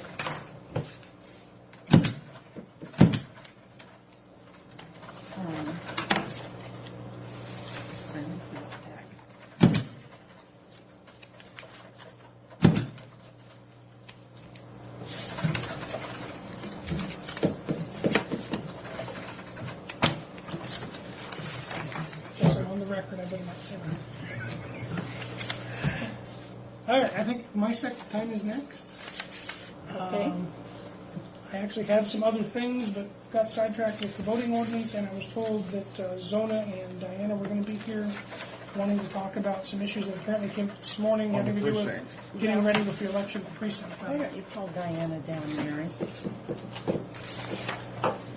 And I can tell you briefly at least what they explained to me over the phone. Led me to the conclusion that there's at least a significant chance you would want to consult with your attorney who's been dealing specifically with your commissioner district litigation and the impact of the timing of the mandate coming down. I know he's previously given you some advice on that. Diana, Darren's here at the board right now, and they wondered if you could come. Well, this was kind of the essence of my thinking this morning. Was The concern, as I understand it, is that we have a very, very close time frame because things have to be in place 30 days before the filing period. Those 30 days will filter into the last week of June. I don't believe, and again, your attorney can handle this better perhaps, but I don't think the mandate's expected to come down until about a week before that. And I heard through the rumor mill you folks might not be meeting next week, which would end up being the critical week where perhaps the mandate's down, but yet you're before the 30-day prior to filing period. So it'd be that week some action would need to be taken if action does need to be taken. But if you're not meeting, that could be problematic. We'll meet Monday. Oh, okay. I've been given the impression it wouldn't happen. This Monday? This coming Monday, we'll meet. And of course, I don't know exactly when the mandate's going to come down. Wasn't I told by you or somebody else that comes down 20 days after? There was a specific date, and I didn't write it down. I don't recall. I want to say it was approximately June 21st is the date I had in my mind, which again would be Today. Next Monday. Next Monday. But again, you'd end up with time crunches due between when that mandate comes down and this action that Zona says is necessary. You would essentially have to be doing everything all in one day, and depending on the timing of things, I don't know if that will happen. So my understanding, at least from the auditor, and they can explain themselves better than I can, is that they were attempting to simply be prepared in advance with some sort of documentation of exactly where this precinct boundary is. And from what they told me, that precinct boundary, defining it now would not harm us either way. Even if the mandate never comes down, it would still not be a But problematic. we had to split it, Darren, to get those three districts. My only thinking on it was I think it's fine, except the timing of it. You know, if something would ever come back, and I don't know what it would be, then where would we be? You know, if we had a legal question on it down the road, said you did this prior to the mandate coming down, so your district weren't officially at that time. That was my thinking on it. My understanding, and Diana can certainly say more than I can, my understanding is by properly defining this precinct boundary, that's not changing the commissioner districts at this point, because you're right, that should wait till the mandate comes down. But at least then we'll have a line on the map when, But if it does come down. the point being, Darren, is that we had to change those commissioner, we had to change that precinct to get the commissioner districts correct. And we did, But that precinct was never defined but we, legally. it may not have been, but we had to do that, Diana, and that wasn't our fault here. No, and that's why I'm trying to clean up and correct that. Because as of today, this is the map we're using until we get the mandate to use the other one. Yeah, this is the one This here. is an invisible line. This does not exist.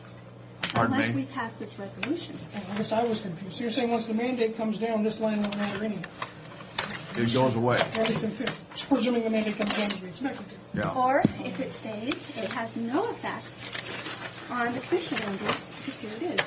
This is, should the mandate come through, which it's supposed to, then our map looks like this. And here's that line. And if it stays, or it doesn't matter which map we're looking at.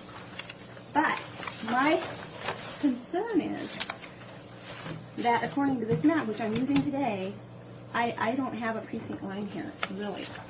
This resolution refers to the commissioner district line. It says nothing about the precinct line. But in order to get those lines there, Diana, they had to, and the zona was involved in this process, and I assume you were too, that we had to split that one precinct. But it wasn't legally split. It was split as far as a commissioner district line has to follow a precinct line, and that is not a precinct. But it's still, I think we've got documentation to bear out what I said, that it had to be split. But I think that was because Dan was doing it by population. Yes. Dan split it. Yes, that's correct. That is correct. He had, What she's saying, we didn't officially adopt we the boundaries. adopted these districts, though. We adopted these districts. But that didn't adopt the Our precincts. precincts, I because would precincts defer are to- handled separately. Yeah, I defer, now that I understand what the issue is, I would definitely defer to the council help you with this. Are you meeting on Wednesday? Yeah. You might want to see if you can meet with him prior to then or on Wednesday, since he's the one who handled that part of it. I wasn't involved. No, I don't Councilman care, Wednesday, except this is what we did, and I think we need to undo it so that we're in line with the legal, because we were ready to go ahead until we heard about this mandate, and the mandate changed what we could do here. But if we hadn't gotten the mandate, I would still have needed, I more than ever would have needed to draw that line and pass this resolution, because then I would be in trouble if I tried to report precinct results by precincts that I don't really have, because we never adopted them by resolution. So I'm just trying to clean up. And I wasn't concerned about the mandate, because even if I did this cleanup by creating this line that I don't really need after the mandate comes, I'm okay. I'm not being hurt by having this precinct After the mandate split. comes through, there's no problem, and that mandate should come through if Darren has But it's got a his problem numbers. the way it sits now. Right. If the mandate comes through, There's no problem anyhow. then this line will not be here, because I That's don't correct. have a legal description describing this. Yeah. And in theory, technically, this isn't here either. This isn't real. If Dan were going to try to draw this precinct line based on legal descriptions that we have of precincts, he would not be able to draw this. So the key issue It's not here is there. that 30 days before the filing period, which I think you told me was June 20-something. If the mandate's not down by then, you're required by law to have precincts that match the then existing commissioner boundaries. And the concern is if the mandate doesn't come down quickly enough, we don't have that at the moment, apparently. Oh, you're required to have the lines drawn with the existing boundaries, which now just happen to be, no, they don't just happen to be, these aren't the exact boundaries of last time, before we went into all this Now, rigmarole. these are interim commissioners' districts which we anticipate will never be used because we expect the mandate's going to come down within a week. I guess what Diane's concern is if it doesn't come down within a week, we would have a filing period coming up from which apparently we're required to have precincts that match these lines that were the interim level that we don't currently have a precinct that matches it. Right. But again, I'm not the expert on when that mandate's going to come down. All I'm saying is, Diana, it's a legal question that I think we need to have somebody that's got more knowledge of the law than we here do, and this existing issue. I think it's a legal question that needs to be answered. That's fine. And all I'm trying to point out is that there are more than one legal question here, because I feel like we're in a safer position by creating this line. Should your attorney say we can do it, either way, I'm safe having this precinct line in place because it doesn't affect anything over here. It's very important to have it over here where it's supposedly delineating the commissioner boundary line. That's just what's so critical to me that we point out to your attorney. So who's going to contact that attorney? Well, our office here to do that. Okay. Or you folks can contact him. I don't think it. Well, was he coming in here on Wednesday, did you say? I have no idea. My point was, it sounds like the decision needs to be made. Could you call Brandon Johnson or Kevin Miller on that? I'll see if Brandon can call perhaps the auditor's office directly, so he can get up to speed on what the issue is, and he can advise you. If they don't have any problem with it, I certainly will. I can do that. Now, did you say you had another issue? I think I left them all back at the office. Oh. Got sidetracked on these two issues, so. It's okay. I'll have more on Wednesday, I'm sure. Thank you, Diana. Oh, sure. Anything else for you? I don't. I don't have anything, Darren. All right. Thank you for coming for this Sure. public hearing. Frederick. Oh, this is the last one. Well, I remember it became quite an issue on splitting that precinct before we got those other boundaries. And that worked out. It made it possible to put in those three commission districts as we had them. And if the attorney says it's fine, God, I certainly wouldn't object. All right, you have your agendas? Fred, you have been a real problem to us. Here it is, by golly. You bring all that decision-making stuff here that we... Well,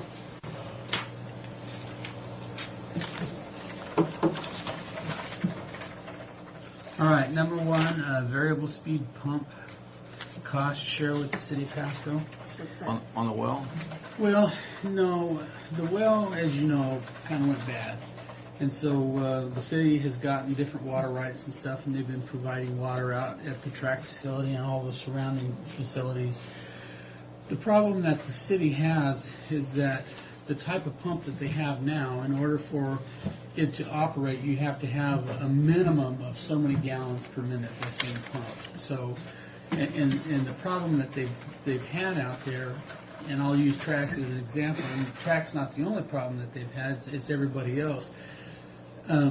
If Track is going to use the well to basically wash the animals, you know, at the wash racks, or they're going to water their livestock or whatever they're going to do, they have to use domestic water to do that because.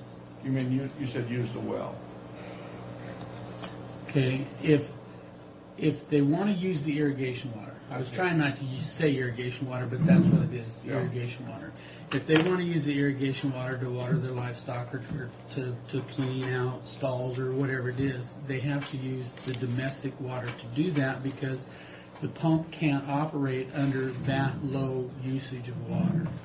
So, I can't tell you the numbers. Let's just say that the pump has to have a minimum of 200 gallons a minute pumped out of it. And if they're only taking out 10 gallons a minute or 25 gallons a minute, the pump won't operate that way. So the city is trying to come up with a variable speed pump, which basically will handle lower volumes of water along with higher volumes of water at the same time. And so we had met with the city here a month or so ago, and they had told us what the problem was, and we said, well, okay, well, what we'll do is we'll just hook into the fire hydrants until you can have the ability to do the variable speed pump. Well, that's not working out very well for us. It's not working out for the city. It's just not working out. So anyway, the city called, Stan Stribble called up and said, do you think that the county commissioners would be interested in sharing the cost of a variable speed pump with the city? Their preliminary estimates of the pump was about $25,000, so the county's portion would be half of that if we decided to do that. It would basically solve all of our problems with the water usage that we use out there, unless we want to stay on this schedule, which is not real practical. And I guess my recommendation to the board is that you seriously consider sharing this cost with them so we can eliminate all of the Well, problems. Fred, we're doing it a track, why can't that come out of the track budget? They can. It come out of the track budget, prorate it between the county and the city, and then we would pay a portion of that back. We'd have to prorate out the RV park separately, whatever we have there, and whatever we're going to have over Isn't in. the RV park all domestic though?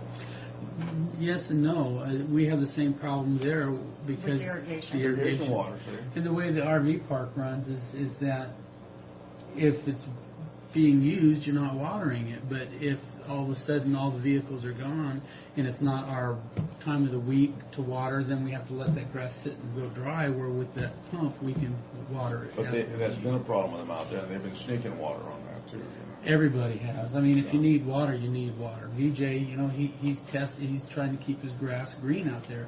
It's not I mean, I'm not trying to take on VJ's problem, but that's just an example of the problems that we're having. If we plant a new grass area, we need to water it once a day to keep the grass going. We can't with the pump that's in there. We have to wait for Tuesday or Thursday or whatever our time schedule is. So what would our share be? Well, the preliminary numbers, he said he thought it cost about $25,000, and he said he'd get a more solid cost on it. And I said, well, I'll just take it to the board and see if they were interested in it. If they are, then I can get back with you on that. Well, yeah, but needs to come out. Yeah, well, God, you have to have that right. It has to come out of the track budget. Okay. That's We're good. sharing the water there. Say yes to share. All right, this next one is on, if you want to go to page 1, I'll try to explain to you. Frank, this is more for you than it is for New and Sue because we've already gone through this with them. If you go to page 2, you'll see the Franklin County Courthouse Annex. And I don't know that a north arrow would really help you on that one, but this is the front door. This is the front door of, right there. Right This here. is the front door. This is where north. you're sitting, right back in this area right now. Right. See where you with us on this? This is That's the front the door front here? door. No, Oh, that's the there. front door Okay, I right thought there. you were North. pointing This is there. known as, A north arrow Okay. always I got helps, it. Fred. We're sitting right back in this corner right now. Well, like, Okay, this is what happened. Dr. Yucca came in and they were discussing this building once the county is completely done with it and we move back to the courthouse, what areas that they would be able to occupy and what is the intent of this commission as far as the rent cost for them to move in. I know that it was preliminarily discussed that once we move out of this portion of it, the commissioner's office, that WSU would basically take over this back half of this building. But meeting with everybody, Neva was there also, that it was determined that, it would probably be more practical to move WSU over into the auditor's office area, not the 2 bays in the back, because Zona wanted to keep that for elections, but where they have their licensing and their voter registration and that way they would have their own entrance, WSU would have their own entrance off the main street. The health department would take over this whole west side of the building, which basically they would have their own entrance also, and both offices would have their own separate restrooms too. So it would be better to do it that way. If Would the this board, meet the needs of the extension service?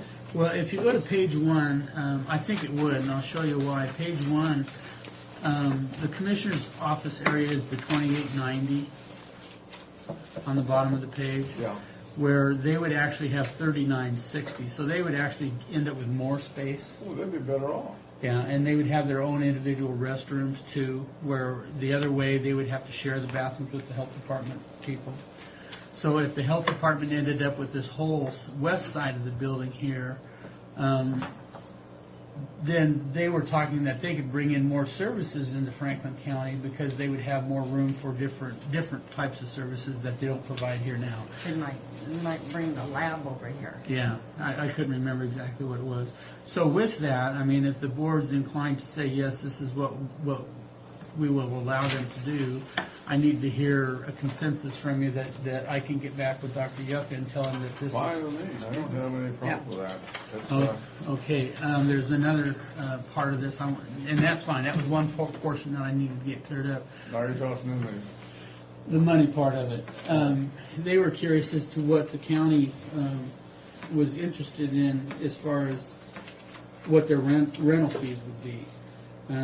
I guess I kind of stepped out a little bit on a limb and I said I didn't think that the county was interested in getting rich on the health department, and that the health department was pretty vital to our community here, but I would have to get with the board. Before we go any further, Fred, on this now, when the health department rents this, they're looking at moving that portion out in front of the courthouse down here. Right. That's the portion, and maybe bringing some of what's across the river over here. Right. Not all of it, but just some of it. Right.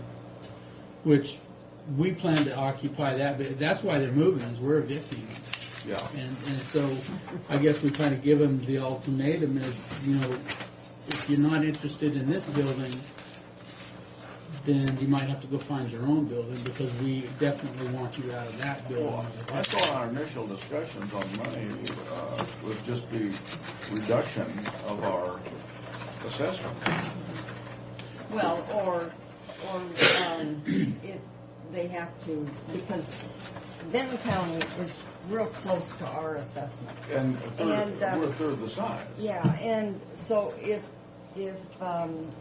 there is an increase in assessment, that the building would be like an in-kind.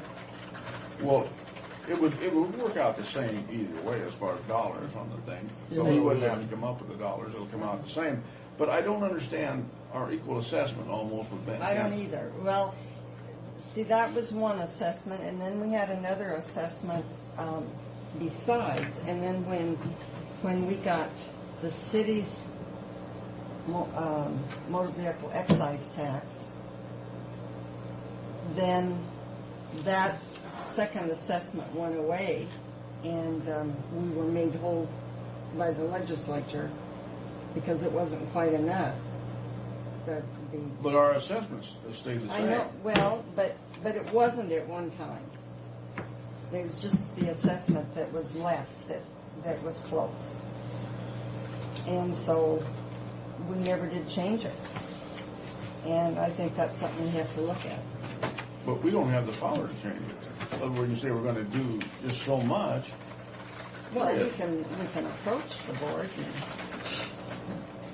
Now, who made the adjustment? Was the board the one, or did it come through the legislature on our assessment? Oh no, this was our agreement, and then we said the cities weren't hardly paying anything, and well, that was after the $695. After they lost the license. Well, the motor vehicle excise tax that we received, the city's portion, but it wasn't enough.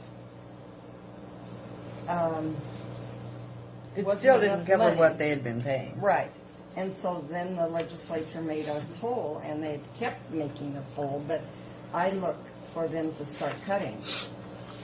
And if that happens, then we can use this building as an in-kind.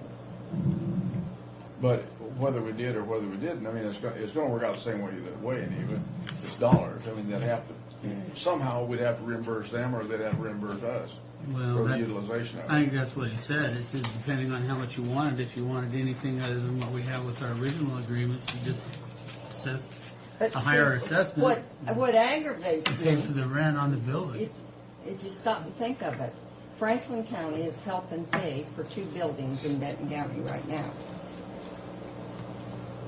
See, didn't we make a deal with them up there on their utilization of it? If they would pay for the overhaul remodeling, then that would go against their rent. If they pay the upkeep now, isn't it? But they're not paying any rent on that up there. No, they're not. No, they're paying upkeep. No, what they do, we'll see what was happening is every time they had a little problem, they'd call the county and we'd have to go there and fix the problem. And they were paying the bond payments. And once the bond payments were done, then the question was, are we going to charge them rent for the building or Well, that's what we were talking But about. they were is- paying the bond payments on the remodel. is what you're Yeah, saying. they were paying the bond payments on the remodel. Once that was done, there was no more payments. So the question was, is okay, is the county going to charge them? Well, then they started calling up, as they always did. You've got a roof, the roof's leaking. You got, you got whatever it was. And so you guys said, you guys just take care of the building. You maintain, the minor stuff. But we do the major. Right. But they were asking if the board would be interested in doing the same thing on this building here. They maintain the building. They maintain the electrical, the water, everything with it. And then... And the insurance. Yes. That's not the deal they Let's have look in the at it other from a practical counties. Other standpoint. county. Why do we own this building then if we're going to give it to them? That one is on close to the courthouse up there. I mean, I believe in gratuity, but what's the advantage of us having a building and then letting them use it? And they're paying, in Benton County, they don't have this kind of deal. Yeah. Well, I guess my thought on it is, since you're asking the question, is that, if you charge them, it's taxpayers' dollars. They're going to just increase their assessments, and then they're going to turn around and pay Franklin County taxpayers' dollars to rent the building. Well, as government agencies. We have to look at it with the assessment. You can, all sorts of ways you can play games with these figures here. But we paid $250,000 for the building, and we paid for remodeling and getting it ready to go. Well, I mean, that's that many dollars. And if we're not going to get some gain out of it, some benefit, then we need to look at selling it and putting that money back into our budget. Well, that would be up to you as to how you want to do that. No, I'd like to see the health department in here, but I think even though we're a public agency, we have to get some benefit. Well, I think I'm afraid we're going to become very I would want to let them to have the same kind of deal as they do with the old building over there. But I'm afraid with the way these initiatives are going, we're going to need the money, and it's awful hard to get somebody in here and then say, well, maybe it'd work if you got them in here. And you got to figure out what's the advantage. They're in the county now. What's the advantage of letting them have it free? There's no advantage. I wish we could do it. The thing I'm worried about is I don't see how we can do it because of these initiatives. We're going to be hard up for money unless something very good happens. Is my only. I'd gladly give to the health board, but we did go out and we bought a building, and we didn't buy it to give it away. Is my only problem. But that's a different situation. That's a little old beat up building. It's paid off. Well, and so they're keeping it up. And we're going to probably have to put a roof on this thing. We paid $250,000 for it, and then a remodeling. Well, maybe a deal could be worked out that they do something like that. They could come in and buy the building back from us, prorate over what we got into it, just to get our money back out of it over a period of time. I mean, I think. Well, I don't know how that would work with the extension and the elections portion of the building. That could be factored out on a square footage basis. Maybe that could be. I just don't see Benton County do anything like that for the health board. That's all. And we're not. And if we were flush, I wouldn't care what Benton County did, but we're not. I don't think we're going to be. I mean, here we are. It's apples and oranges, I realize, but now we're cutting down on a building that we promised people we were going to fix up, so historical, and we're looking at cutting back, and I can't see giving away from the other side of the pocketbook. Well,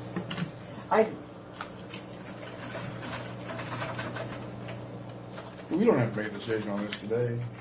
I think a fair assessment would be to say we feel we have something returning, some kind of a dividend returning for investment here. Not to be outrageous, but they're paying for that when they have in Canal Drive. Well, plus the fact they're paying $80,000 for the one in Richland. A year. What have we got in the remodel, Fred? Here, we got Well, we were just looking at the budget. There was $660,000 spent on this, but that was including the move in and move out. I imagine probably in this neighborhood of $500,000. Count the purchase price? Mm-hmm. So we're probably 500,000 in this building here. And that's money that we could use someplace else. You know, had we not had to do that. Well, when they move in, Yeah. you're going to have to do a certain amount. If they move in, you're going to have to do a certain amount of remodeling again. No, they would have to do it. No. Oh, they have to pay for it. Yeah, that would be the only way. I guess, and I certainly understand what you're saying. It's just, if we were going to take $800,000 and rent portables with it, and then when those portables were gone, we walk out of there with nothing. But that doesn't. Oh, so you feel like even we've have kind any of, decision on this. you feel Right. like No, we've no. kind of paid for our, Yeah, I'm just going to tell Yeah, you guys, rather just than- I flat see. out. I mean, to me, it's the health department. It's another government agency, and whether it's the county or the health department or even the city of Pasco, the residents of Franklin County are having to pay for it twice. You know, I mean, and all I'm saying is that, you know, I think the health department is pretty vital to the community. It's a good asset to have in the community. Fred, it is, and It we're not certainly saying cut is. them out, but the city did not give us this building. Oh, I know. The I city know. didn't give us, I mean, they didn't have that generous philosophy that you're espousing. Well, and I know, see and what you're sometimes I saying, am a little Fred, though, generous that way, we, but- if we didn't have this building and we rented the modulars would go away, the money would still be gone. We rented the modulars here, and we're going to keep them. I mean, Well, we still have them. Actually, really, what I'm saying is that, you know, say the city, we bought it from the city. Who bought it from? Who bought it for the city to begin Taxpayers with? bought it taxpayers. twice. The Taxpayers bought it Taxpayers did twice. it. So then what happens is Franklin County buys this building, and so what happens is the taxpayers again are buying the building back to But another government what you're agency. saying, Fred, that money has been thrown away, and the money will not be thrown away. I'm not saying it's wrong. No, but you're indicating, you know, the money the city got from us, they used in running their operation. Right. The money we'd get from the health department would do the same. Yeah. It's money we wouldn't have to assess the taxpayers in the future. So it's not lost. I'm just telling you my side of it. I certainly understand what you're saying, but I'm saying that the taxpayers are paying for this building 3 times. That's all I'm saying. They're not, Fred. They're paying for it 3 times, but the money that They're buying paying- a different service each time. This is right. They're taking the money and they're buying different services that they have to assess the taxpayers to provide. And the same, we'd be in the same position. Because they didn't take that money and throw it away. They took it and used it to run the city budget. Well, whatever you guys decide to do is fine with me. I just brought it to you. You know, But I think the health department is important, and we need to work with them if we can. Well, I'll just have to get back with them and tell them that we haven't decided at this point but we are looking at definitely having a charge or some expense. Some kind of for them being remuneration in on the the building. thing. If it would just be the fact that our lower assessment. You know, it takes so much money to run this thing. So what you're saying on that assessment is that they We put in $201,000 a year okay, to the health department. and so you decrease that assessment by X amount of dollars Over a period of years. If they now, wanted to, for them to buy the building or just to rent the building. either way. Okay. All right, that's fine. Is You know, that if they didn't- consensus if- there? If they'd rather rent it, fine, or if they wanted to buy it, you know, we don't really have the need for it. I hate to see the county sell it, to be honest with you. Because, in time, 10 years from now, 20 years from now, Probably need boot them more. out of here and you might be able to expand into here too. I just hate to get rid of good commercial But property. it has to be kept up in the meantime, Mhm. and it's gonna take money to do that. Yeah, especially with the basement, we sell the thing, we've got that basement down there that we have all that dry storage in. If you sell the building, then you can't keep that for dry storage. I'd think if anything, rent it. That would be my suggestion. Well, maybe that's the best way to go. Maybe that's the best way to go with it. Well, let me have some discussions with him and we'll go from there. Oh, wait, am I done? Oh, I think we all basically know what the track advisory board recommended, that we continue to look into the possibilities of having Franklin County's own event. Yeah. So- you didn't read the No, I editorial. read it. Mary printed it off for me. Yeah. You know, who gives, I think a lot of people put too much store into what the Tri-City Herald says. They're just one opinion like everybody else's. Isn't that interesting? But I agree with you 100%. You get these new reporters that don't have even a year's background in our community, and they're writing these reports. Well, even if they've got background, they don't have the same background that we do here. Well, you don't know. They may have written a totally different report. The Tri-City Herald edits those reports before they print them anyway. Somebody better than them edits them. It's just unfortunate that, we had one member that spent so much time on it. I think there might not have been so much interest given to it if one member of the advisory board hadn't been so blatant about. I agree. Nobody was trying to keep a secret, but it should have been kept quiet till they could pursue it, because it might be a big nothing. You might just pursue it and say, they might have "Oh, this wait a fall minute." for all for no reason. And it did, and it placed us, and I finally got to read the letter to the editor, which was complimentary, I thought, but on pursuing it. Yeah, but the rest of it placed us in an unfair light. It wasn't even true what they were saying. They said the commissioners that made a promise that they will never. Yeah, I've got that right here. This group here, I don't recall. Well, I've got it right here.